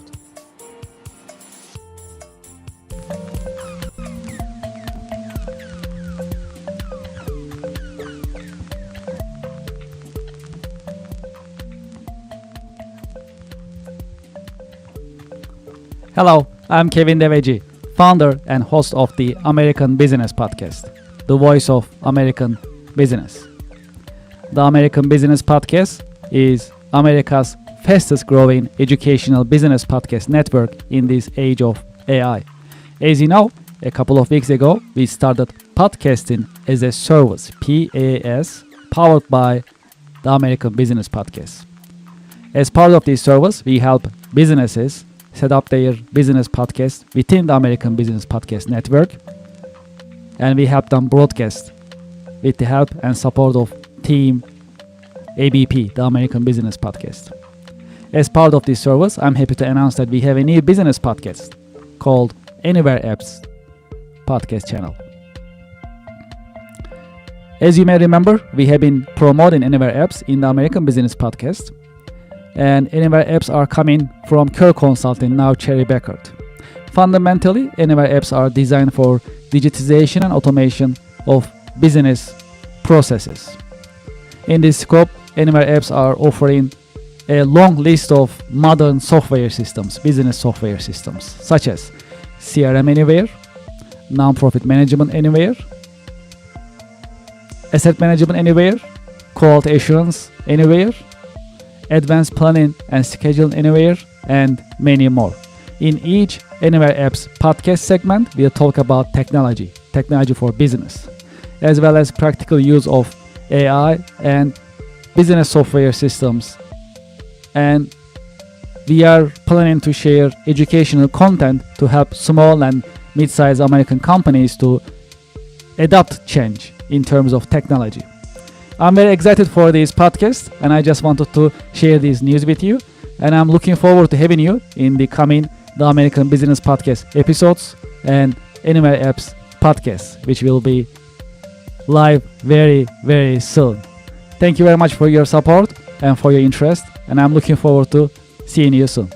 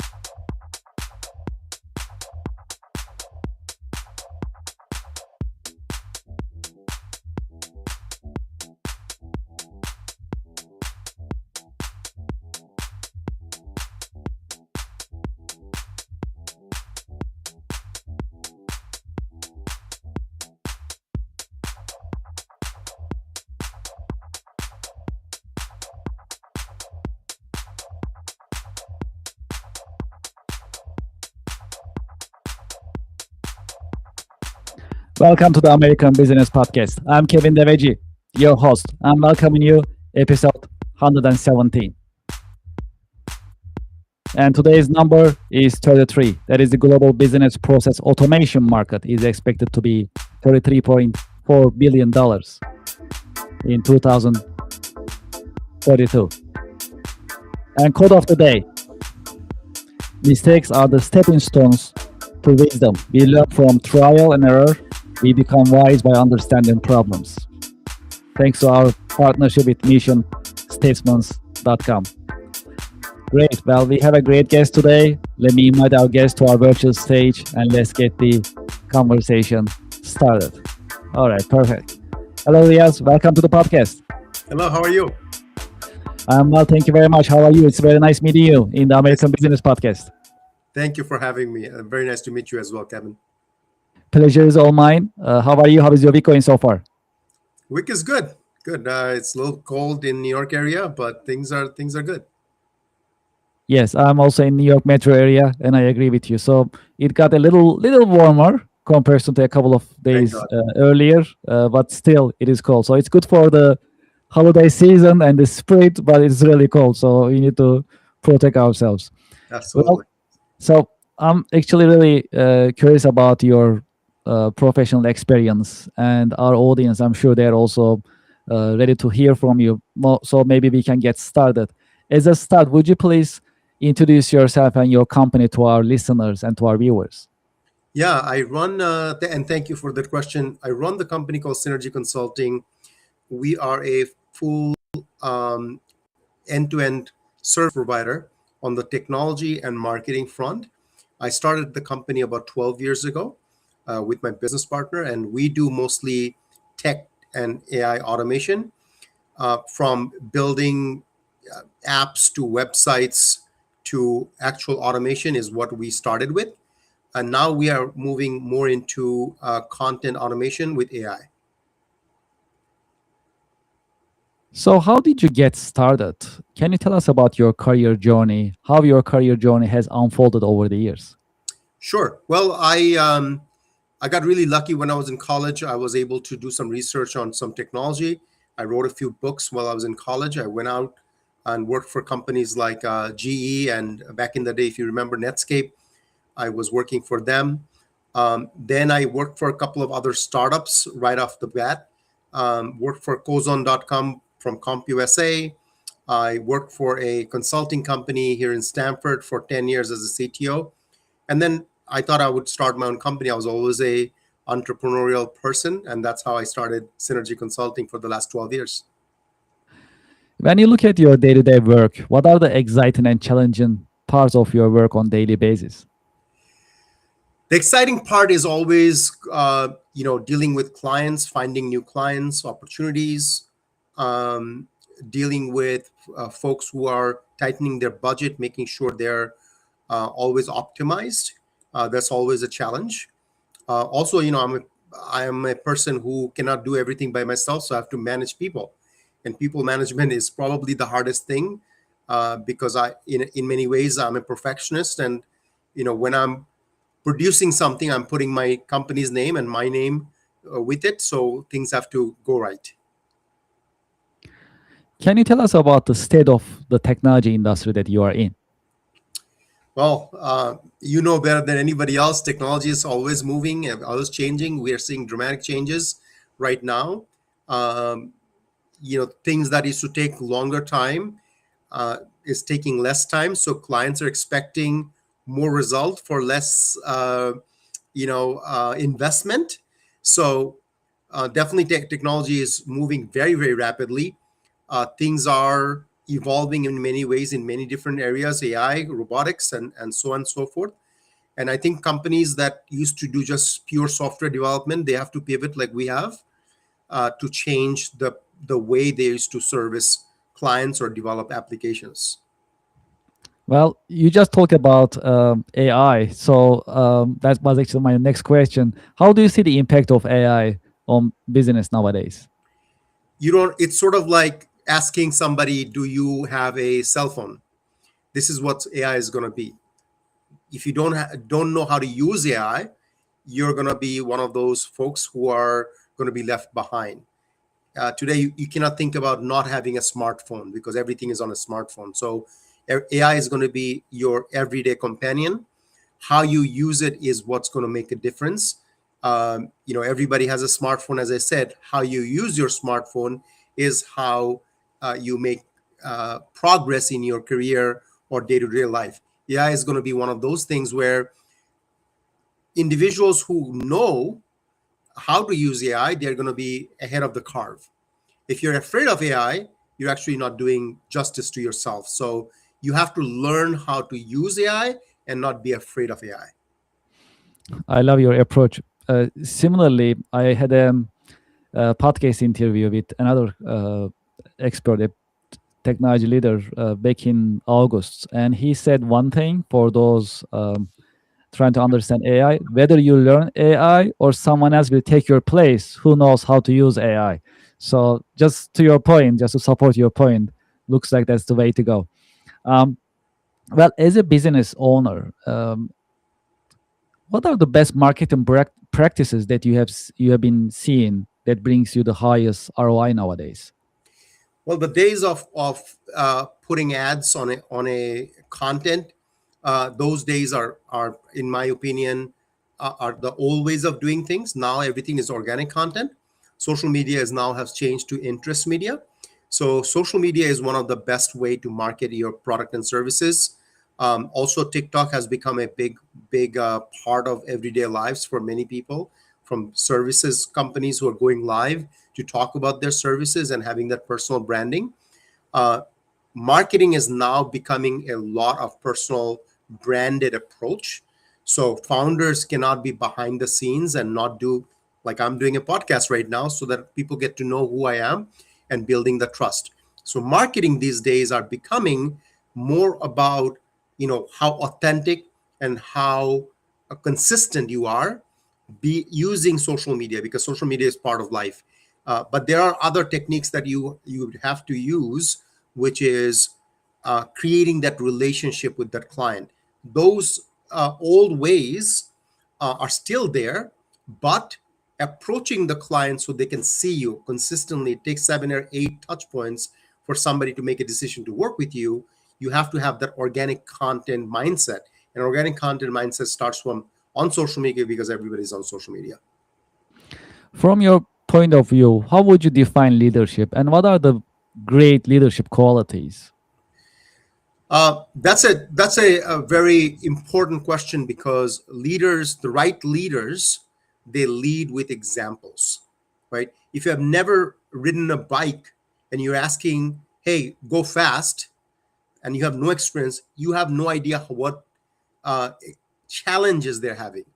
So leadership starts from experiencing what the other person have experienced, and lead by examples with compassion and no fear, because if you use fear, the person has a choice to leave you. So I like to use leadership, or I like to be a leader who leads with examples, with compassion, and making sure that, what happens if this person doesn't show up to work? Can I do at least, maybe not the 100% they're doing, but maybe 60%? So I have to know what's happening within my organization and not be blinded because somebody might decide to leave or whatnot. And always leaders have a backup plan. You should have a backup plan if you want to grow your company. So you need to figure out how, so when things do not go right, what are the things that you need to do to pivot? And great leaders are always have their ears on the street. So great leaders have that vision that things are moving this way, and we're going to pivot the company, or we're going to pivot our team, and we're going to be doing it in a cohesive way. Another very important thing I think about as a leader is to keeping your team motivated, especially when things are not going well. When things are not going well, you have to make sure that you don't let the team see your frustration, see your fear, because in a business there's always going to be change, and this change, the experienced leaders know how to deal with that change, and don't let the team that are looking forward to leadership, the right leadership, they don't get rattled by those change. If there is one key career lesson that you learned the hard way, what would it be that you can share with us? Change is constant. Change is constant. Things don't always you have a plan A, but unfortunately there could be plan B, C, D. As long as you know the goal, you're going to get there. So the best advice I would give is be open to change, because if you're not open to change, you're going to be completely done for within your career. Sometimes in business, things that they don't go in our way. And in those times, in times of challenges and hardship, how to stay motivated and inspired? I think every challenge, for example, now we're dealing with AI and people are worried about jobs and so forth. Every challenge creates opportunities, in my opinion. The only way to stay motivated is to know that if there's a change, or if there's problems within the industry, there are somewhere else the opportunity is starting. So going back to what I was saying before in terms of pivoting, if you are ready to pivot, if you know that pivoting is going to make the big difference, this is where the visionary concept, the visionary mindset comes in. In a stressful time when things are changing, there's another door that's opening, and you just have to be one step ahead of that door, and you have to have your ears on the ground. You cannot be blinded by saying, you know what, this is what I've been doing for the last 15 years, and this is what I'm going to be doing the last 15 years. It doesn't work that way. What are your biggest interests outside of work? I travel to 44 countries. I love traveling. I'm actually mentoring a travel company right now, and they're in the jet lag world. It's called Uplift. So I just love traveling, and I enjoy going to different places, eating different food, and meeting new people. I love it. I love it. Well, is there a book, a show, a movie that help you shape your career perspective over the years? Well, the book that I will recommend, because I'm a very spiritual person, is The Secret. Rhonda Burns. I'm sure you know this book. It's Thought Becomes Things, the Law of Attraction. Law of Attraction plays a big role in my life. I've been very, very lucky and fortunate that I was able to come to this country and started from nothing.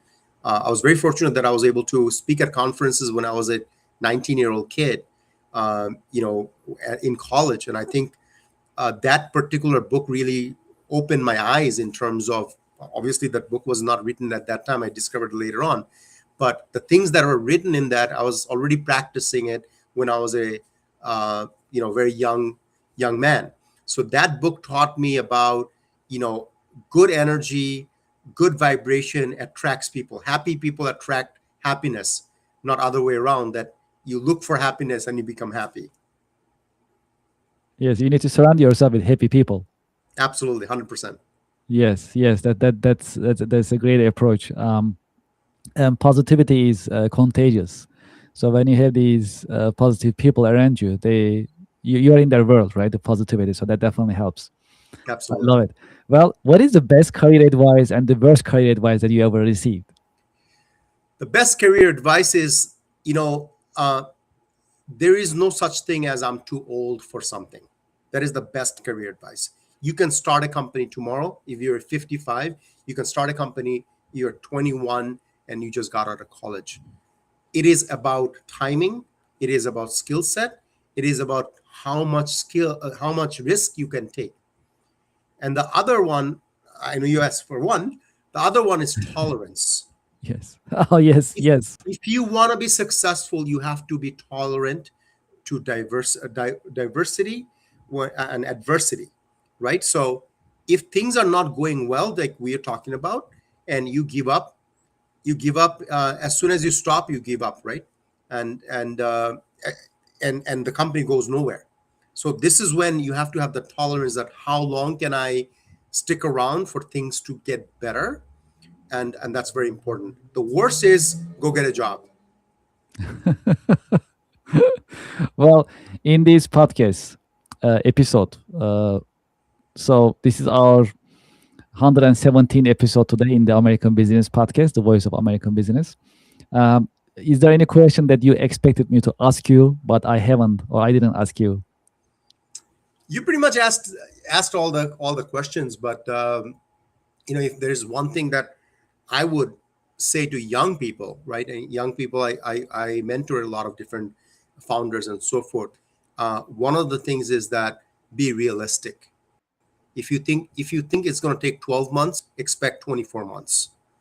And that's, going back to being patient and tolerant. It's very, very important. I see a lot of founders, they give up too early and they're unrealistic. They have $1 billion idea with $500 in their bank account, and they think they're going to just go viral tomorrow with a video. It may happen, but 9 out of 10 times it may not happen. So what is your plan B to, if you really believe in something, then you have to figure out, can I survive for 24 months without a paycheck? So in the podcast, we have a new tradition that we started earlier. So we have a question from our previous guest, and previous guest asking you, are you happy in your current business? Well, I'll tell you, happiness is very subjective, right? And as a business owner, you always go through that happy, unhappy mind uh, happy and unhappy time. Uh, in my opinion, right now I'm happy because I'm seeing a lot of opportunity. But if you asked me 12 months ago, I was like, okay, what do I do now? Because things are moving so fast, right? So uncertainty makes you unhappy. Hopefulness makes you happy. So at this time, I'm very happy that I'm very hopeful that things are going to change for better, because the last 12 months we really adapted to new things. I think a lot of companies have, and pivoted because we had to. And what question would you like me to ask to our next guest in the American Business Podcast? Sure. If you had to do it all over again, would you do it again? Okay, we'll make sure to ask that question. And to our listeners and viewers, if you like to get the answer of this question, stick around and we'll make sure to ask this question in the next episode. What is your career advice for the next generation business professionals? Business is hard. I know I said the worst advice was get a job, but some people are not ready to be a business leader, right? Some people are not ready to go through that 4 o'clock in the morning. Your heart is burning because you don't know where the next payroll is going to be made from. So not everybody is equipped to be a business person. So, know that your journey, your overnight success could take 10 years. So my advice is absolutely be ready that this is the journey you want to take, because it's a very lonely journey and it's a very difficult journey. And very, very few people become successful because they don't take no for an answer. Well, as we are coming into the new year, what are your expectations from the new year and any predictions for 2026? Well, we're going to see a lot of AI, usage. Unfortunately, we're going to see a lot of layoffs because people are not going to want to adapt to AI and they're going to lose their jobs. I think companies are going to become a lot more smarter. They're going to want to use AI and reduce cost, as I mentioned in the beginning of the podcast. So you have to pivot to that. And I think that my prediction is that a lot more people are going to be able to take advantage of that and do double the amount of work. And a lot more companies are going to expect that you do double the amount of work for the same salary. Well, in the American Business Podcast, do you have any questions you would like to ask me? Yeah, so you have been speaking to a lot of business owners. What are the patterns you have seen in the last 24 months, especially companies that are struggling? Yes, so that's a great question, and to your point, yes, I'm learning a lot from business leaders. I mean, I wasn't expecting this much of massive, great information. Honestly, I was expecting pieces, but this is just gold. So just to summarize in general, so but those who really made it or who is really doing well, they are great leaders. That's what I'm seeing so far. So those companies, they don't have a great leader, or those entrepreneurs or business owners who are not great leaders, they are not doing great. That's what I'm seeing. So also, to just like you addressed earlier in terms of leadership, like the humility, being kind, being open-minded, and constantly learning. Keeping the open mind, learning in some form, from books, from movies, from others, but just keeping the open mind. I think those who just keep that open mind and think of them as a student, no matter how old they keep learning and they keep taking their company to the next stage. That's what I'm seeing. And this is not easy. I'm just summarizing here with just a couple of sentences and words, but this is a lot of work, and that's a massive mind shift change that they need to have. Sometimes I need meet with business professionals, not in the podcast, but in general networking, for example. They say they don't want to learn new things. Well, that moment you're out of business already. This is just a matter of time when it's gonna be. But you just close your mind, your ears, your eyes to new things, and you don't want to learn. That's pretty much the end of it. When it's gonna be really end is just a matter of time. But this is a better example. And sometimes we learn from bad examples, not always the good examples. So you see what not to do, and you don't do it, and then it helps you. So in that sense, it's that's why we created the American Business Podcast. We have been around less than a year. I mean, you asked me the question for the last 24 months, but we haven't been around for 24 months as a business podcast. It's been 10 months, I must say. So, but this is our 117 episode, so we are learning a lot of things. And the good thing is there are great leaders in the American business, and such as yourself. I mean, I can tell from the insights, and your professional wisdom is really enlightening. And these journeys, these lessons, these stories that we are learning from American businesses is really important that we learn from them, we understand, and we apply in our businesses, whether as a business professional or an executive or an entrepreneur. These are great information that we need to address. And most of these lessons are coming from small and mid-sized companies, not necessarily Fortune 500. That's what I'm seeing too in my experience so far. It is because there are millions of small businesses in US, and that's the backbone of US economy. Yes. So that's the long answer, longer than I was supposed to, but there is a lot to talk about. But you asked a really great question. I truly appreciate it. Yeah, and that's very impressive that in 10 months you were able to collect so many individuals to come and talk to you. I mean, that's a privilege, in my opinion. I mean, I am envious that you are now connected with so many different people.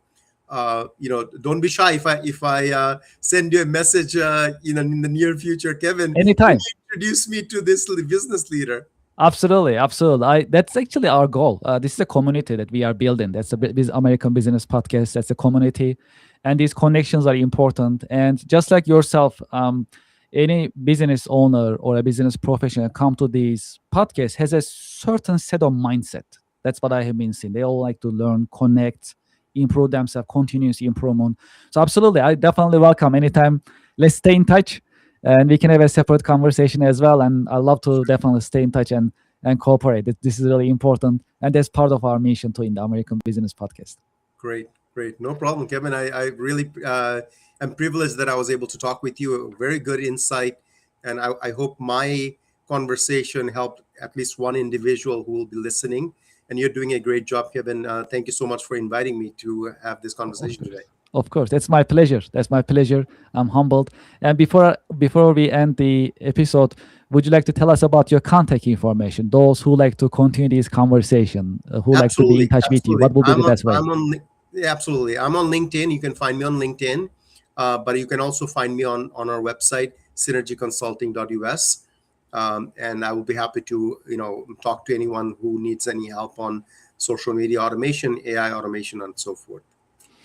Yes, thank you so much for being with us in your busy schedule. We truly appreciate the sharing of your professional insights and wisdom with us today. No problem. Thank you so much, Kevin. Thank you. I wish you and your family a happy holiday season and happy New Year. You too. Thank you. And looking forward to being in touch. Thank you so much. Thank you. Take care. Well, to our audience and to our listeners, we'll be right back after a short break. Thank you.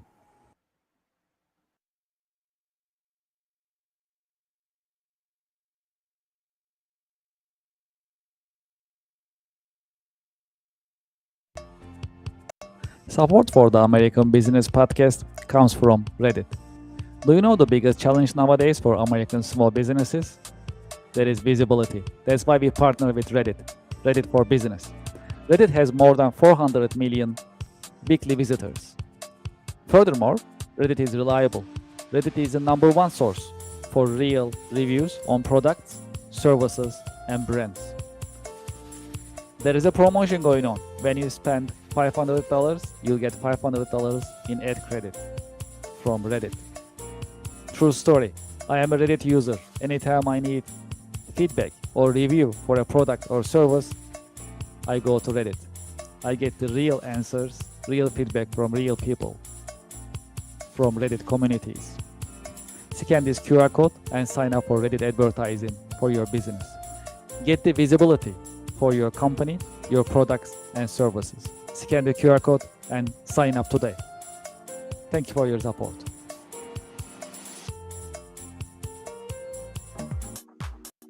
Support for the American Business Podcast comes from Brother.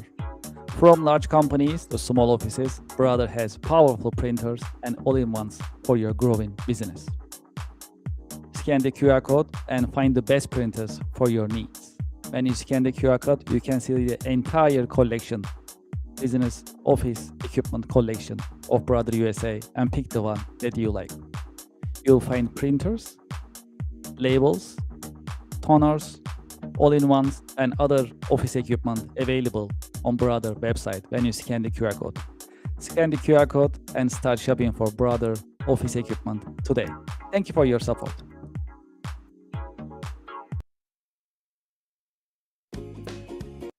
Support for the show comes from Yelp.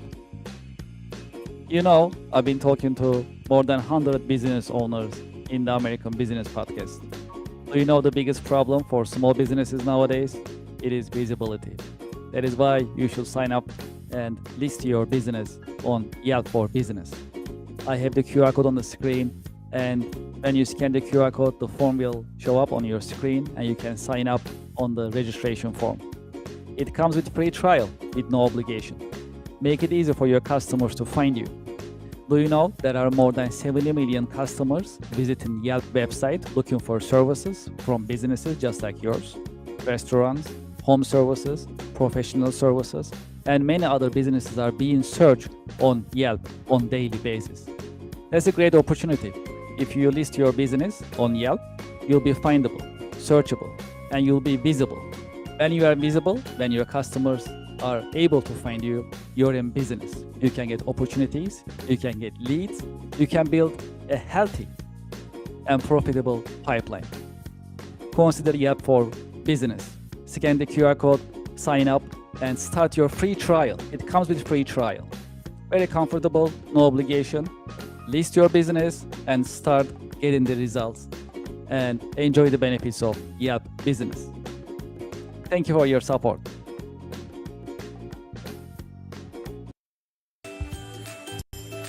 Support for the American Business Podcast comes from Rosetta Stone. Rosetta Stone is bringing you foreign languages. Learn from the experts, choose your plan to get started, sign up today. New Year is coming, and if your New Year resolution is learning a foreign language, Rosetta Stone is the choice for you.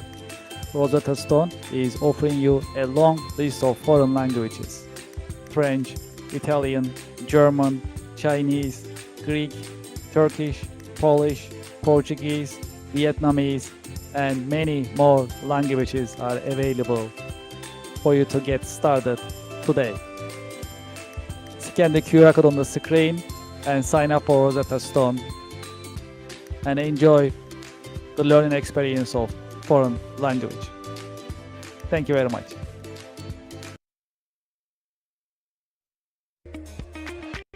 Support for the American Business Podcast comes from Gemini Trust. Gemini makes crypto simple. Find, trade, and buy over 70 different coins, including Bitcoin and Solana, on the best cryptocurrency platform. Gemini Trust. Start trading crypto here. I have the QR code on the screen. You can scan the QR code and start signing up today. Because they have a great customer service, you can reach out to them and get assistance 24/7. Scan the QR code and start trading crypto on Gemini. Thank you for your support. Support for the American Business Podcast comes from Office Virtual Offices. Office is offering you more than 600 different locations in the US. It is $99 a month. This includes prestigious business address, professional live call answering, personalized call transferring, business phone number, local phone number, professional mail services, voicemail converted to email. I have the QR code on the screen. You can sign up for Office today. Office is offering you hundreds of locations in the US that you can pick, any of them that you like, and you can start having your virtual office today. Please scan the QR code and start using Office Virtual Offices today. Thank you for your support. Support for the American Business Podcast comes from Invicta Watches. Invicta watches are known for their stylish design for men, women, as well as for unisex watches. When you scan the QR code on the screen, it will take to their online store and you can start shopping right away. When you go to the Invicta store website, you'll see watches in different collections for men, for women, different colors, different designs, as well as different sizes. There are hundreds of watches that you can see and you can pick from. Because it's end of the year, you'll also enjoy the benefits of their end of the year promotions and discounts. True story, I am an Invicta fan. I've been using Invicta for many years. I have more than 10 Invicta watches in my wardrobe. This is one of them that I like. The style is pretty cool. I use these pretty much weekly basis. I have another one that I use on my wrist. This one is pretty cool. This one is called Shutter. I can change the face just by turning the buttons, and I can have different style of watches pretty much every day. Because it's pretty business looking, I can actually wear this with my business outfit as well. Please scan the QR code and start shopping today. I'm sure you'll like Invicta watches. They have great styles and different colors as well as different technologies such as quartz, mechanical, automatic, and other watches are also available for your liking and for your choice. Please scan the QR code and start shopping today. Thank you very much for your support.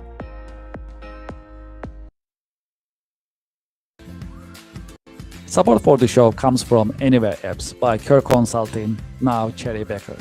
Anywhere Apps are business software products designed for small and mid-sized organizations. They are ready to help you digitize and automate your business processes. Today, I like to promote Asset Management Anywhere.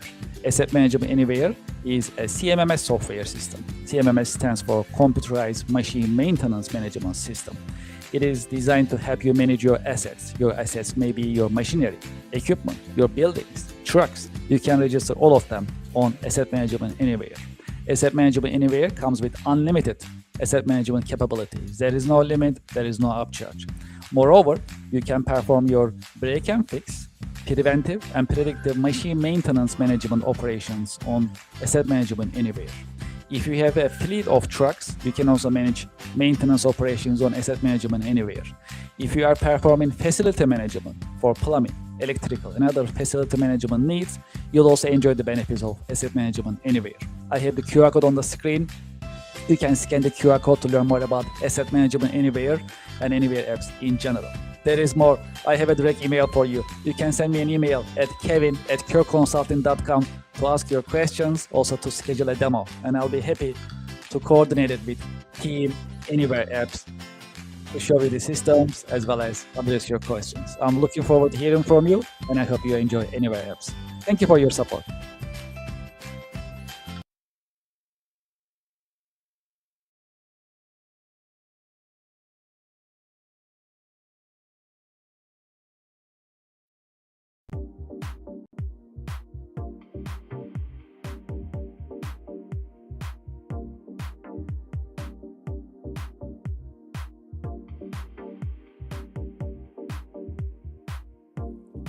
Would you like to start your business podcast?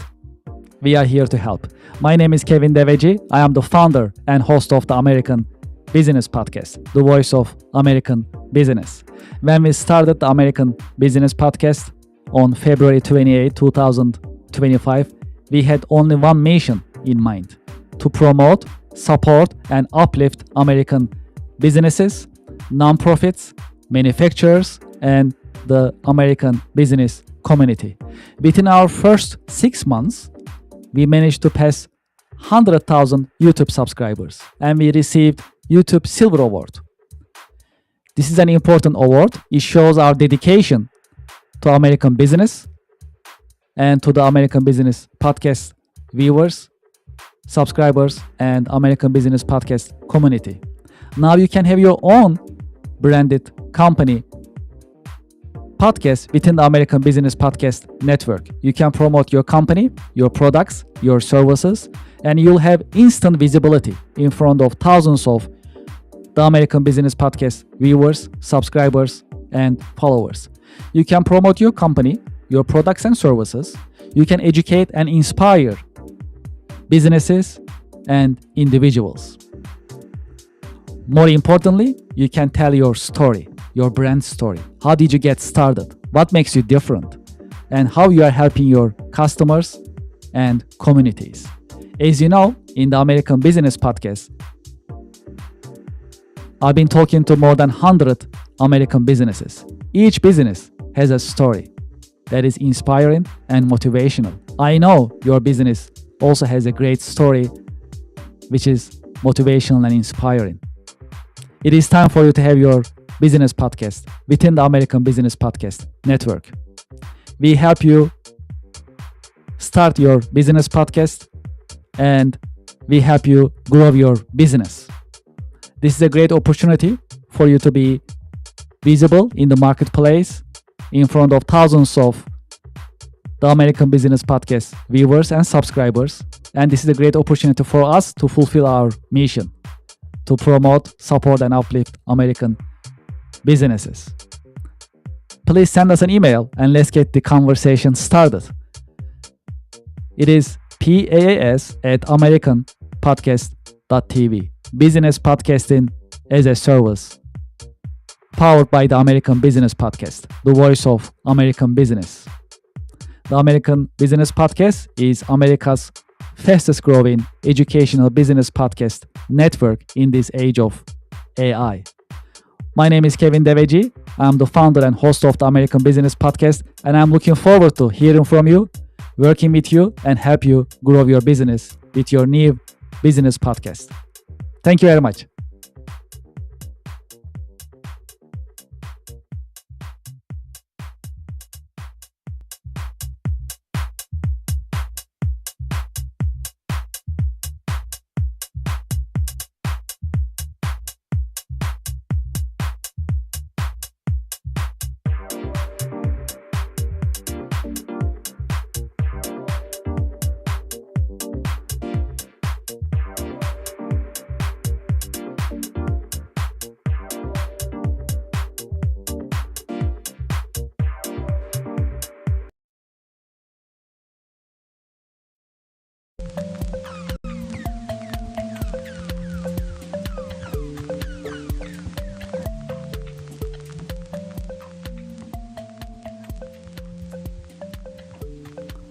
Hello, I'm Kevin Deveci, founder and host of the American Business Podcast, the voice of American business. The American Business Podcast is America's fastest growing educational business podcast network in this age of AI. As you know, a couple of weeks ago, we started podcasting as a service, PAS, powered by the American Business Podcast. As part of this service, we help businesses set up their business podcast within the American Business Podcast Network, and we help them broadcast with the help and support of team ABP, the American Business Podcast. As part of this service, I'm happy to announce that we have a new business podcast called Anywhere Apps Podcast Channel. As you may remember, we have been promoting Anywhere Apps in the American Business Podcast, and Anywhere Apps are coming from Kerr Consulting, now Cherry Beckert. Fundamentally, Anywhere Apps are designed for digitization and automation of business processes.